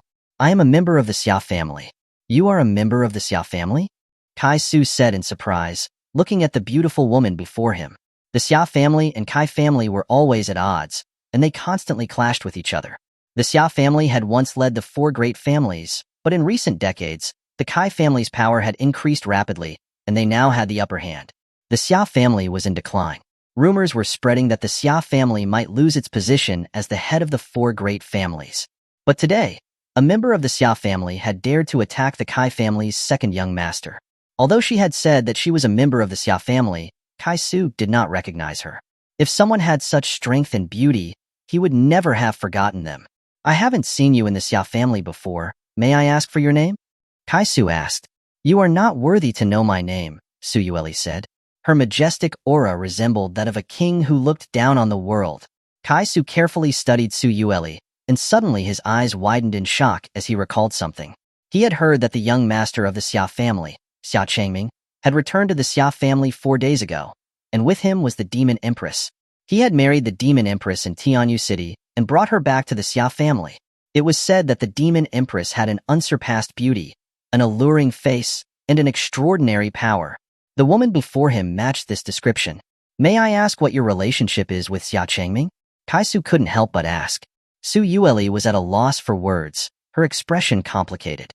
She didn't want to admit it, but to cause trouble for Xia Changming, she had no choice but to say, reluctantly, He is my husband." Chapter 30. Emerald Netherfire, Burning the Soul. Xia Changming's wife. As expected, this beautiful woman was the Demon Empress. "Humph. You must be the Demon Empress, right?" Kai Su asked, his expression serious, tightening his grip on his iron whip. His voice was loud, and the cultivators on this floor could hear him clearly. They all looked at Su Yueli. "This woman is the Demon Empress?" Rumor has it that the Demon Empress is bloodthirsty, and her methods are cruel. Her ambition is enormous. She has repeatedly invaded our heavenly Zhou territory, and she leaves nothing but slaughter in her wake. I've also heard that the Demon Empress is promiscuous and plunders our people for pleasure, extracting their essence. She is unforgivable. Yes, we can't let her go. Then I'll go first. Even if I am defeated and become her plaything, I will have no regrets. In an instant, the crowd became enraged, and the situation was completely reversed. The people who had been indignant for Su Yueli were now holding their weapons, their eyes filled with killing intent. Su Yueli's face turned pale. It wasn't because of the crowd's hostility, but because of the baseless rumors they were spewing. She admitted that she was bloodthirsty, and in order to unify the demon race, she had killed many of them. But the rumors about taking concubines and extracting their essence were completely false. She was busy with the internal affairs of the demon race all day long. How could she be promiscuous? She was furious. Seeing the excited crowd, Kai Su smirked. He had deliberately raised his voice to ensure that everyone heard and would turn the Demon Empress into a target. So what if she was strong? This was the heavenly Zhou Dynasty. If she dared to make a move, she would be attacked by countless experts. Su Yueli's face was cold, and she sighed inwardly. She had originally wanted to stir up trouble for Xia Changming, but she had gotten herself into more trouble. No matter how many ants there were, they were still just ants. Dealing with these insects was not difficult for Su Yueli, but it would surely alert the other experts in the city. This was troublesome, and the most troublesome thing was that she would have to explain it to Xia Changming. Xia Changming had repeatedly told her not to make any move against anyone else, or else she would have already crushed Kai Kuan. How could she have let him live until now? Demoness, release our second young master. Kai Su threatened Su Yueli. Don't make us capture and kill you. You will regret it then. He didn't know that Su Yueli hated being threatened the most, especially since she had been threatened several times in recent days and had nowhere to vent her anger. Su Yueli, completely ignoring his threat, squeezed a little harder. Kai Kuan immediately cried out in pain. Ah, it hurts, it hurts. It felt like his skull would shatter with the slightest force. How dare you? Kai Su cried. Everyone, follow me and capture this demoness. If you can save the second young master, my Kai family will treat you all as honored guests. He was so enraged that he could no longer hesitate. Holding his iron whip, he called on the others to attack. Some were doing it for the Kai family's promise, some for the righteousness of the human race, and some for the fame of killing the Demon Empress. Regardless of their reason, everyone pounced forward. Before everyone reached her, a figure slowly walked out of the distance. With one sentence, he sent everyone reeling. "Who is it that wants to capture my wife?" The voice was not loud, but its vast spiritual power created an invisible pressure that made everyone freeze. The person who appeared was Xia Changming. With him was the director of the Heaven and Earth Pavilion, Lianxiong. "Who? How dare you cause trouble in the Heaven and Earth Pavilion?" Lianxiong was furious when he saw the blood on the ground and realized that someone was about to start fighting. "Have you all forgotten that it is not allowed to cause trouble in the Heaven and Earth Pavilion?" Everyone was scared. They quickly put away their weapons and apologized to Lianxiong. No one could afford to offend the Heaven and Earth Pavilion, not even the Kai family, one of the 4 great families of the Heavenly Zhou Dynasty. Kaisu quickly cupped his fist in a respectful gesture towards Lianxiong and said, "Director Chen, my Kai family will compensate for all the damages caused in the Heaven and Earth Pavilion today. But please make a ruling for my family's second young master." After all, Kai Kuan was the second young master of the Kai family, and he still had to give him some face in the Heavenly Zhou Dynasty. Lianxiong turned his head and saw that the woman who had grabbed Kai Kuan was none other than Xia Changming's wife, the Demon Empress, Xuanhuan. After a moment's thought, Lianxiong turned back to Kai Su and began to curse, "You're talking about a fart. Your incompetent second young master must have gone after her because of her beauty. Otherwise, he wouldn't have gotten himself into this mess. It's completely his fault." Kai Su was stunned by Lianxiong's words. His hands were still cupped in the air, as he was frozen on the spot with disbelief. Lianxiong had chosen to protect the Xia family, even at the cost of offending the Kai family, and he didn't even bother to give him any face in front of everyone. Xuanhuan was also confused. Why was the director of the Heaven and Earth Pavilion speaking up for her? She glanced at Xia Changming. His handsome face was still as calm as usual, so she guessed that he must have made a deal with the Heaven and Earth Pavilion. Kai Su's face was dark. However, he did not dare to make a move in the Heaven and Earth Pavilion. So he had no choice but to take a step back and say, "My Kai family will take responsibility for today's events. But please return my family's second young master." Lianxiong looked at Xuanhuan, and when he saw that she did not seem to be letting go, he felt awkward. He could scold the Kai family people without a problem, but if Kai Kuan really died in the Heaven and Earth Pavilion, it would cause major damage to the reputation of the Heaven and Earth Pavilion. The world would say that the Heaven and Earth Pavilion was breaking its own rules. But Xia Changming was kind to the Heaven and Earth Pavilion and had given him an opportunity to achieve the Heavenly Venerate realm, something that he had been seeking for his entire life. This was truly difficult to handle. Lianxiong turned his gaze to Xia Changming, trying to seek his opinion. Xuanhuan also turned her beautiful eyes to Xia Changming.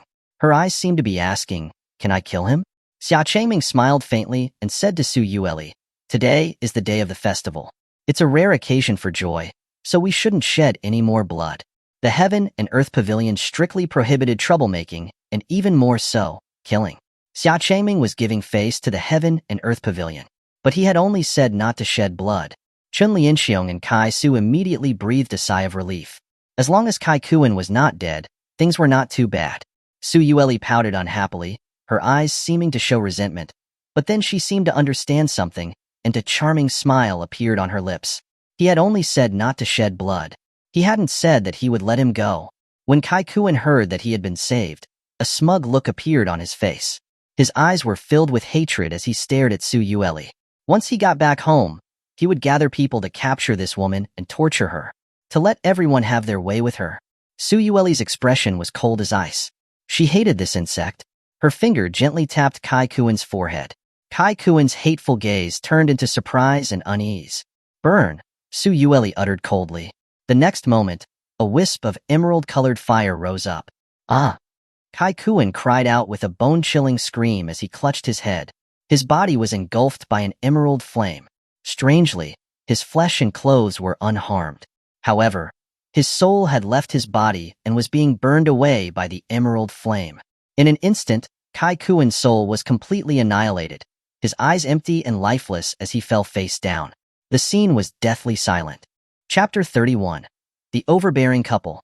You demonic woman. What have you done to the second young master?" Kai Su's eyes were bloodshot, his whole body trembling as he pointed at Xuanhuan, demanding answers in a shrill voice. Xuanhuan ignored him, a bewitching, almost devilish smile playing on her lips. She simply couldn't tolerate the filthy gaze of this insect any longer, so she'd unleashed her nether flame, burning away his soul. Though Kai Kuan still possessed a faint pulse, his spirit was gone, leaving him a blank, walking corpse. Chun Lianxiong was genuinely taken aback. He hadn't expected Su Yueli to be so ruthless. The pain of a soul being burned was far more agonizing than any physical wound. It was a sensation that reached the very core, like being flayed alive, bit by bit. Even a minor injury to one soul would leave a person damaged, affecting their mental faculties. Su Yueli, however, had completely incinerated Kai Kuan's spirit, leaving behind only a faint spark of life to keep his half-dead body functioning. Chun Lianxiong looked at Su Yueli again, a flicker of fear in his eyes. She truly was worthy of the title of a bloodthirsty Demon Empress. Kai Su's expression was grim as he mournfully scooped Kai Kuan into his arms, his gaze filled with a venomous resentment. So this is the Xia family. So this is the Demon Empress. Today, the Kai family will remember this. Too much talk, get lost. Xia Changming didn't hold back. With a flick of his wrist, his arm transformed into a blade, launching a sharp wind blade sword aura towards Kai Su. Kai Su was horrified, frantically activating a defensive magic artifact, a demonic turtle shell shielding him. The sword aura shattered the shell in an instant, its remaining force slamming into Kai Su's chest. Kai Su, clutching Kai Kuan, was sent hurtling like a broken kite, crashing through the side of the pavilion and out of the treasury pavilion. Ah, my jade bricks, my sandalwood. Chun Lianxiong stared at the gaping hole in the pavilion, his face contorted in anguish. Every brick and tile in the treasury pavilion was worth a fortune. Such a large hole would cost a small fortune to repair. This Xia couple was something else. One was ruthless, burning souls with nether flame, while the other was equally merciless, sending wind blade sword auras straight for vital points. If Kai Su hadn't had his turtle shell, he'd probably be sliced in half. They were truly overbearing. Though, they did suit each other. Manager Chun, apologies, I accidentally damaged the wall of the treasury pavilion, Xia Changming said, showing a lack of sincerity on his face. This man was someone that young Masterling was trying to recruit and also his benefactor. What could Chun Lianxiong say? He quickly put on a wide, forced smile and said generously, It's nothing, it's nothing. This old place was brittle anyway. We were planning to repair it soon, so this saves us the trouble of taking it down. How convenient, Xia Changming said with a smile. Yes, yes, he. Chun Lianxiong replied, masking his pain. He could only suffer in silence. The remaining onlookers, seeing Kai Su and Kai Kuan flung out of the treasury pavilion, dared not stir. Recalling Kai Kuan's soul-piercing screams of agony, they trembled at the sight of Su Yueli. They could only be grateful they hadn't acted earlier. They couldn't afford to offend the Xia family, the demon race, or the treasury pavilion. They had only dared to act earlier because of the Kai family's influence. One by one, they lowered their heads and slunk away. After everyone had left, Xia Changming dismissed Chun Lianxiong, who was still feeling sore, and slowly walked over to Su Yueli. My dear wife, I wasn't too late, was I? It would have been better if you hadn't come, Su Yueli huffed. Xia Changming smiled, his tone teasing, Oh really? I seem to remember someone claiming I was her husband just now. Could that have been you, my wife? Did you finally acknowledge me as your husband? You misheard. This empress said nothing of the sort. Su Yueli's face flushed crimson as if something was stuck in her throat. Her teeth clenched, glaring at him fiercely. This infuriating man had heard what she said. She would rather die than admit it. What annoyed her more was that he had been there all along, watching. Without another word, Su Yueli turned and started to walk down the stairs. Xia Changming fell into step beside her, leaning close to her ear and whispering, My wife, I was very pleased you said those words. But next time, it would be better if you didn't use my name when you're in trouble. And if possible, say it in front of me. That would make me even happier. In your dreams. Su Yueli quickened her pace, creating distance between them. She was filled with regret for saying those words. If she could go back, she would have rather killed everyone present. Seeing this, Xia Changming hurried after her. Are we going back already? You aren't going to buy any magic artifacts? You can tell me what you like. I'll buy it for you. No need. They are all mediocre items, not worthy of my attention. Su Yueli said coldly without looking back. After this commotion, she no longer had the desire to search for magic artifacts. Celestial artifacts were rare and not easy to find. it was all about chance. Even a powerful place like the Treasury Pavilion didn't have any celestial artifacts, let alone anywhere else. Xia Changming didn't expect Su Yueli to have such high standards. She hadn't even looked at the few divine artifacts in the Treasury Pavilion. Did she want to find a celestial artifact? Talking and laughing, they left the Treasury Pavilion and disappeared into the bustling crowd. Ling Ling stood by the window, watching Xia Changming's receding back. He murmured to himself, Xia family Xia Changming, heavenly venerable realm, Sword Immortal inheritance. It seems the heavenly Zhou Dynasty is going to change. Trash. Useless. Inside the Kai family manor, a figure crashed through the door of the main hall and landed heavily in the courtyard. Kai Su propped himself up, one hand clutching his chest, blood streaming from his mouth. He had already been injured by Xia Changming's sword aura and now, having been flung away by a palm strike, his injuries had worsened. Despite this, he struggled to kneel before the courtyard. Please, family head, calm your anger. Inside the hall, dark and dim, a figure stood in the shadows, his sharp eyes fixed on Kai Su. He pointed at the motionless Kai Kuan and asked sternly, Who did this to my son? Kai Su trembled on the ground, replying softly, It was the Xia family. Xia Changming's wife is that Demon Empress. She severed second young master's arm and burned his soul with nether flame. Good for the Xia family. The shadow in the darkness grew even more menacing and cruel. Sever my son's arm, burn his soul, leaving him like the living dead. The Kai family will flay them all alive, extract their souls, and refine them to avenge my son. Just as the shadow was unleashing his rage, a soft, sinister voice echoed from behind him. Don't act rashly. Xia Changming has obtained a Sword Immortal inheritance. He has already reached the heavenly venerable realm. It's understandable that Kai Su failed to protect Kai Kuan. You don't have to blame him too much. Soon, I will personally kill this child. Yes. Hearing the voice, the shadow's rage subsided, replying with respect. He looked out to the direction of the Xia family's territory. Xia family, wait and see. I will make the Xia family disappear from this world without a trace. Chapter 32. The Three Secrets of Everlasting Spirit. Early morning, the mountains were enveloped in a thin mist, lush greenery everywhere. Xia Changming was sitting cross-legged on a rock on a peak of Longming Mountain. His eyes were closed, and spiritual energy swirled around him like gentle streams flowing through the air. It was as if his body was acting like a magnet, drawing in the spiritual energy of the mountains and turning it into a small river. Xia Changming opened his eyes, surprised by the abundance of spiritual energy around him. He ran his hand through the stream. So this is the first secret of the everlasting spirit technique, gathering qi to form spirit. Feeling the constant flow of spiritual energy, Xia Changming finally understood why Xiaolan would rather keep the everlasting spirit technique sealed for hundreds of years rather than let the Xia family disciples learn it. This speed of gathering spiritual energy was comparable to the spirit-gathering engraving arrays his master had taught him. Everything, whether it be secret arts, techniques, or even the activation of magic artifacts, all required spiritual energy. The stronger the technique, the more spiritual energy it consumed. One could say that spiritual energy was the energy reserve of every cultivator. If two cultivators were evenly matched, then whoever ran out of spiritual energy first would lose.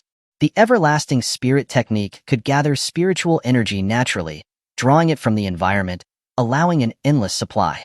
If the reclusive old monsters knew about this, they would become greedy and bring disaster upon the clan. Of course, with him here, there was nothing to worry about. This was also the main reason why Xiaolan had entrusted the everlasting spirit technique to Xia Changming. Go! Xia Changming waved his arm, and the spiritual streams surrounding him followed, wrapping around him like ribbons. In less than an hour, he had mastered the first secret of the everlasting spirit technique. When his master had accepted him as a disciple, he had said that he was born with an immortal spirit and excellent comprehension, learning everything quickly. Because of this, his master had put him through an extremely rigorous training program day and night for 10 years on the Immortal Mountain. He didn't know how he had survived those 10 years. But because of this, his understanding and learning speed had skyrocketed. Learning secret techniques to him was as simple as flipping pages in a book. Xia Changming closed his eyes again, his mind diving into the vast sea of spiritual energy. The everlasting spirit technique flew to him, the pages opening. The second secret of the everlasting spirit technique, spirit energy condensation. Only when one had mastered gathering qi to form spirit, could manipulate the spiritual energy, could one learn the second secret. That was to condense spiritual energy and attach it to the surface of objects to enhance them. After understanding this, Xia Changming opened his eyes, catching a falling leaf with 2 fingers. He used his control to surround the leaf with a faint green spiritual energy, leaving it undamaged. Xia Changming threw the leaf towards a stone wall in the distance. The leaf flew like a green arrow, silently piercing through the wall. Only a thin, almost invisible mark remained on the wall. The leaf had vanished, having penetrated through the wall. How powerful! Xia Changming marveled. Ordinary cultivators could only condense spiritual energy into their weapons to enhance their strength.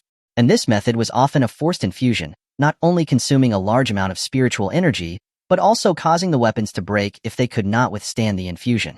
This was why cultivators could only use spiritual energy in weapons and magic artifacts. Other items couldn't withstand the power. But just now, Xia Changming had done it. By using the everlasting spirit technique, he could attach spiritual energy to objects, forming a protective layer. If he could gather spiritual energy in a weapon, the power of the weapon would increase many folds. The more Xia Changming thought about it, the more excited he became. It was no accident that the Xia family had risen above everyone in the Great Celestial Demon War and established the Xia family. This unique technique was one of a kind. Xia Changming couldn't wait to dive into the next secret of the everlasting spirit technique. The third secret was shaping spirit. Shaping spirit required the user to have great affinity to spiritual energy and precise control to manipulate the spiritual energy into shapes, using spirit as the source to shape a spirit being. This required the mastery of the first secret, making it an instinctive skill before one could hope to learn this. For Xia Changming, this wasn't a problem. He could play with spiritual energy as if he was playing with a jump rope. Xia Changming opened his palm, thinking of a tree branch. Soon, the spiritual energy began to gather in his palm, forming a branch that was exactly like the one in his mind. This was shaping spirit. Although he succeeded in his first attempt, Xia Changming was not satisfied. He thought the tree branch was too simple, not challenging enough. If Xuanhuan were to know his thoughts, she would probably be driven mad with jealousy. Back then, Xuanhuan was one of the 2 geniuses of the Xia family, the most skilled in the art of shaping spirit, and she had spent an entire week before she could shape a wooden stick. Xia Changming's success on his first attempt had already surpassed the former Xuanhuan by a great margin. He had a higher talent than Xuanhuan. After that, Xia Changming repeatedly tried to shape other things, practicing hard and gradually becoming more skilled. Tables, chairs, knives, swords, spears, even some demonic beasts, he managed to shape. A spiritual jackal was standing calmly in front of him, the very one he had encountered at the Xia family's cemetery. Without his command, this spiritual jackal would stand motionless until its spiritual energy was depleted. After practicing so many times, Xia Changming roughly understood the ability of spirit shaping. The more spiritual energy he poured in, the stronger the shaped object would be. The shaped demonic beasts and spirit soldiers would not have sentience, they could only follow orders. In addition, he could extend his consciousness into them, sharing their sight and hearing, manipulating them as if they were one. Having learned spirit shaping, he had now mastered all 3 of the everlasting spirit technique's first secrets: gathering qi to form spirit, spirit energy condensation, and shaping spirit. Each one was linked to the previous one. A thought suddenly flashed through Xia Changming's mind. Since he could shape spirit and attach spiritual energy to objects, wouldn't combining these 2 on his body create a spiritual armor? Thinking of this, Xia Changming quickly tried. However, the results were disappointing. No matter how many times he tried, he could only form a thin layer of spiritual energy on his skin, not a battle armor. It felt like something was missing. His intuition told him that the missing secrets must be hidden in the lost 3 secrets of the technique. There was nothing he could do except wait until he found the missing fragments of the technique. Xia Changming looked at the sun and saw it was almost noon. He got up and decided to go and see Su Yueli. She had been pulled away by his mother, Xuanhuan, early that morning. As for what they had gone to do, he had a general idea. Lately, Xuanhuan had been taking her to learn human female etiquette. From makeup to music, chess, calligraphy, and painting, she taught her everything. Xuanhuan had heard that her daughter-in-law liked snacks, especially sweets, so she had taken her away early in the morning when she was meditating, with the excuse that, with my Minger protecting you, there is no need to cultivate. This made Su Yueli laugh and cry, but she couldn't refuse, and so she had followed along. He wondered if she was back. Just as Xia Changming stood up, he saw Xia Ming running breathlessly towards him. Family head. I finally found you. Take it easy. What's the rush? Xia Changming asked, puzzled. Xia Ming recovered slightly, then said, Xia Haoyuan, in the name of the Grand Elder, has called for a family meeting. It seems they want to condemn you for your crimes. Chapter 33. Everyone present is his. In the conference hall, a long rectangular table sat in the center, with 6 elders, including Xia Haoyuan, sitting quietly on either side. They were all waiting for one person, someone who would occupy the seat at the head of the table.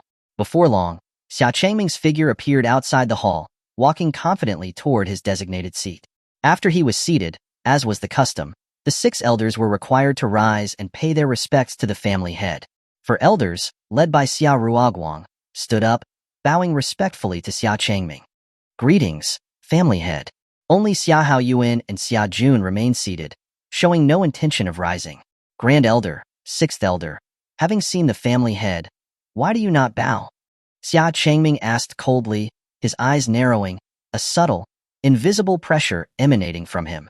Xia Jun had witnessed Xia Changming's power and ruthlessness in the arena. Under this invisible pressure, beads of cold sweat formed on his forehead. Warily, he stood up and bowed. Greetings, family head. Xia Changming nodded, satisfied, and turned to Xia Haoyuan, who was still motionless. Grand Elder, is there something wrong with your back? If so, I can understand and allow you not to rise. Xia Haoyuan clearly heard the sarcasm in Xia Changming's words. His face darkened as he retorted, this old man will never acknowledge someone who leads the Xia family down a dark path as family head. Oh, what does the Grand Elder mean by that? Xia Changming asked, pretending to be confused, though he knew very well the reason behind the sudden family meeting. As expected, Xia Haoyuan slammed his fist on the table, standing up and pointing at Xia Changming. Do you know what you did last night? You publicly caused trouble in the treasury pavilion, with that demoness, and provoking the Kai family, the most powerful of the 4 great families. You've only been family head for a few days, and already you've caused so much trouble, angering both the treasury pavilion and the Kai family. You are trying to destroy hundreds of years of the Xia family's foundation, leading us to destruction. Hearing Xia Haoyuan's accusations, the other elders exchanged worried glances. Not to mention the Kai family had grown in power and surpassed the Xia family in recent years. The treasury pavilion's influence spanned all across the 9 provinces and 10 territories, an entity that the current Xia family couldn't afford to provoke. Xia Changming fixed his cold gaze on Xia Haoyuan, the intense killing intent threatening his soul, and said, What demoness? Grand Elder, you better choose your words carefully. Su Yueli is my wife, your family mother. Please watch your tone. Xia Haoyuan felt the overwhelming killing intent like sharp blades piercing his body, causing him to tremble involuntarily. Although he didn't dare speak again, he stubbornly bit his lip. After a moment, Xia Changming withdrew his killing intent and pressure. Looking at the elders, he said in a low voice, in recent years, the Xia family has been repeatedly attacked by the Kai family. Dozens of family members have died, and countless more have been injured. I'd like to ask what the elders have been doing? Why has the dignified Changxing Xia family chosen to cower and be slaughtered without protest? Xia Changming's angry roar shocked the elders, causing them to lower their heads in shame, none daring to answer. Seeing that no one dared to speak, Xia Changming continued, Last night, Kai Kuan, the second son of the Kai family, tried to take advantage of my wife, disrespecting the Xia family's mother. They are clearly bullying the Xia family. The Kai family's actions are a direct provocation to our Xia family. Taking advantage of this family meeting, I, in my role as family head, declare to the tens of thousands of Xia family members, no matter who or what faction is our adversary, anyone who provokes or harms the Xia family will be met with retaliation. The Kai family is no exception.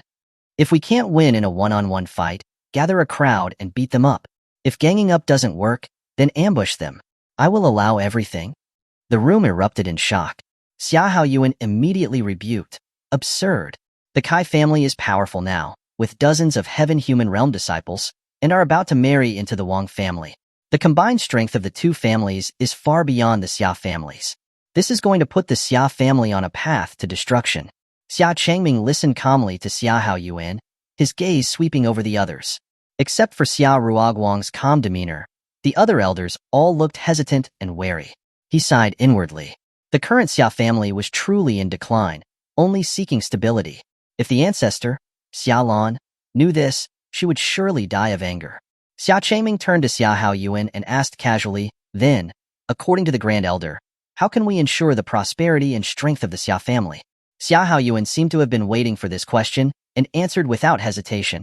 According to this old man, we should immediately prepare gifts and apologize to the Kai family to restore relations between the families, and then punish the demonists, both to appease the Kai family and to warn the other Xia family disciples not to cause trouble.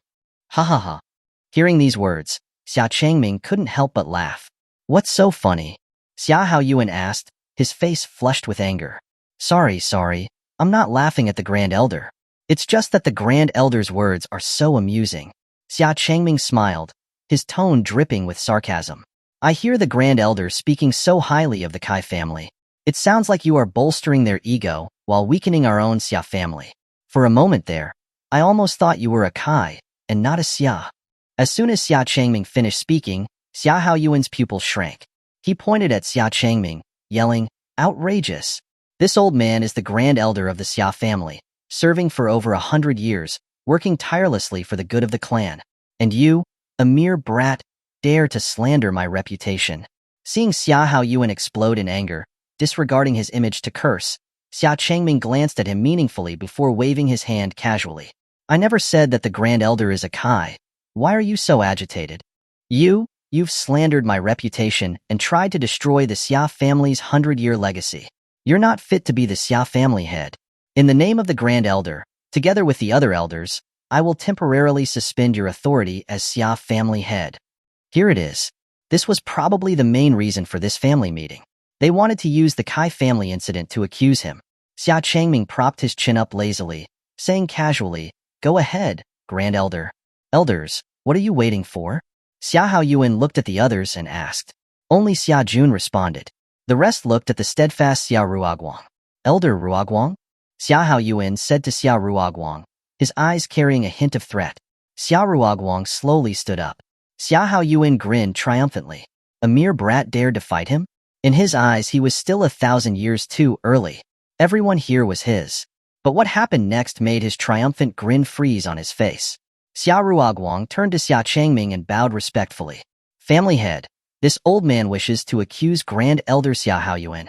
In recent decades, he has secretly embezzled the Xia family's spirit stone vault, engaged in factionalism, and slandered the previous family head.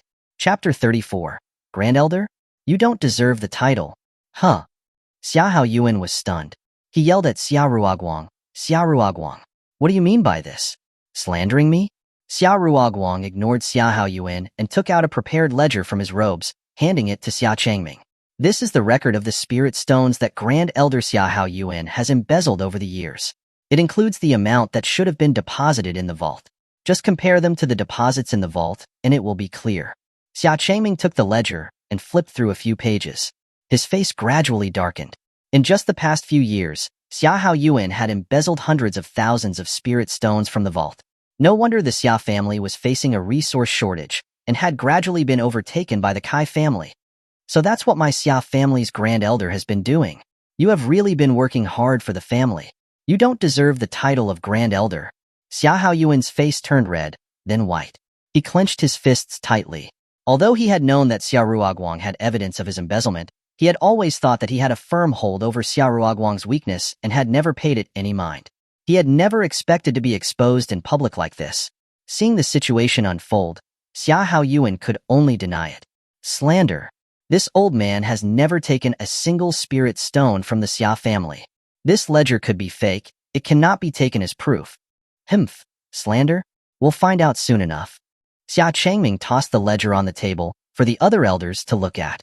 He then said coldly, the Grand Elder is suspected of embezzling close to 1 million spirit stones and forming a faction within the Xia family. According to the Xia family rules, I will temporarily strip the Grand Elder of all authority and duties. We'll take action after the truth comes to light. It was time to drag this old man down from the position of Grand Elder. Xia Changming's face wore a mocking smile and his eyes were sharp. Xia Haoyuan could finally not hold back his rage. You think you can remove me from the position of Grand Elder? If the elders don't agree, you can't strip me of my position. Half. Xia Changming snorted, looking at Xia Haoyuan like he was a fool. Xia Ruoguang was the first to speak in a solemn voice. The Grand Elder's crimes threaten the foundation of the Xia family, and his virtue is despicable.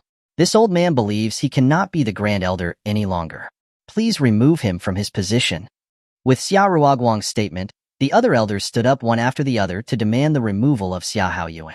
Embezzling a large number of spirit stones, causing the lack of resources for the Xia family disciples, is unforgivable. Please remove the Grand Elder from his position. His actions do not reflect that of a Xia family Grand Elder. Please remove him from his position. This old man agrees. Please remove the Grand Elder.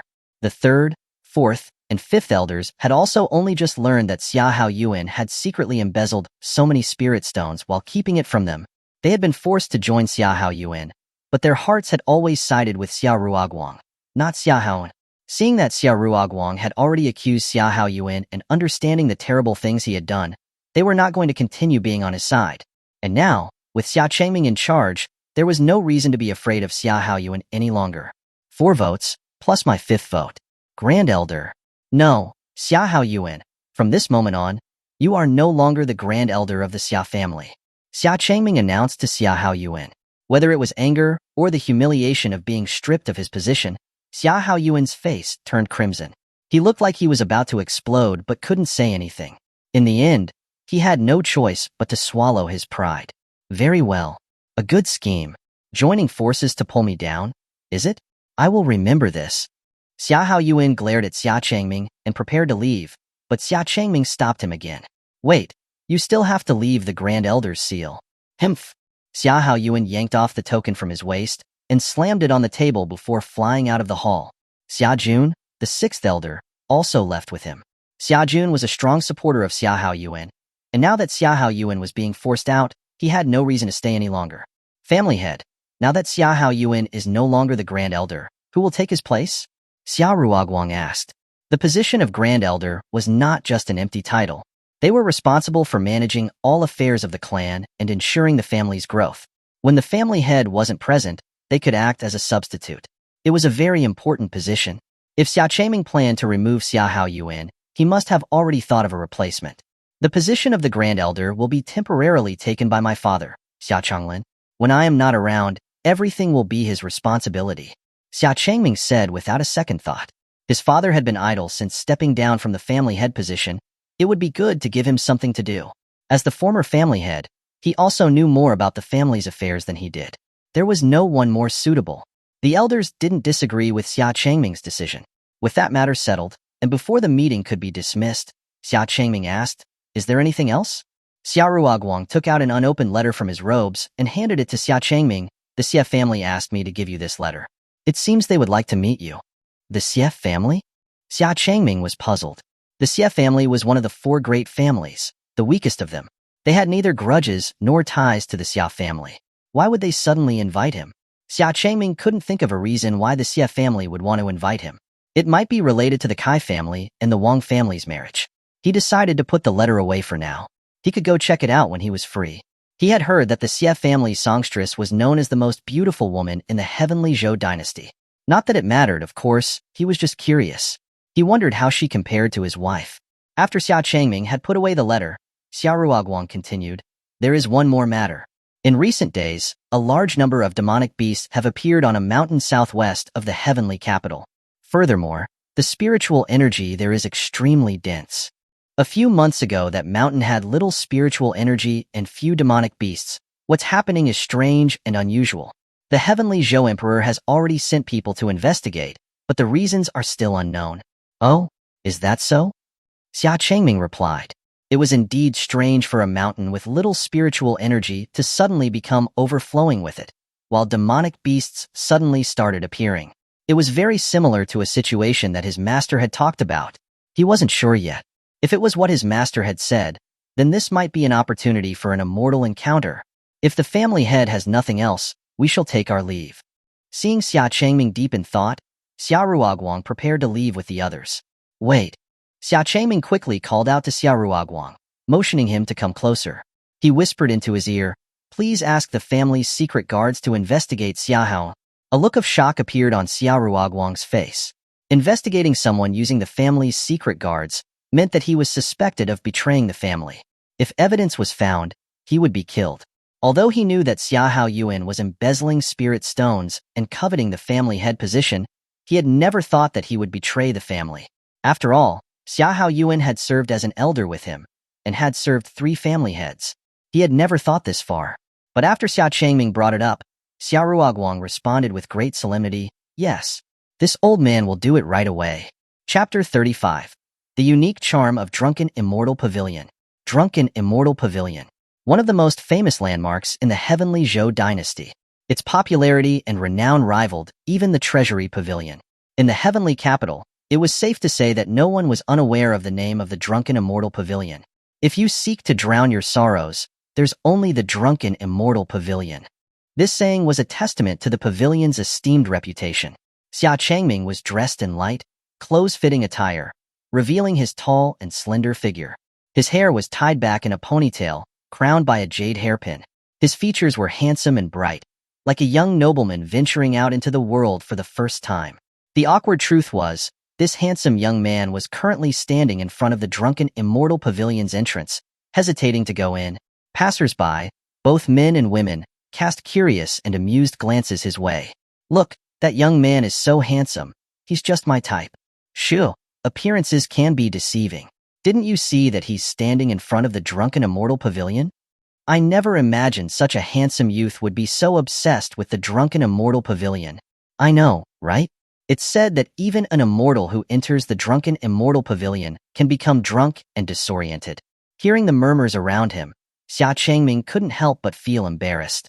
The Drunken Immortal Pavilion was not only a place where one could enjoy beautiful music and dances and admire pretty beauties, but also where men and women could enjoy each other's company and engage in deeper interactions. In other words, it was a high-end brothel. This was why he was hesitating in front of the pavilion. Would it be inappropriate for a young man who was only a little over 300 months old to enter a place like this? Yet, the Drunken Immortal Pavilion was owned by the Xia family, and it was where they had arranged for today's meeting. Normally he would have swaggered right in, but he was a married man now. If his wife found out, it would be like a cat being caught stealing. Come to think of it, it sounded kind of thrilling. After an intense internal debate, Xia Changming stepped into the Drunken Immortal Pavilion. He was only here to talk with the Xia family, and nothing else. Upon entering, a fragrant, subtle incense, mixed with the various aromas of flowers, wafted into his nose. The scene before him was extravagant, filled with colorful lights, and the intoxicating sounds of music. The interior of the Drunken Immortal Pavilion was quite large, with a main hall in the center and east and west wings. The pavilions were layered upon each other, and the figures moved to and fro in a complex pattern. The east wing was for men and women seeking entertainment, while the west wing was for enjoying music and dance. Currently, Xia Changming had entered the east wing, which was aptly named Rising Sun. If you were to ask why he didn't enter from the west, don't ask. The answer was that he had gotten lost. Xia Changming stood on the threshold, somewhat bewildered. The scene before him was awe-inspiring. Some men had a woman on each arm, both dressed in revealing clothing. Others reclined on women's laps, puffing on opium pipes, their eyes glazed over with pleasure as they exhaled white smoke. Yet another woman had a domineering look as she stood with her heel on a man, while with her other hand, she lifted the chin of another man, whose clothes were disheveled, revealing his bare chest. So it seemed that the Drunken Immortal Pavilion was not only for men, but also for women, offering an abundance of handsome young men if the price was right. It had everything one could want. No matter what the outcome of his meeting with the Xia family, this trip would not be in vain. He had broadened his horizons and learnt something new. Xia Changming walked around the Drunken Immortal Pavilion, observing everything with a curious gaze. He discovered that the Drunken Immortal Pavilion was indeed worthy of its name. Many of the people in the building were cultivators who were immersed in the hedonistic atmosphere and happily oblivious to the world. Soon, Xia Changming, who was handsome and all alone, caught the attention of many women. Seeing such a distinguished young man in the Drunken Immortal Pavilion, several women's eyes lit up. Swaying their hips, they immediately surrounded him. "Come on, handsome, come and play." "Oh my, handsome, you're new here, aren't you? Do you want this older sister to show you some fun?" Hee, handsome, come play with me. I know a lot of tricks." "My dear young man, you look so dashing. This sister likes you. I will serve you for free. What do you say?" In an instant, it was like he was surrounded by a pack of hungry wolves. The women's slender limbs swayed and twisted, and the thick smell of their makeup assaulted his nose. This was too much. Time to go. He had seen all kinds of sights, but this was definitely a first. Xia Changming moved with a swift grace, slipping through the crowd of women without touching a single piece of their clothing. He had never been this flustered, even when fighting 100 opponents at the same time in the Xia family arena. After escaping the throng of women, a woman with a mature aura and a charming figure walked towards him, asking with a smile, "Are you Master Xia?" The person who was supposed to meet him had finally arrived, but not too late. At least he didn't have to keep hiding from the women. The same women who had wanted to devour him now bowed respectfully to the woman, saying, "Greetings, Mama Xia." The woman was Xia Yun, the manager in charge of the Drunken Immortal Pavilion. The main reason why Xia Yun had arrived late was because she hadn't expected Xia Changming to enter through the east entrance. She had been waiting at the west entrance all morning. Xia Yun led the way, glancing at Xia Changming and asking, "I wonder, Master Xia, what do you think of my Drunken Immortal Pavilion?" Xia Changming was caught off guard. He pondered for a moment before answering, "Not bad. It is an honor for the Drunken Immortal Pavilion to receive such praise from you." Xia Yun covered her mouth and chuckled. Xia Changming followed Xia Yun down a corridor, where there were private rooms on either side. Erotic figures could be seen through the sheer curtains, and the sounds of flutes and zither could be heard. The Drunken Immortal Pavilion was not just about getting drunk on alcohol. Even an immortal would probably crawl out. Xia Changming thought to himself, "Does Master Xia like the unique charm of the Drunken Immortal Pavilion?" Xia Yun looked at Xia Changming's slightly awkward expression and asked with a smile. "Indeed, it's very unique," Xia Changming said, somewhat bewildered. Xia Yun smiled lightly, taking it as praise, and teasingly continued, "Do you have your eye on anyone? Master Xia is an esteemed guest of my Xia family today, so you can enjoy yourself for free, but only for today." "No, thank you for the kind offer. I'm not interested in women." Xia Changming quickly refused. Although it was very tempting, his heart belonged to his wife. He was carrying the future of the harmonious coexistence of the human and demon races. He was only here out of curiosity. Since he had heard so much about the Drunken Immortal Pavilion, he wanted to seize the opportunity to experience it for himself. But Xia Changming's words had a different meaning to Xia Yun. Xia Yun widened her eyes in surprise, covering her mouth with her hand. She quickly regained her composure and said with a strange expression, "Oh, so that's what you're interested in. I have a number of handsome young men you can choose from. Although they can't compare to you, they are still quite handsome. Whether you prefer them gentle, domineering, cute, or..." Before Xia Yun could finish her introduction, Xia Changming quickly interrupted, "Mama Xia, you've misunderstood. What I mean is that I'm already married and am not interested in other women." "Is that so? That's a shame. I can't believe that Master Xia is so devoted," Xia Yun said with a hint of regret. This made Xia Changming feel very strange. What exactly was she regretting? It is said that Master Xia is overbearing, fierce, and unreasonable, but today, what I see contradicts these rumors. After talking for a while, Xia Yun couldn't help but compliment Xia Changming. She had noticed him when he was surrounded by women, and that he hadn't touched any of them. He showed quite a gentlemanly disposition. During their conversation, he had been gentle and easygoing, not at all arrogant or conceited like the rumors claimed. Xia Changming didn't say anything. He just smiled. His attitude was always dependent on the person he was facing. Chapter 36. The Xia Family's Proposal. After many turns, Xia Yun led Xia Changming to a door that connected the east and west wings. Two Xia family disciples stood guard at the door. They bowed respectfully upon seeing her and said, "Greetings, Mama Xia." They then opened the door. As the door opened, a lively and enthusiastic chorus flooded into his ears. Several lithe young women were dancing gracefully on the stage, their skirts swaying beautifully. At the center of the stage, a woman wearing a light veil sat cross-legged. A cyan blue zither floated in the air as her slender fingers caressed its strings. Beautiful notes drifted through the hall like a gentle breeze. The audience was packed, but there was not a sound, everyone listening to the celestial music with rapt attention. The woman behind the veil, playing the zither, was Xia's second daughter, Xuanhuan. She was known as the best songstress in the heavenly capital, and was also famed for her beauty. However, very few people had ever seen her true face. Many cultivators had offered everything they owned just to see her face, but she had rejected them all. Whenever she performed at the Drunken Immortal Pavilion, the West Wing was always packed, and some would travel thousands of miles to be there. In the audience, Xia Changming unexpectedly spotted a familiar face. Xia Ming? He could see Xia Ming in the back of the crowd, waving two glowing magic artifacts as he swayed to the music. What a sneaky little guy, always hiding things. Where did he get the spirit stones to spend in such an extravagant place? He had spirit stones to spend here, but didn't use them to cultivate. How lazy. Xia Changming was about to go and give him a good scolding, but he stopped himself immediately.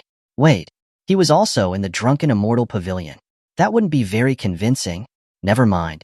Everyone worked hard cultivating. They should relax sometimes. That was how a family head should act. Master Xia, is something wrong? Xia Yun noticed Xia Changming's strange behavior and asked, puzzled. Nothing. I mistook someone for another person. Is that so? Then, what do you think of the zither music? Xia Yun didn't think too much of it. She smiled and gestured toward the stage where Xuanhuan was playing. The music is profound, moving, and truly excellent. Xia Changming may not understand music, but he could sense how wonderful it was as it soothed and calmed him.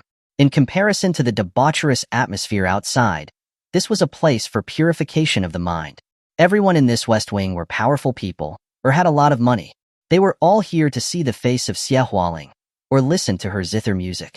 It was a VIP section specially set up by the Xia family. Hearing Xia Changming's generous praise, Xia Yun smiled and continued to lead Xia Changming towards the inner room. They didn't have to walk for too long this time and soon arrived at a door. Young master, I have brought Master Xia, Xia Yun said softly as she knocked on the door. A refined and courteous voice echoed from the room. Thank you, Aunt Xia. Please let Master Xia in. Yes. Xia Yun opened the door and gestured towards the room. Please come in, Master Xia. Xia Changming had no hesitation and stepped into the room. A young man with a gentle and handsome face was sitting by a tea table, holding a flute. He smiled affably, his entire being exuding an aura of refined elegance. On the tea table, 2 cups of tea were ready. Master Xia, please, take a seat. This is the heavenly mountain spirit tea that my little sister personally cultivated. If you don't mind, please have a taste. Xia Yi gestured towards the seat next to him. He then picked up a teacup, placed it in his palm, and pushed it towards him. As a cultivator, most people would rarely do something themselves like this. Just a single thought would be enough to move the teacup. The fact that Xia Yi was personally passing the teacup was considered very polite. Naturally, Xia Changming had no reason to refuse. Besides, he was immune to all poisons. Good tea, Xia Changming said after taking a small sip. The tea was slightly bitter at first, but then it turned sweet and fragrant. Hints of spiritual energy swirled within the tea. It was definitely tea that had been cultivated using spiritual energy. If Master Xia likes it, I will ask someone to send you some to take home later. Xia Yi said very generously. Thank you very much. But I wonder, Master Xia, the reason you invited me here today was not just for tea, was it? Xia Changming put down his teacup and asked Xia Yi. Since he had entered the Drunken Immortal Pavilion, the Xia family had been extremely welcoming. Xia Changming didn't believe that 2 families that had never interacted would suddenly be so warm, especially with the Xia family on a decline. Facing Xia Changming's direct question, Xia Yi no longer beat around the bush. His eyes narrowed and he asked frankly, Master Xia, would you be willing to ally with my Xia family? Before Xia Changming could answer, Xia Yi continued, I'm sure you've heard, Kaiji, the 3rd daughter of the Kai family, is going to marry Wang Tian, the eldest son of the Wang family. The combined power of those 2 families will be far greater than before. Especially the Kai family, their recent rise in power has been abnormal. They have also recruited many freelance cultivators, which suggests they have ulterior motives. Xia Yi spoke with conviction, his expression passionate. But Xia Changming remained calm and collected, drinking his tea as if nothing was happening. This made Xia Yi anxious and he hurriedly added, Master Xia, the balance of the 4 great families within the heavenly capital is gone. Only by combining our strengths can we resist the Kai family and Wang family's ambition.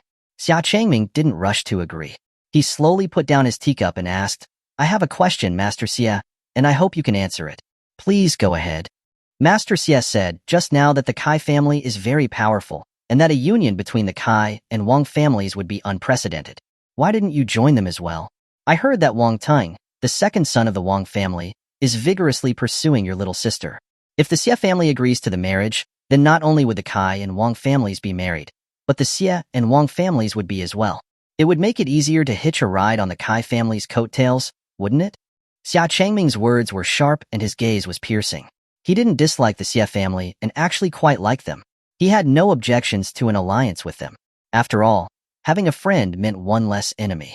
But the condition was that Xia Yi had to answer his question rationally. Xia Yi pondered for a while before finally answering, "Everyone in the heavenly capital knows that the second son of the Wang family is tyrannical and bloodthirsty. He kills his servants without any reason. How could I possibly send Hualing into the tiger's den? Besides, the Xia family, although small, is still one of the four great families. How could I be willing to be subservient to others?" Xia Ye's words sounded righteous, but Xia Changming could still see through them. Xia Changming narrowed his eyes at Xia Yi and said with a faint smile, "I'm afraid that's not the only reason, is it, Master Xia?" Chapter 37. I'm a married man. Xia Ye's eyes revealed a hidden murderous intent, his words laced with a hint of anger, a departure from his usual scholarly demeanor. This made Xia Changming even more certain that Xia Yi had an important reason for not joining forces with the Kai and Wang families. "I lost my composure. My apologies." Seeing that Xia Changming had seen through him, Xia Yi didn't try to hide it any longer. He spoke frankly. "A few months ago, Kai Jia, the eldest son of the Kai family, came to my Xia family for a secret meeting with my father. I wasn't home at the time, so I don't know what they talked about. All I know is that after that my father angrily chased Kai Jia out of the Xia family.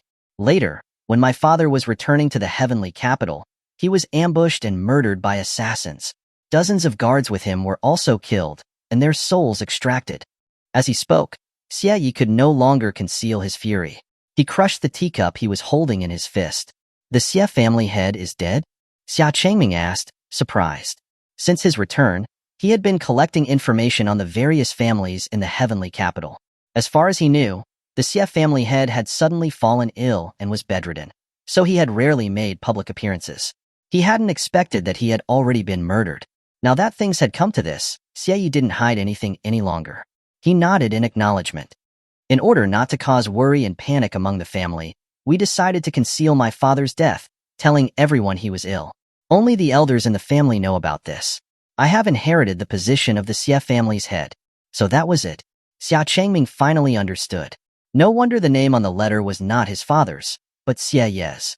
Xia Yi was now the head of the Xia family. Although it was not his own wish, Xia Yi had no interest in the family head position. Like his younger sister, Xia Hualing, he was focused on studying music, wanting to live a peaceful life in the mountains, away from the mundane world. But with Xia Pingxing's sudden murder, he had no choice but to take on the responsibility, so he could find the culprit. He needed to avenge his father. So, it seems that Master Xia has some idea of who the culprit is? Is it the Kai family, or the Wang family, perhaps? Based on Xia Ye's attitude, and his willingness to ally with the Xia family rather than the Kai and Wang families, Xia Changming hazarded a guess. Xia Yi nodded seriously. "Although I don't have conclusive evidence, I'm certain that either the Kai family or the Wang family was involved in the ambush of my father. Or perhaps even both." "Oh? Master Xia is so sure that the Xia family isn't involved?" Xia Changming said pointedly. But Xia Yi was clearly not fooled. He shook his head. "I'm certain the Xia family is not involved. First, you weren't here a few months ago, and your father, Xia Changlin, was the Xia family head. I had a brief chat with him. I could see that your father was a good man with no ambition. He had no desire to involve himself in a power struggle. From what you have said, does it seem as if I do have ambition and would participate in this family war?" Xia Changming asked, pointing at himself with a smile. He considered himself harmless. How could Xia Yi see him that way? Xia Yi smiled and looked at Xia Changming. He did not answer right away. After a brief silence, he finally said, "I heard of your fame. When you returned to the Xia family, you suppressed all the others, and you defeated Xia Haoyan, the strongest member of the Xia family, to become the family head. And then you publicly crippled Kai Kuan, the second son of the Kai family, in the treasury pavilion. In my eyes, all of this is part of your plan, that you intend to lead the Xia family back to the top of the four great families. If that is the case, then the Kai and Wang families would be your enemies, and we can ally and jointly resist the Kai and Wang families." In Xia's eyes, all those things Xia Changming had done were intentional. After what happened at the treasury pavilion, he saw that Xia Changming was willing to become enemies with the Kai family.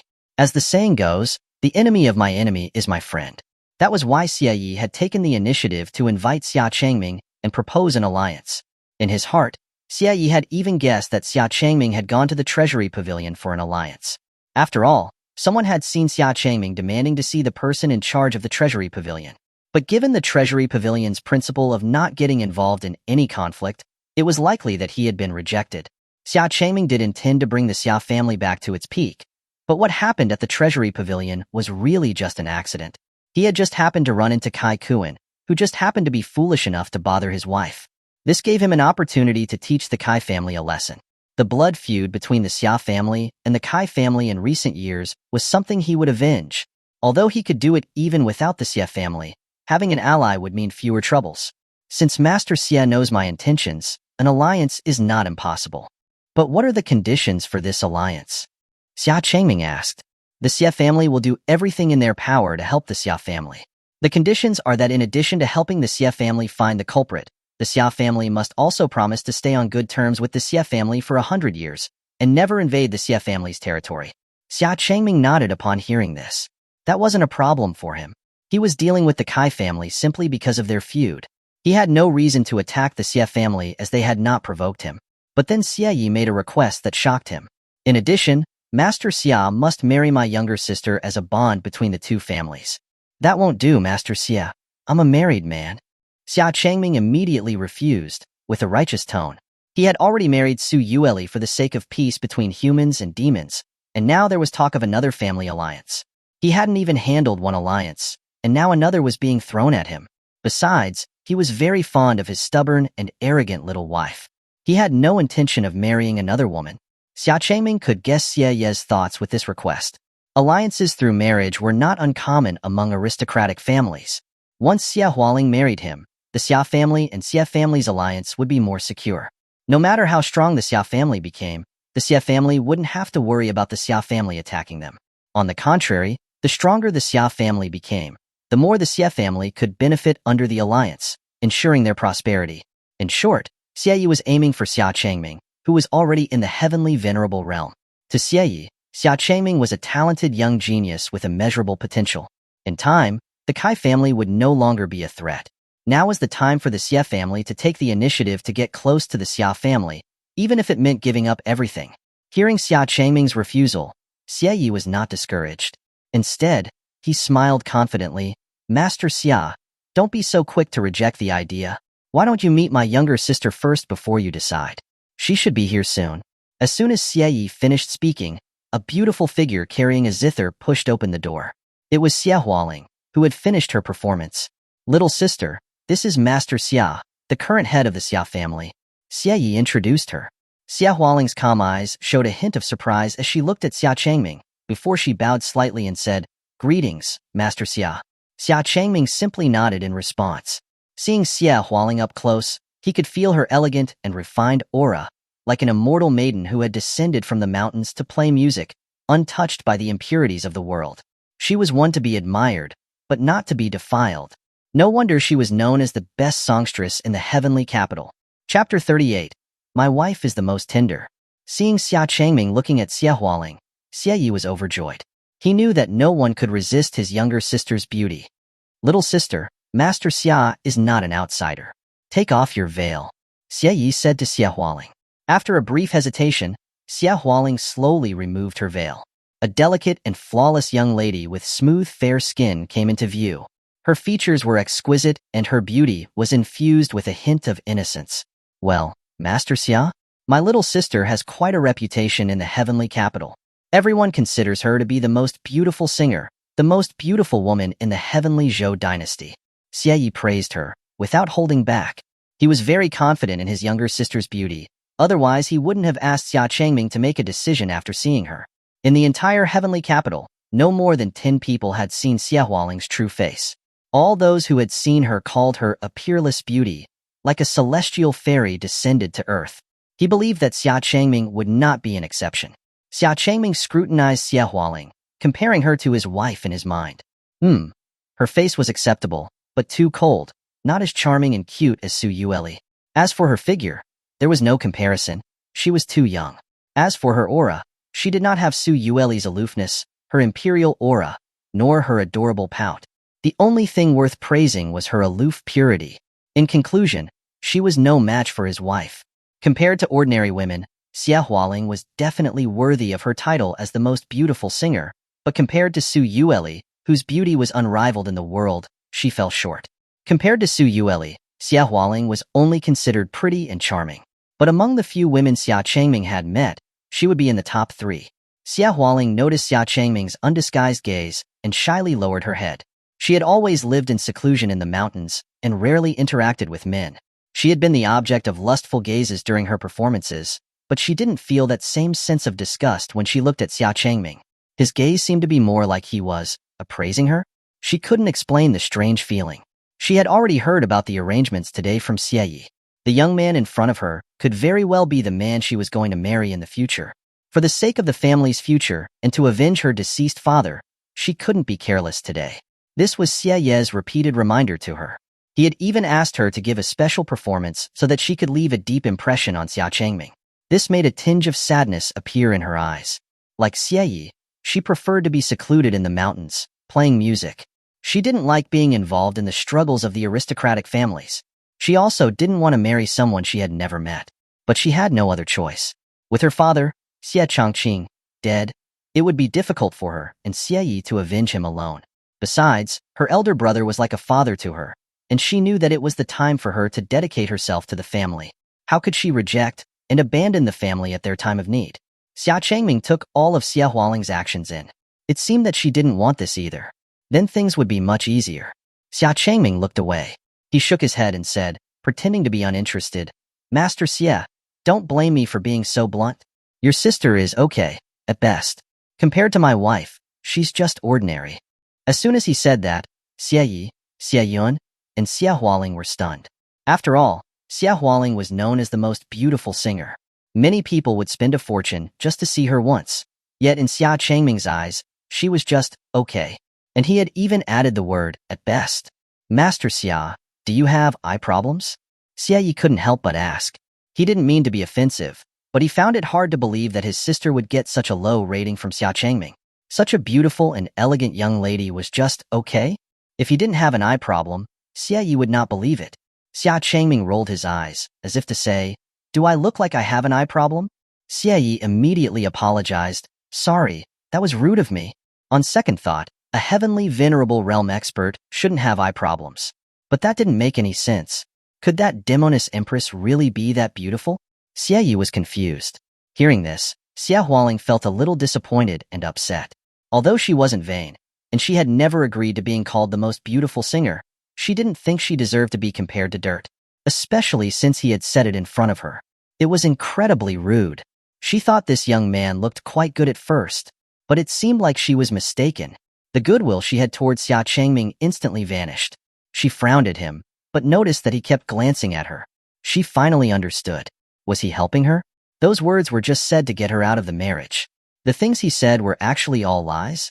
After understanding Xia Changming's true intentions, Xia Hualing immediately went along with him, saying helplessly to Xie Yi, brother, Master Xia is already married. It's clear that he is not interested in me, so let's forget about the marriage. That shouldn't be the case. Xie Yi was still a little unwilling to give up. He did not believe that his younger sister would be so unattractive to Xia Changming. Master Xia, my younger sister is proficient in music, chess, calligraphy, and painting. From a young age, she has loved music and dance. She is gentle, reasonable, and virtuous. Are you really not willing to reconsider? For a split second, Xia Changming wavered. Damn it, it was like his wife couldn't do any of that. Fortunately, in just a moment, Xia Changming recovered his resolve. He resolutely refused, my wife can do, in the future, too. The last 3 words were something that Xia Changming added in his mind. As for being gentle, reasonable, and virtuous, there isn't a woman in this world who is more tender than my wife. I see. Seeing that Xia Changming was so firm, Xie Yi felt a sense of powerlessness. He had miscalculated. He hadn't expected that the Demon Empress was not only beautiful, but she was also so talented in music, chess, and dancing. Knowing that Xia Changming didn't like his younger sister, Xie Yi was forced to compromise, asking, then, how about having my younger sister become a concubine for Master Xia? Since ancient times, it was common for strong people to have multiple wives and concubines. It would be acceptable if she could be a concubine. Xia Changming hadn't expected Xie Yi to be so persistent. He had to say with a serious expression, to be honest, There's a tradition in the Xia family, that is, one husband and one wife. As the head of the Xia family, I cannot go against the family's traditions and marry another woman. Seeing how serious Xia Changming was, Xia Yi instantly believed him. I didn't expect that the Xia family was so devoted to their spouse. Forgive my ignorance. I should have known better, he said with a hint of apology and resentment. If only Xia Changming had said so earlier, he wouldn't have wasted so much time and effort. What Xia Yi didn't know was that it was just a made-up excuse. The Xia family didn't have such a tradition. It was the rule that Xia Changming's Xia family, in his past life, followed. All of the Xia family's family heads except for him and his father had numerous wives and concubines. The Xia and Xia families can form an alliance, but I will not accept a marriage alliance. Xia Changming emphasized. Things had come to this point. There was no hope for a marriage alliance.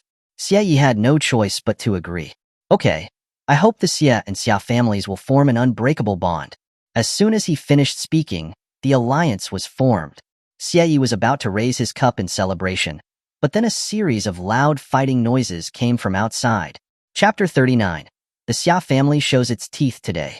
Beneath the western stage of Drunken Immortal Restaurant, tables and chairs were shattered.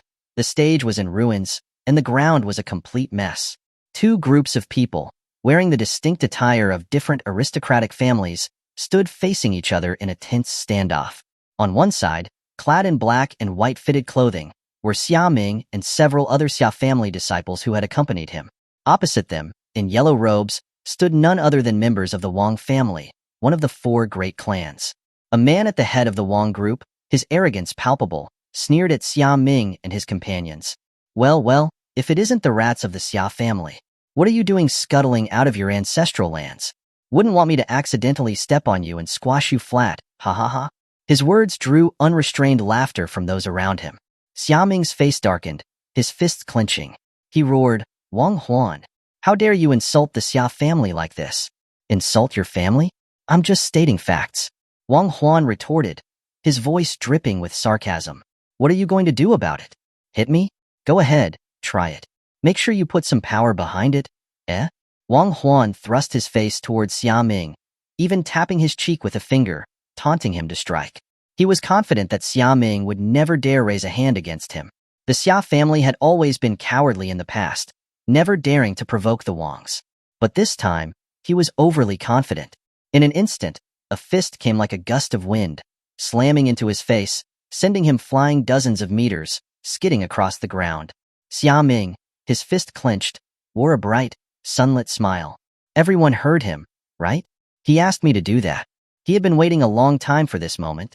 In the past, under Xia Haoyuan's oppressive rule, any attacks on other aristocratic families' disciples would result in severe punishment within their own family. They had been forced to swallow their pride. Now, they had received new orders from Xia Changming. Anyone who defiled or bullied the Xia family was to be repaid in kind. The Xia family had endured enough. The onlookers and the Wang family members stood there, stunned, not having had time to react. What was going on? Had the Xia family gone mad today? They were being so tough. Xuanhuan, clutching his bruised and swollen face, glared at Xia Ming with venom. Xia Ming, how dare you hit me? You've just sealed your doom. Don't blame me for what happens next. Attack. Kill that brat, he roared. With Xuanhuan's furious command, the rest of the Wang family snapped out of their daze. They unleashed their spiritual energy and charged towards Xia Ming. Having been humiliated so publicly, the Wangs were determined to reclaim their dignity. Watching the dozens of Wang family disciples charge towards him, Xia Ming stood firm, his expression resolute. He raised a hand and shouted, "The patriarch has ordered that anyone who bullies the Xia family be killed." As soon as the words left his mouth, the Xia family disciples behind him lunged forward, quickly engaging the Wang family in fierce combat. The Xia and Wang families are fighting. Quick, inform Madame Xia. Why are the Xias being so tough today? It's not like them. Who knows? But they've stirred up trouble with the Wangs. That feud is sealed now. I heard that the Xia family also angered the Kai family yesterday. They're in trouble now. Seeing the situation escalate, the crowd of onlookers hastily retreated to a distance, taking up positions to watch the drama unfold. Xia Ming and a few other Xia disciples were holding their own against the dozen or so Wang family members. They were even gaining the upper hand. Several Wang family members had been knocked to the ground, while some of the Xia, although covered in injuries, fought with even more intensity. They were certainly not letting the Xia family down. Xia Changming, standing in an upper-floor pavilion, watched the battle with amusement. Sometimes, watching chickens pecking at each other was an entertainment in itself. It seemed he wouldn't need to intervene after all. Beside him stood Xie Yi and others who had come to watch after hearing the commotion. In the chaos, Xia Ming knocked one Wang family member to the ground with a palm strike, then locked eyes on Xuanhuan. He lowered his body and charged forward, launching a powerful punch. Xuanhuan was startled. He frantically pulled a magical shield out to protect himself, and taking advantage of the shield blocking Xia Ming's view, he retaliated with a short knife. Xia Ming's pupils narrowed as he leaned back, dodging the blade that sliced past his face. It was a narrow escape. This attack had taken him by surprise. He had only wanted to teach the other man a lesson, never intending to kill him, and hadn't used any weapons as a result. Xuanhuan, on the other hand, was clearly trying to kill him. Xia Ming's expression hardened. No longer holding back, he leaped into the air, simultaneously retrieving a flying sword from his spiritual ring and slashing toward Xuanhuan.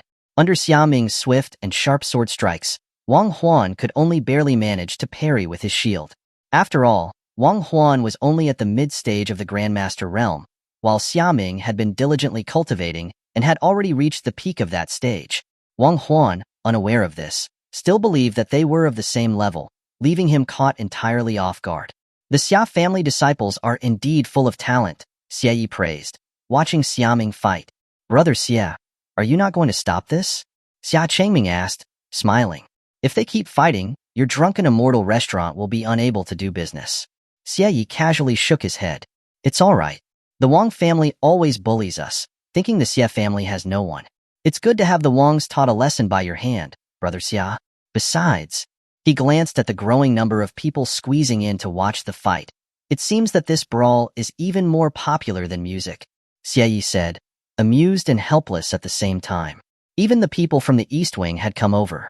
Never had this large a crowd gathered when he played the flute and zither himself. Xie Yun seemed to see a business opportunity.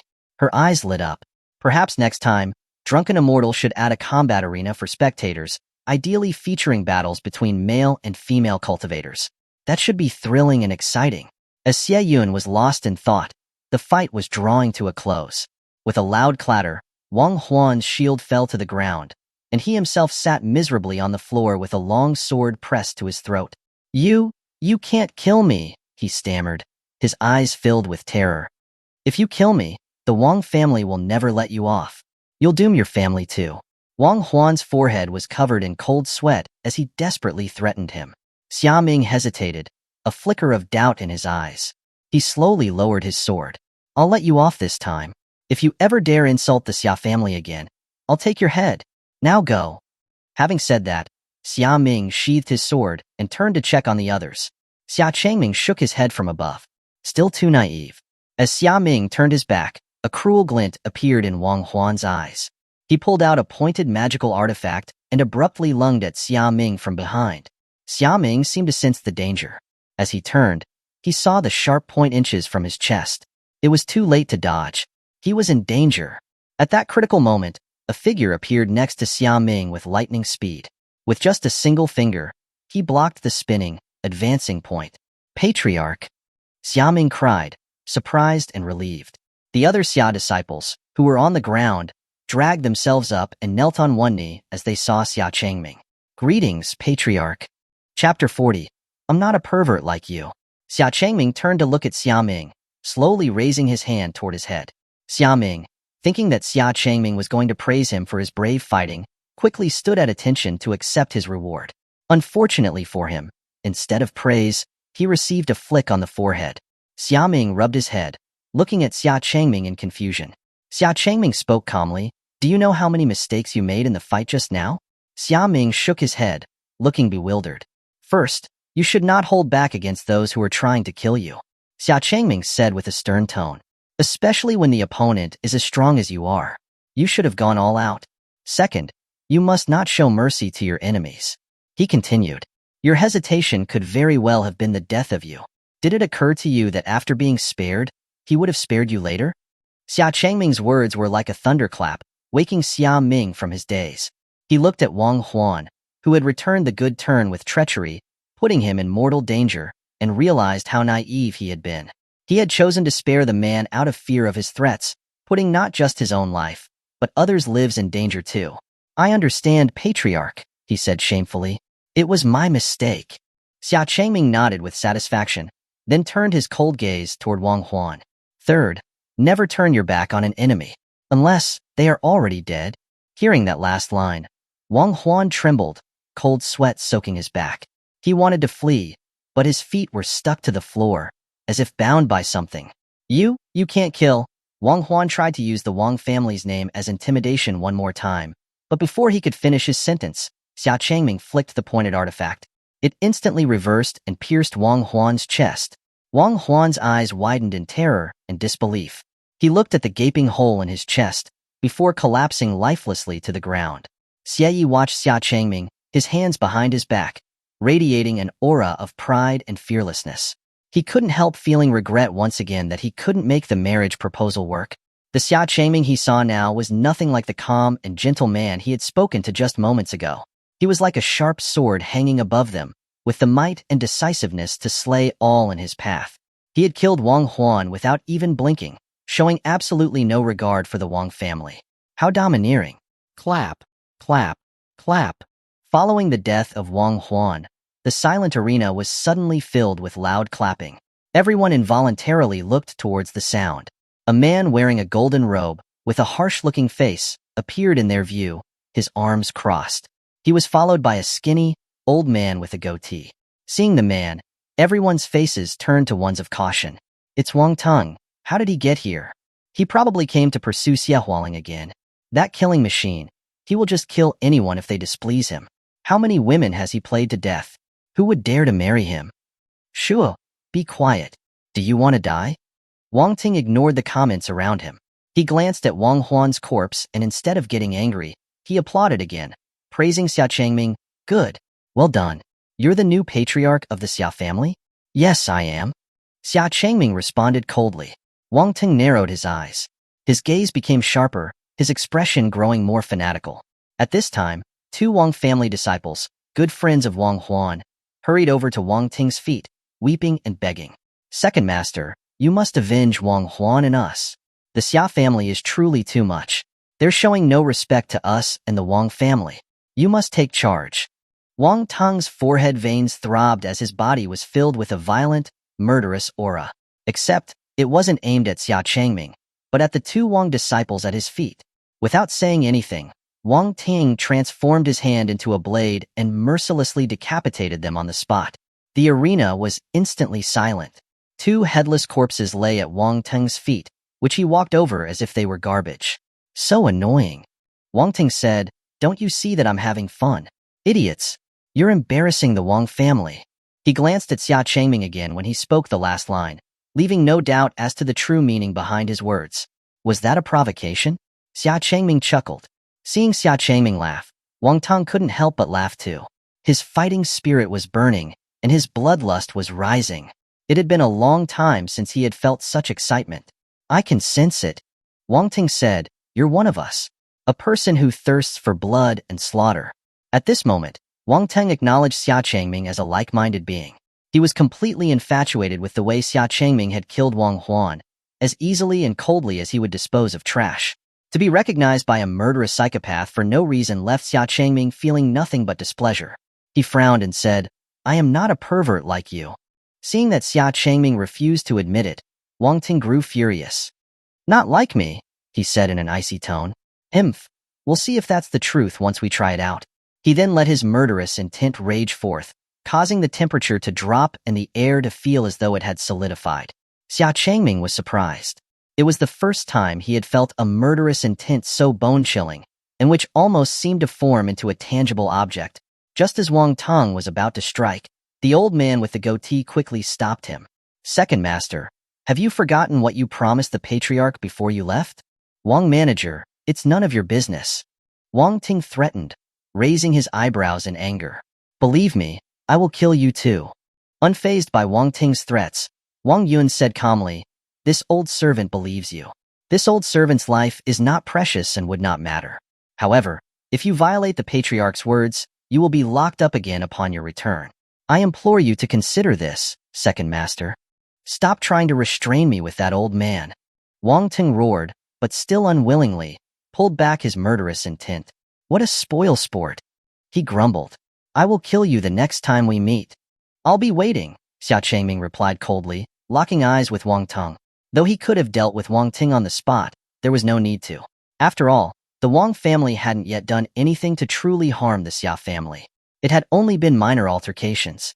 Besides, if he really made a move, he would be falling into another person's trap.